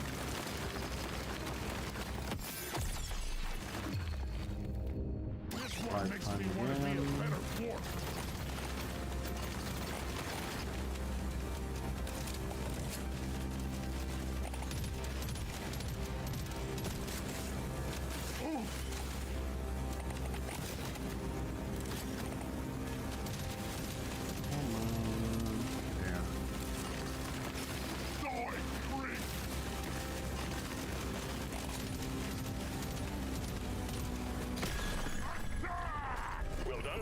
Objective completed. Oh, I suppose that's all the mining I'm gonna get. Get there now. It will leave without you. This one's so mean. Hell yes. I already feel strong. Overclock says it's time to kill.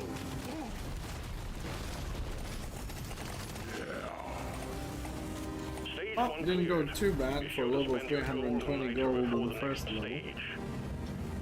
Alright, 50% damage on the flamethrower, Yes, 40% please. lifetime for Just beams, what I needed. reload, critical chance. No, we don't have enough. Oh, it's good We've got work to upgrades. do and quotas to meet. You have your objectives.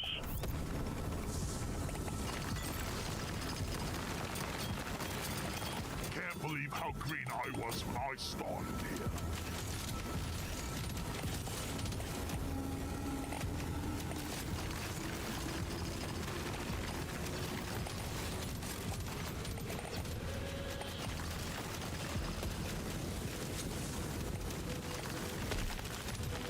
Oh, after this run, we should have enough money and material to sell and buy the pearls we need and finish all the stat upgrades on the main Lit up like a menu, Christmas tree. We got a storm incoming. I'll take it. which would be great to finish that.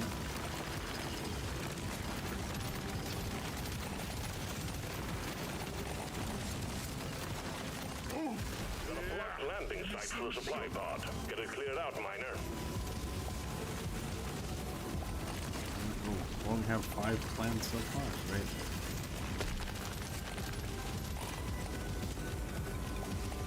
Six.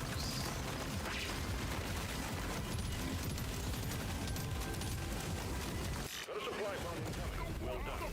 Nice shot. Ah, something good, something good. Oh, I like this game too, that's why I play it. This is a good game to play. And also, now it's been updated as well, and it has new bosses and new abilities and a couple more visual UI improvements. But I had a very brief glance, I think that's the best word, glance, at the roadmap, and we're looking at more maps, more bosses, achievements, dailies. They're bringing more stuff to the game. And the thing is, I don't play this very often because I play other games like the Vanishers and some other stuff. And this way, I'm always like, let's say, one step or half a step behind the updates. So I still have to finish all the previous stuff before I start doing the new stuff. So for me, the game has no posing. There's no pose. You know, like, oh, I finished everything and now I have to wait for the update. It's a constant, continuing game for me, which is the way I like the games to be. That's why I like MMORPGs, because by the time I get my character to 60, there's like 1 or 2 expansions out, and then I just carry on. There's no pauses. That's all you got, you slippery shit. So, also I like to play this game every now and then, not on a daily basis as well. I don't mind playing on a daily basis, it's just that if I keep it variable, I'm staying one step behind the updates. Trying not to rush games anymore.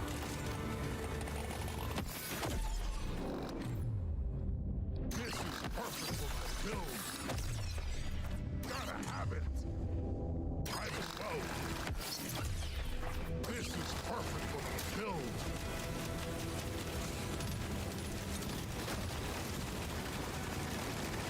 Come on, my little beans. Cook them up. On this, you freaking nature.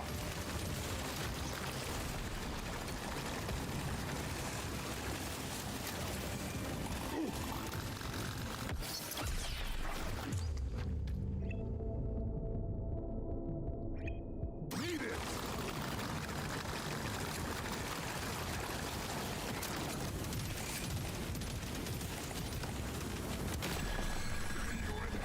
All tasks complete. Stage finished. The drop pod is prepped and ready. Get on it before it leaves. Go, go, go, go. Well See you done, later, miner. bugs. We knew we could 2 completed. You don't see these Damage, every day. potency, This critical one looks chance, best. XP, Just the and upgrade I was looking reload. for. This Damage one and almost makes reload. it 2. I want another go. This. Now I'm good. You have your objectives. Get it done, miner.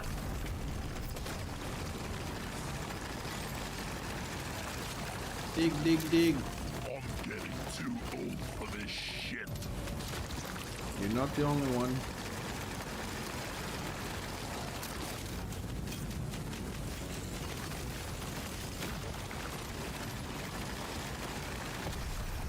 Objective completed. Alright, my quarters are done. I will mine for fire.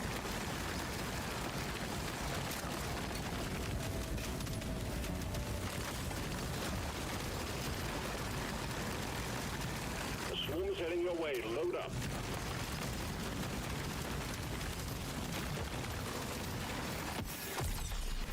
Dwarves don't die. Oh no, no. Give me something better.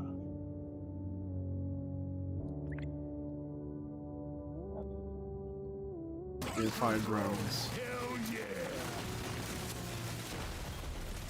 So 2 beams, 1 turret, and 1 drone. Okay, it's not too bad. The supply pod LZ is blocked. Please clear it out.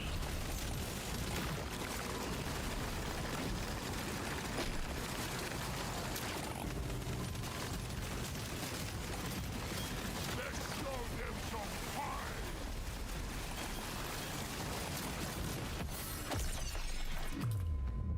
This one suits me best. Overclock says it's time to kill. Ooh. Yoink. Oh yeah, little this XP I didn't pick up. You don't see these every The day. swarm is heading your way. Load up. Leave me alone with the swarm, dude. I'm busy picking up XP. Man. Choice.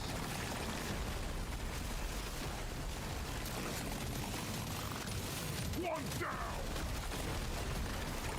We'll be back to pick up the rest. Never felt better. Let's show them some pain. There we go. Big swarm has taken attack. Bottom get ready. Nice. This'll do.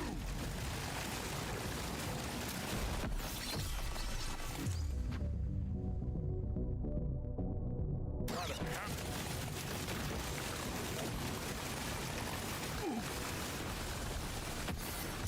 That will teach you. Might as well.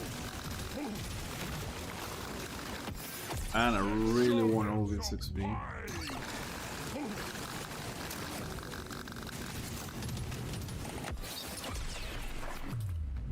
I rarely pick one of these. Feel much better.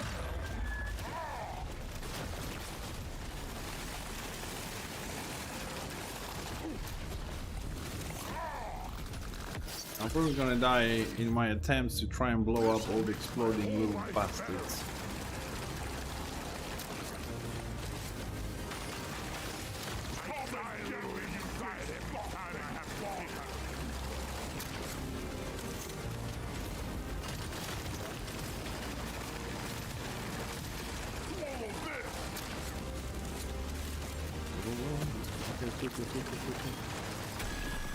Damn. Well done. Objective completed. Drop pod has arrived. Get there now. It will leave without you. I'm gonna do something epic with this. Oh, the damn boss died too fast. There was a lot more things to mine, but I'm not gonna risk it. We risked it before and got our asses kicked from this. So. Oh, we got 2 heavy weapons, I'm a better dwarf drones. than yesterday. We'll save some resources for the Species next map, I to shoot suppose. and work to be done. Get to it, miner. And let's heal up here a little bit. I've got a bad feeling about this one.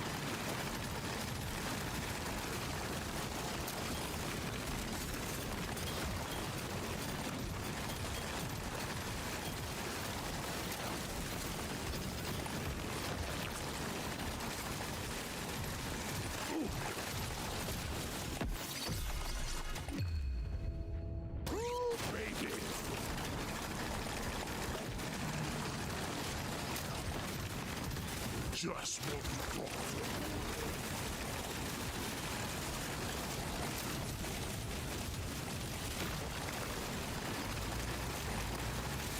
Suck on this, you freaking The sun just lit up like a Christmas tree. We got a swarm incoming.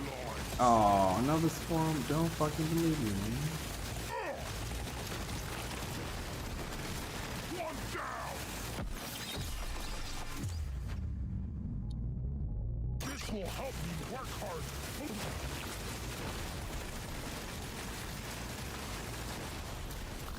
That's all you got, just liberation.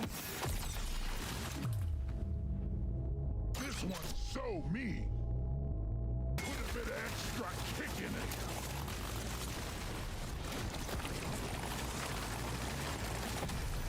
Exemplary work. You've achieved your objective in a record time. This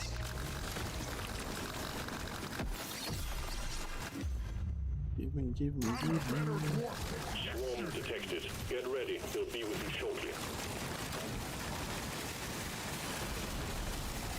Ah, what is this? Come here, what the fuck are you? Got it right between you all. Oh, he's dropping gold and shit. Supply pod prepped. Clear out the landing zone and triangulate your position outside Better the land. warfare. Yesterday. Oh, I'm gonna die just to get it. Ooh, what do I want? Ooh, nice. It's calling to me. Now I have no idea where the pod is. Prepare to fight for your life. A big swarm is approaching. Oh, there it is.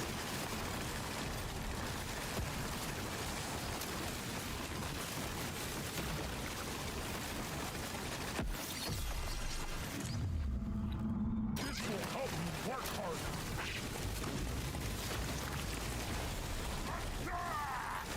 And clear. Supply pod inbound. Oh, thank you. Divers manual. Thank you. Thank you, game.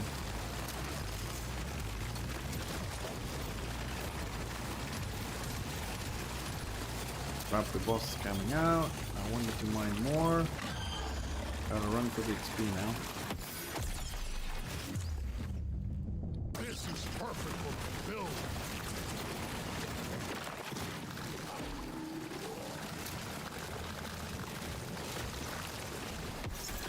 Going back to hell. This is my big. Objective completed, miner. Get to the drop pod. before What? it heads back to orbit.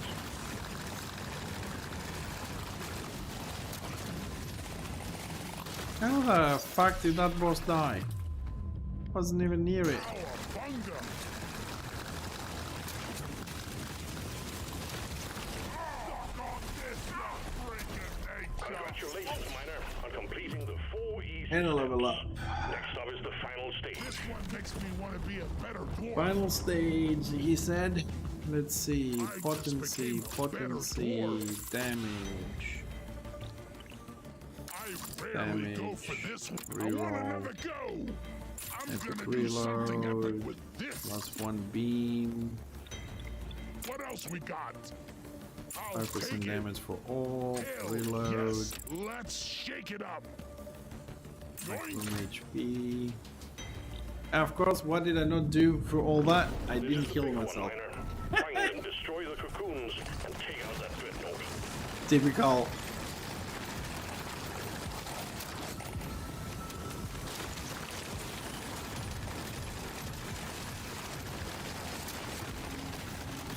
Yeah, give me some sugar.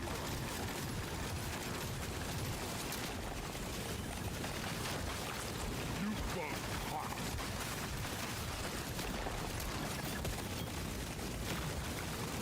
Round and round we go with the little turrets on you. Boom, boom.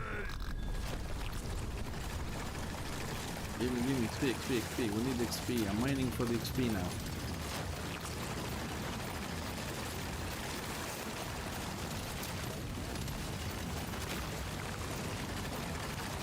Now we've got an egg up here. So, resources. Tokens. Sugars. Oh yeah.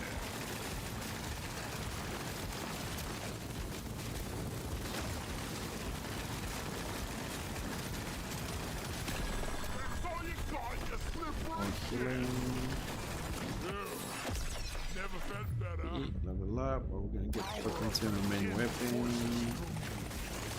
It's the highest one we have, might as well buff it more.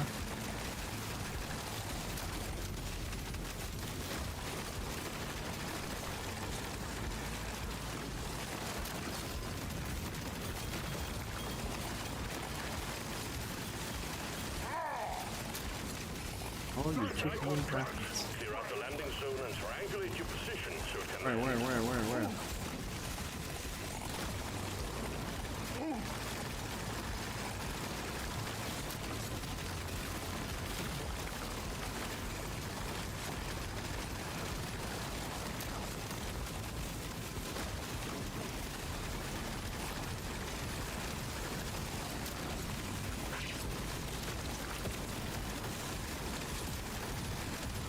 Nicely done.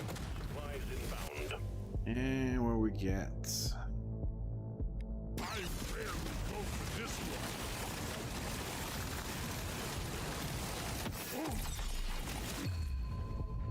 This works. Add burning zones on the ground, or 50% lifetime, 50% weapon range, 30% damage. We'll take one. Walking into 11. We'll take the range.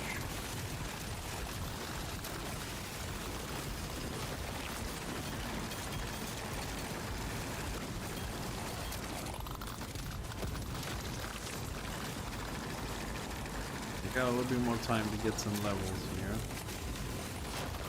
Well, the Borge arrives.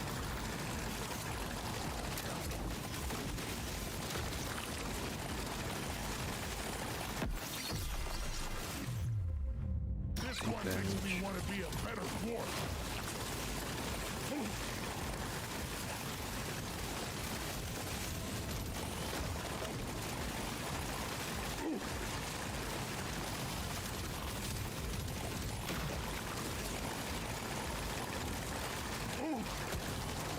Man, I'm gonna die before the boss comes out this way.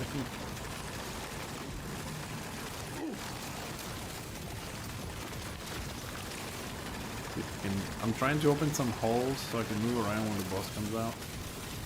Which is just about now. Kill us. Let's prove it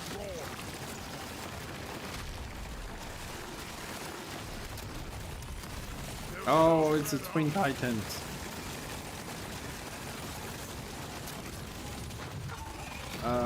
And we also have a bit of a problem with the Twin Titans because they kill each other if they have a big HP distance difference. I'm a new dwarf. So I gotta be somewhere in between those. Come on, man.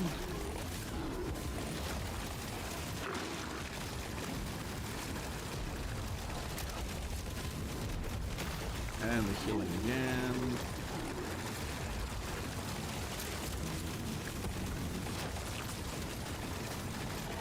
And we're gonna heal again. Oh, one's dead.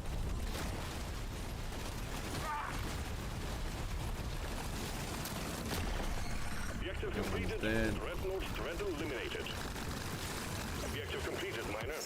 Get to the drop pod before it heads back to orbit. I don't know where I'm picking up the XP since we're finished. But I like it.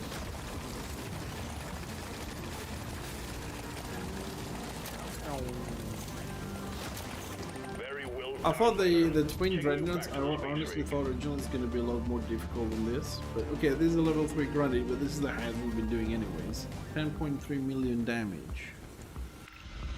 I didn't go too bad. Upgrade, let's see, can we finish this one? Stuck here, we don't need any of these.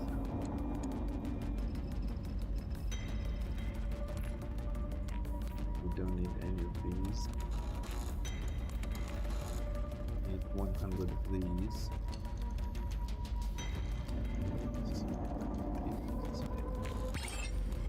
I suppose I don't have to sell or anything else, everything else, because we finished this. That's another thing out of the way. It's so Let's try this one for different flavor on level 3. Let's keep playing the driller because we need 24, 27, and then we can pick up another class to level a little bit.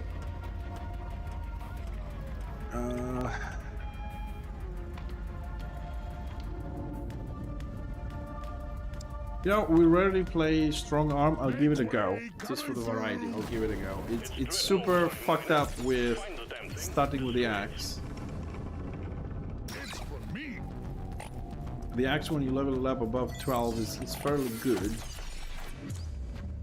Sure. Why not? but it really sucks at early on gameplay.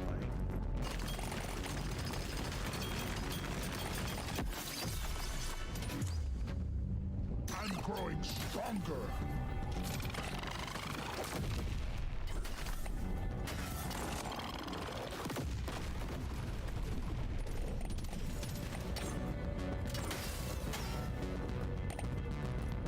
This is a dead end. Let's make some green. You're cute. You're Objective completed. That's Excellent job. done.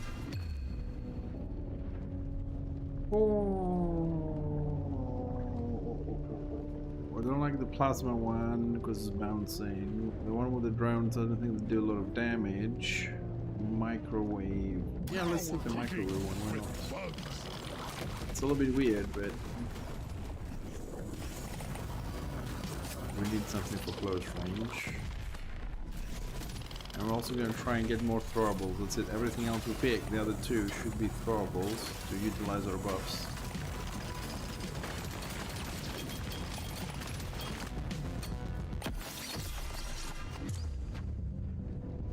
Let's This get one one makes me want to be a better dwarf.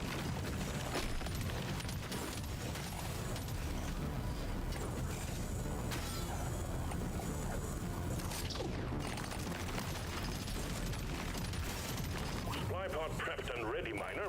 We need you to clean up the landing zone. Yeah, no worries. I'm on my way, buddy.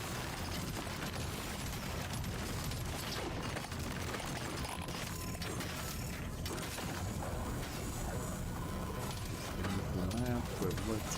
Oh, it's just the shooting.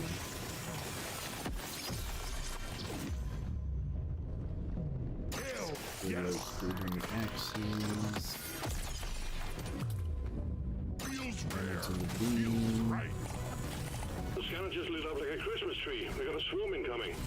Oh, you don't say.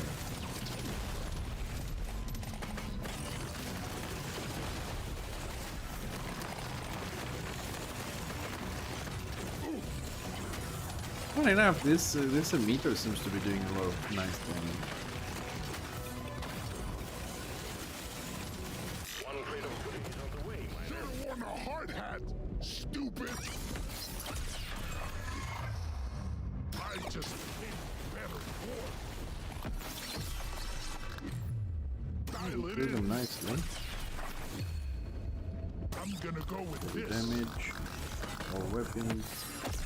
Oh, what? The big boy's out already? Gotta have it. Okay. 248 fire and 40 burn over 2 seconds. Or 15% damage, 25 reload. I'll take the fire. I've never had the fire thing before. Everything. Yeah.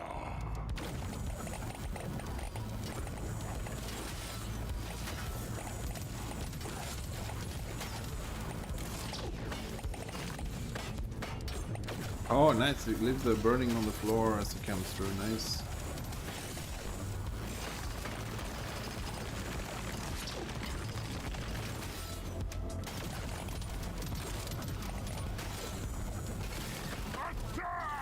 Drop pod has arrived. Get there before the timer runs out. Drop pod is not going to hang around. Increase rotation speed, increase the width. No, let's go for the rotation speed. Go! Vapor. I rarely go for this one.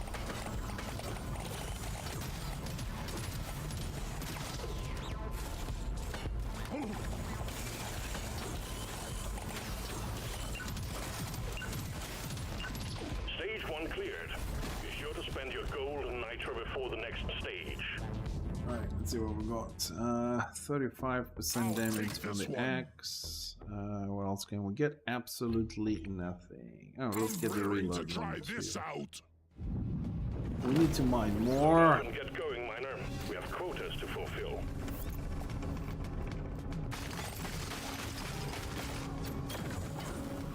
We don't need the other resources, so I'll try not to waste my time on those. Let's go with the fold.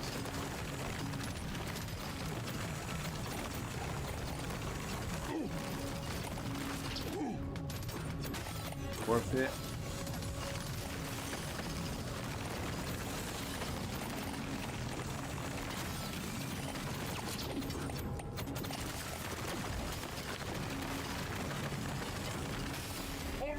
Prepare to fight for your life. A big swarm is approaching. Alright, weapon number 3. Yeah, I'll take. Oh, we said we're gonna do throwables. Explosives, high enjoyment.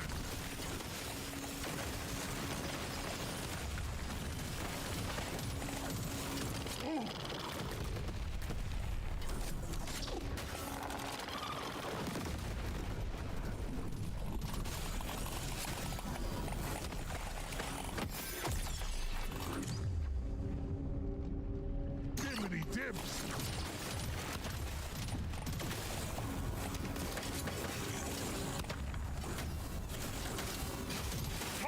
Damn, that emitter is doing massive damage. Swarm detected. Get ready. We'll be with you shortly. This will help me work harder. It's for me.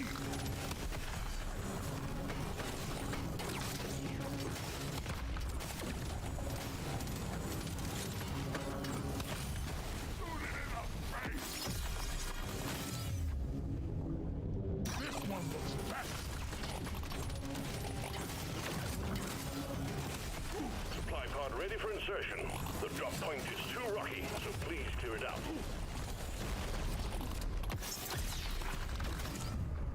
Gimme, gimme, gimme.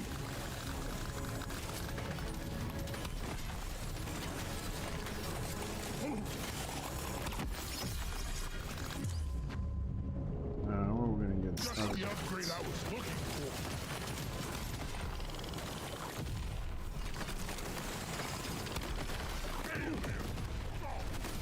Noise freak.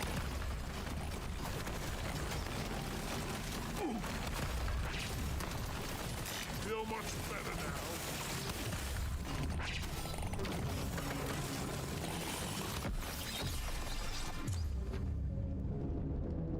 This is perfect. Supply pod incoming.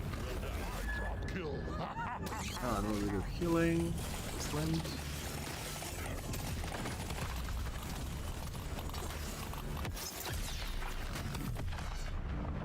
Oh, yeah. Harmful damage.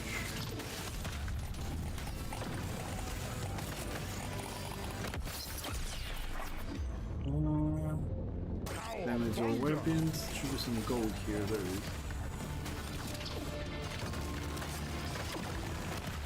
Come on, before the boss gets here. Let's finish the quarters quickly. Oh, you Drop pod bastard. has arrived. Get there before the timer runs out. The drop pod is not going to hang around. I'm not getting my little mushrooms. I want the flame grenades. Ooh. Oh, yeah.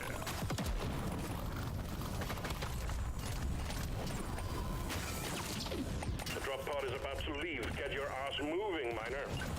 Yeah, get your ass moving. Yeah, I'm gonna be there. What? We got another 4 seconds. What's the rush? I don't get this guy. He's always in a rush.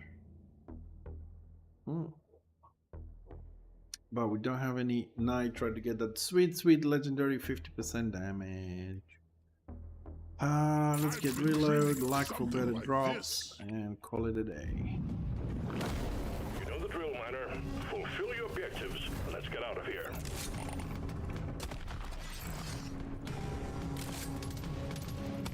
Here we go.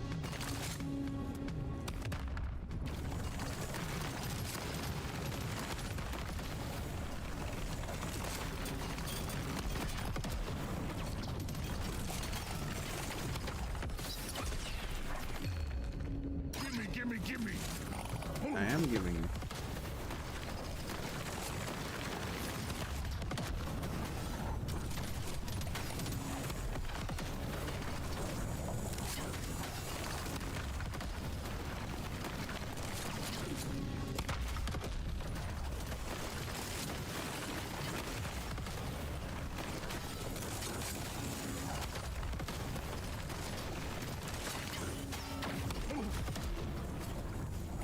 The scanner just lit up like a Christmas tree. We got a swarm incoming. Can you hold on a little bit on the swarm? I'm kind of mining here. Can you do something? Help me out a bit.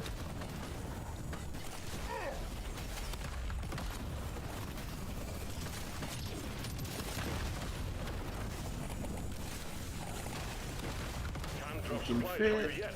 Prep the landing zone for impact. That's all you got, you sweet I'll be there in a shit. jiffy, friend. Kind of busy.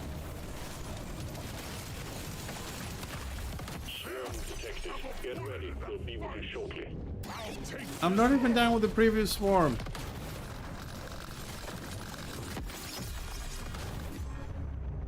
I'm gonna go with this.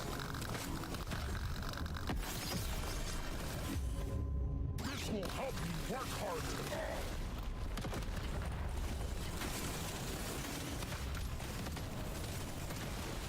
Bring the pie! Don't mind if I do. I want that! Big swarm detected. Lock up and get ready. This.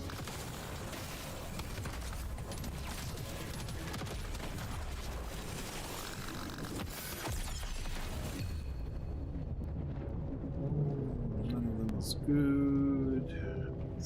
Damage on grenade. Overclock. Larger radius. You want some more? Well, I don't see me actually mining anything, but XP is good. It's a little extra special.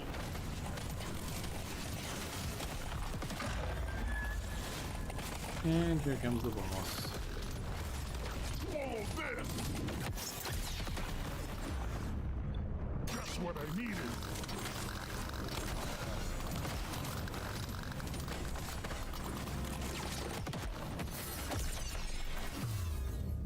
Lock it in.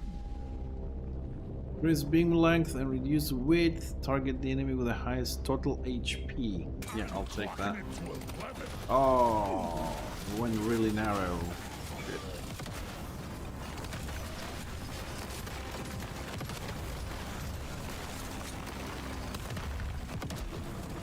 Yeah.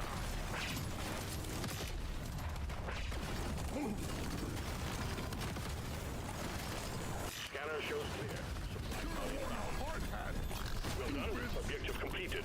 Robot has arrived. Get there now. It will Can't leave get without enough you. of this rare stuff. Where are we going? This one suits me best.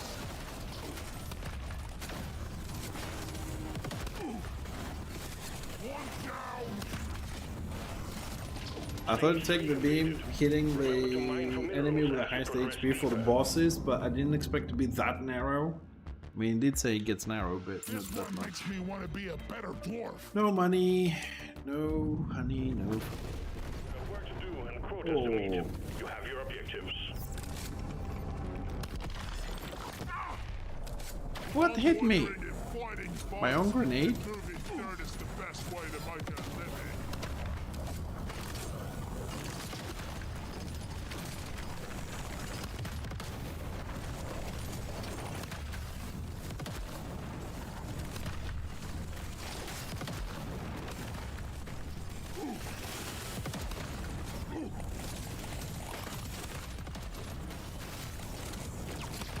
I think shrinking the beam might have been a huge mistake.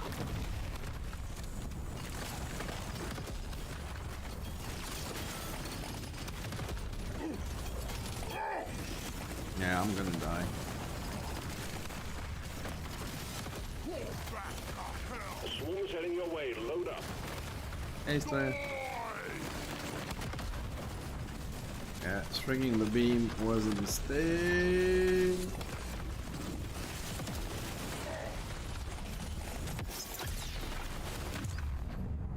I'll take it.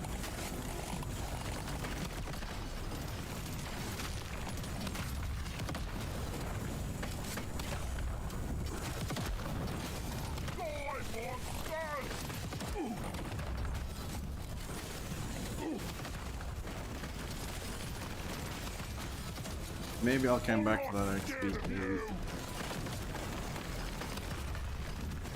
A swarm's heading your way. Load up. Oh really? Thanks, dude.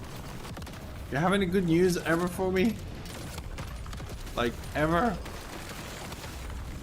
We dropped the drop pod in the wrong location. Gotta go and clear up. Hey dude, there's a swarm coming your way. Hey dude, your time is running. Ah. This is just a practice run.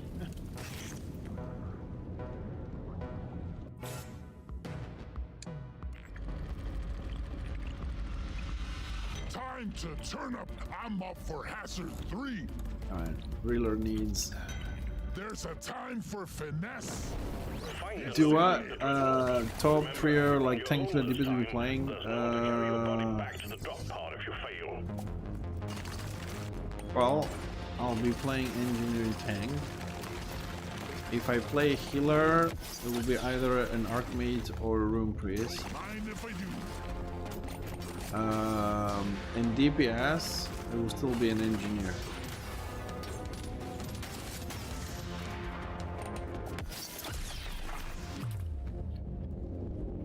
Now, they could do, specifically for the engineer, a fourth path, which is a healer, and then I will only have to play engineer.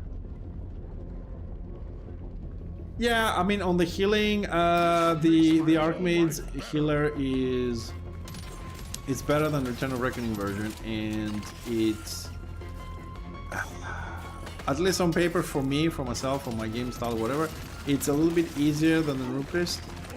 I am not certain how the whole using one spell and then locking it, and you can't use it for a certain amount of time, and I have to use a different spell, how that's gonna work. If I can manage that mechanic and it's okay in my head, you know, my skills, I'll play the Rune Priest, but that's why I said Rune Priest or Archmage. It depends if I can handle the mechanic.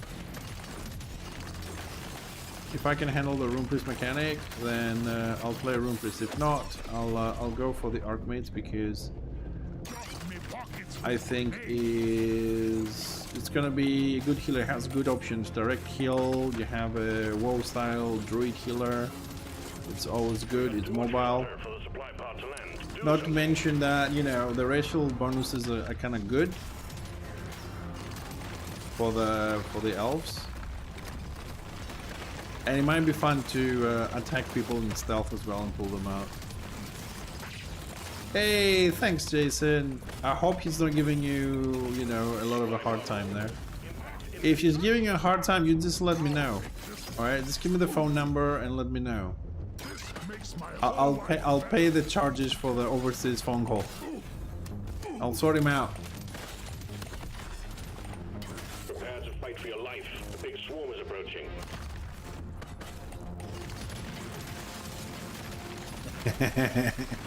You need to come down and do my job, dude. It doesn't pay as well as yours, but you gotta come down and do my job.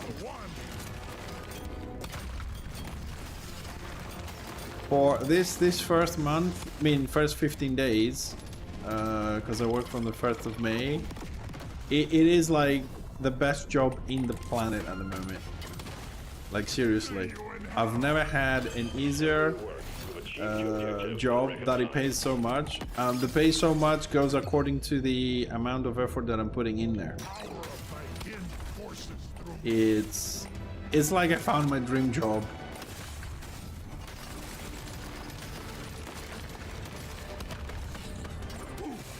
Since my first dream job, which is streaming, didn't pan out, this one looks like a good one.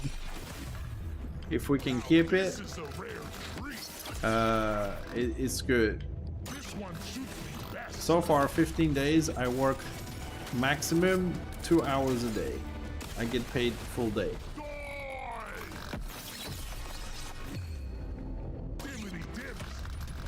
go work at 9, I come back at 11. I got time to do everything else I want. Clocking it to 11. I'm loving it. I see all the tourists, especially the female ones. I get my little I don't know how you guys call it. Let's say, I mean, for lack of a better word, you get the meaning. I shower and just look all the beautiful ladies coming in to go to the beach. Get on it before it leaves. I just became a better war. We had a couple of nice ladies today. Have a cup of coffee, crack a laugh with the colleagues. Stage 1 completed. Well done. Taking you to stage 2.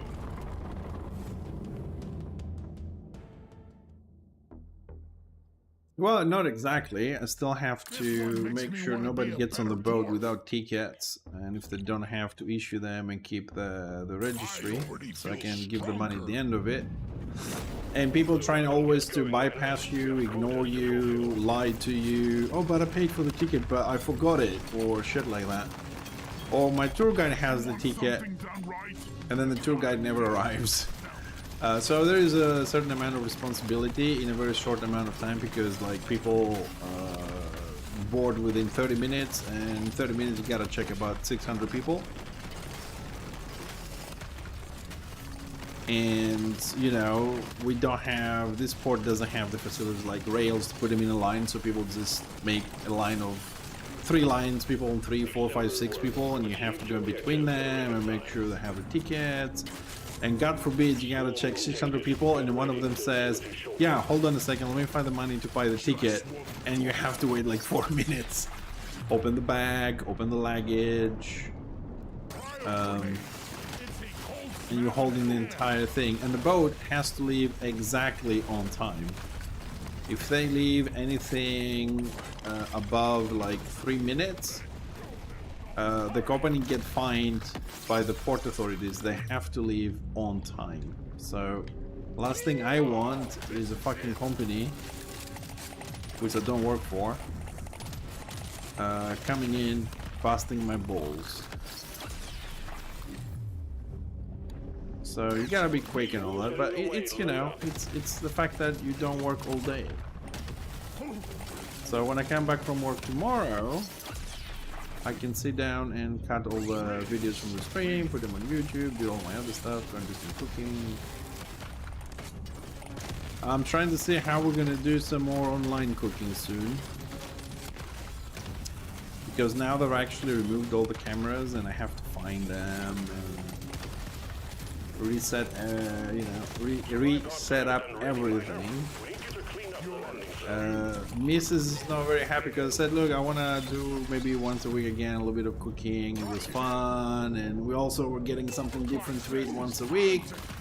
And she says, yeah, okay, but I didn't miss the 40 meters of bloody cables running through my floors. I'm like,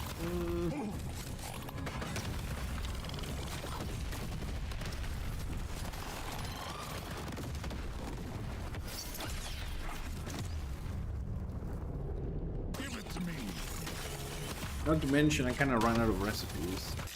I don't cook a lot of stuff. But I suppose we can do some variations. Like, we did burgers, we can do stuffed burgers. Bring it, Becker! Bloody hell, you're hot, Becky! Now, I have 5. No, 5. I don't know how many I have. I have, I think, 5. Logitech C20s and C22s. And for each one of them, we're going to have 4 that we do the cooking with in the kitchen. That is 10 meters of USB 3 cables. So times 4 cameras, that is 14 meters of USB 3 cables that run from this room to the corridor, to the kitchen, under the table, over the bench, behind the plates, alongside the window, and through the extractor fan. And one of the cameras is hanging from the filters of the extractor fan. And when I'm done, I have to take those 40-meter cables and like pack them up. And then next Wednesday, I have to redo that. Pull the cables. One of them goes over the fridge, on top of the cupboards for the overview camera. So it is messy to set it up. And then the other reason why I kind of stopped doing it was because I was starting to get a little bit pissed off with the cameras. I don't mind. I mean, if I was living alone, I wouldn't give a shit. I would just go over the cables. But she wants to mop, she wants to clean, she trips over them at night. Useless women, but the other reason why I stopped doing it is because the C22s, although they state they can do 1080 full HD, my ass, if you put them at 1080 HD, they freeze. When you have 4 of them, the system freezes. Even if I put this one at 1080, my camera will be like this. It will just won't move. So I can do 1080. Number one, and number two, because you know it will be more clear. And number two, remember a lot of times we were streaming and the chopping camera would go blurry, and sometimes I have to stop cooking and go in the computer room and reset the focus because I had it on autofocus and other problems like that. And then the second camera stopped doing that, and kind of pissed me off because I'm in a cooking mood, I'm in the kitchen, I'm having fun, and then I have to stop and fix the camera. It kind of takes a lot of the fun out, number one. And number two is that I was also recording this to make smaller videos on YouTube, and if they blur out, I don't have the video, so that was also bad. Like, you know, you're trying to find a way, okay, I didn't get everything, let's see if we can fix it somehow. And I spent so many hours trying to fix it, and just you can't do it because you just, the whole chopping of the onion was all blurred out, and then you fixed it, and then something else blur out, and it just fucks the videos up. And since YouTube is getting better, you know, I would like to have the content. So I don't know. I'm waiting to see if I can, by the end of the year, see what kind of money I'm having and see if I can buy either some DSLR cameras or see if I can build a house that's gonna have an island kitchen. And if we do have the island kitchen, then I only need 1 DSLR camera, not 4, and everything will be a little better.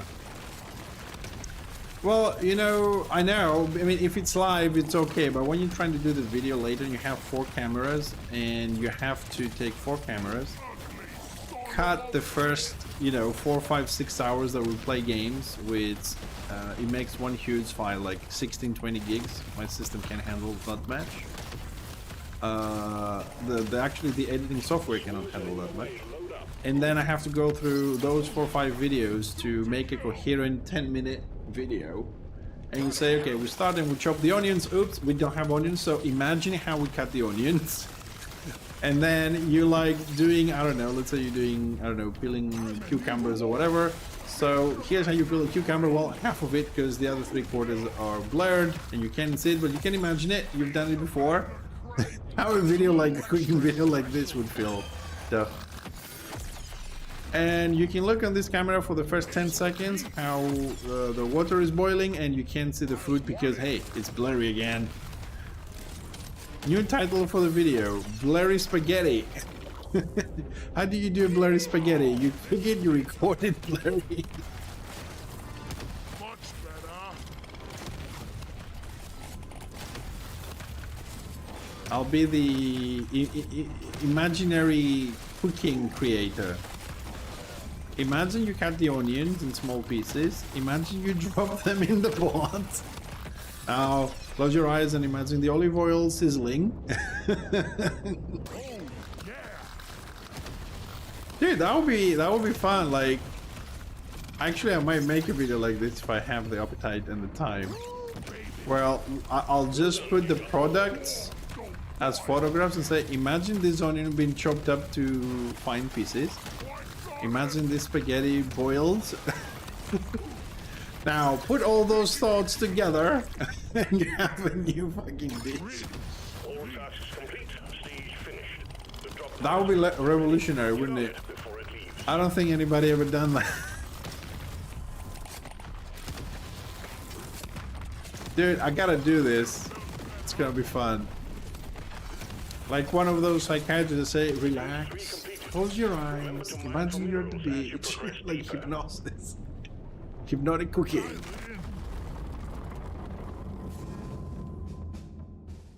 That's the one. See, that's the funny thing though, you know, when we put our heads together, we come up with some funny shit to do. Easy. You have your I'm still thinking Get it done, miner.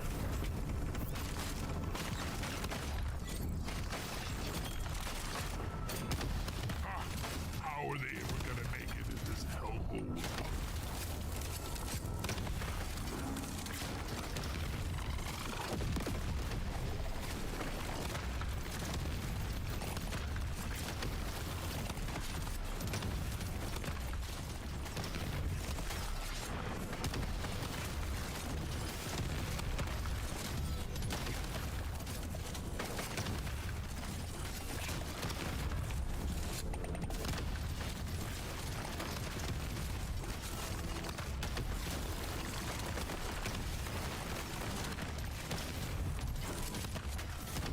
where the hell is it, mate?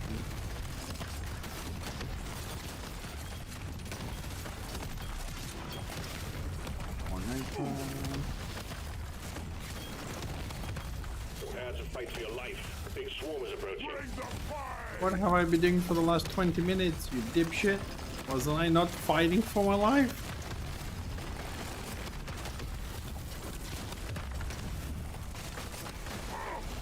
Ow.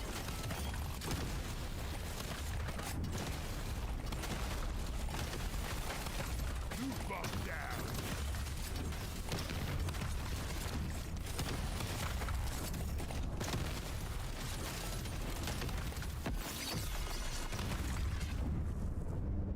Why are you giving me all these shitty upgrades? Come on.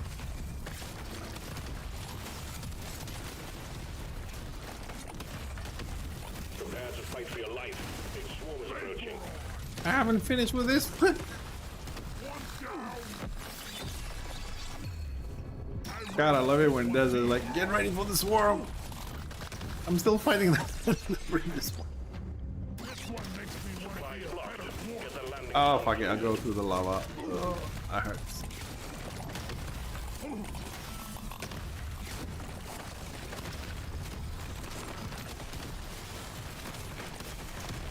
The scanner just lit up like a Christmas tree. We got a swarm incoming. There's too many pink shit flying. Oh, I think we get a little bit of a cascade effect there. Ooh, all I'm dead. Oh, I'm trapped. I'm trapped. I don't think we can get through this.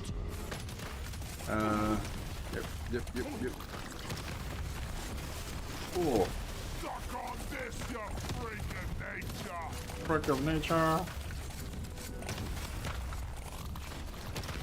Oh, nice, sweet XP. Give me that. Objective completed. What is done? The lead is out.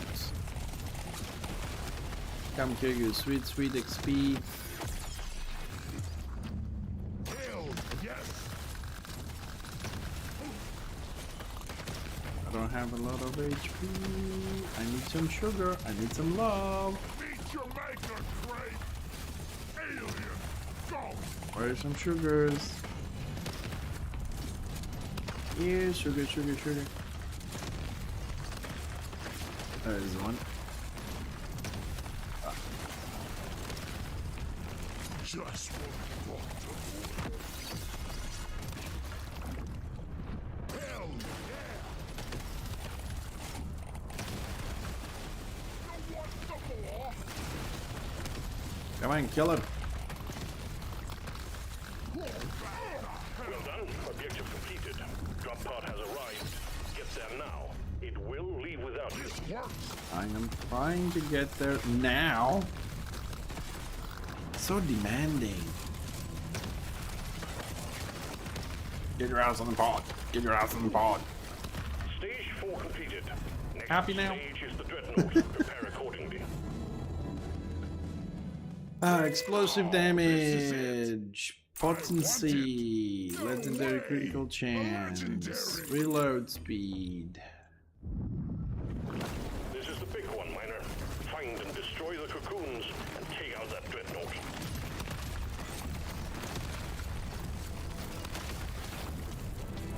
Wayfinder will be officially released on the 11th of June, but since you already played it, you will get into it on the 1st of May. What does that mean? Like, how do you get it on the first? Oh, if you already been playing the game before they give you early access to it?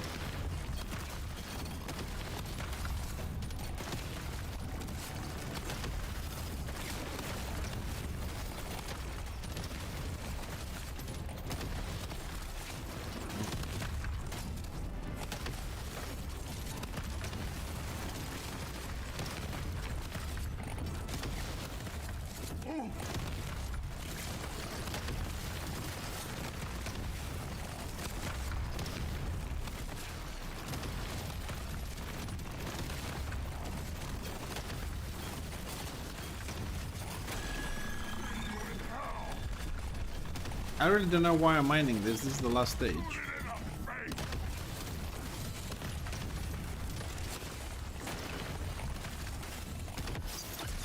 Ain't your banker, Craig? That's the one.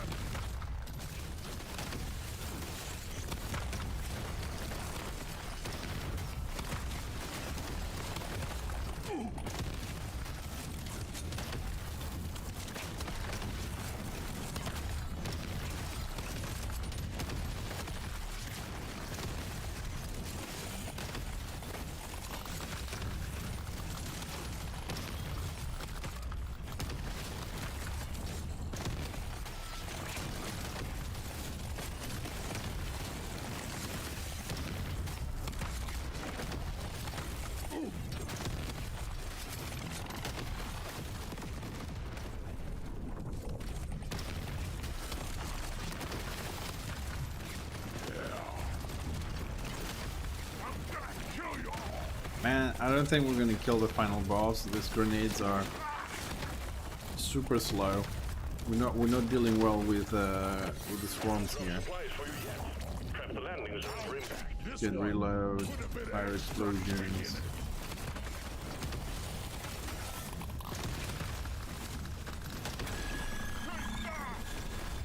Oh, my entire zone is on fire. It's not good. Crawl back to hell.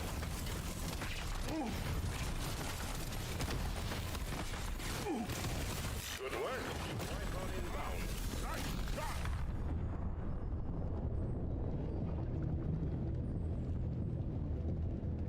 It's a Yeah, little sure. extra special. Put a link.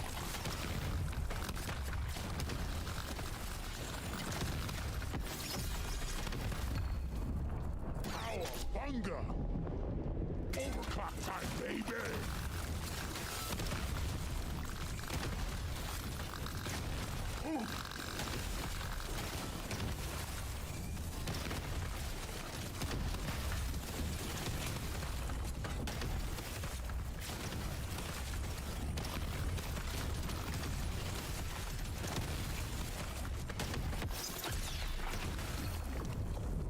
Sure, why not?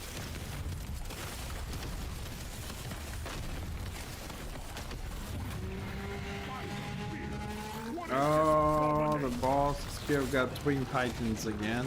Oh, thank God he missed me there.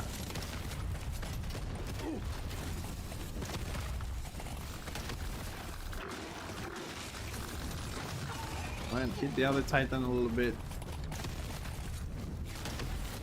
Attack on titan. Oh, they're gonna heal again. You stupid dwarf.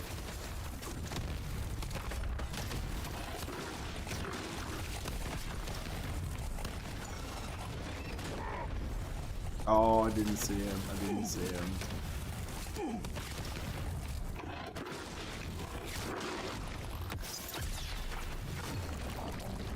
Give it to me!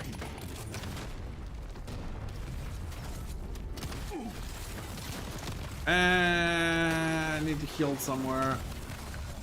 It's too much shit. I need to heal somewhere. Because I'm still running through. Oh, the healing again. Shit.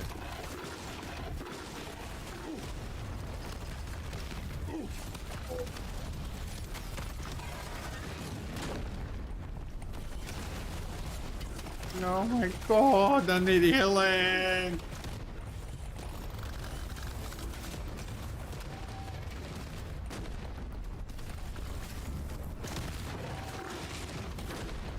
Oh.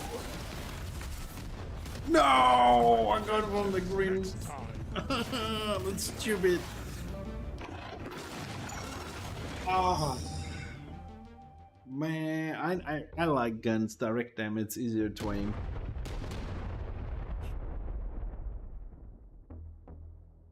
This grenade thingy, I don't know, it wasn't doing it for me very well there. Anyways, where we get the guys? We got the driller to more than 26.5, so he needs, let's say, 40%. And then we got 3 more levels for the scout, and unfortunately a massive 5 levels for the gunner, so we have work to do on this. Anyways, it's 8:30. I'm gonna go and do a little bit of preparation for tonight's dinner. We'll be back tomorrow. Tomorrow probably will be on Banisher's New Eden to carry on with the story. And maybe we'll play a little bit of this. Maybe a couple of maps. I don't know, we'll see, but we'll see how it goes. I'll try and get the reviews we did on Warhammer, the last 8 classes on YouTube. I'll see if I can do some cutting and editing today. So thanks for tuning in and hanging out with me today, guys. Really appreciate it. Thank you very much. I hope you had fun and enjoyed the reviews we did. And take care. I'll see you guys tomorrow.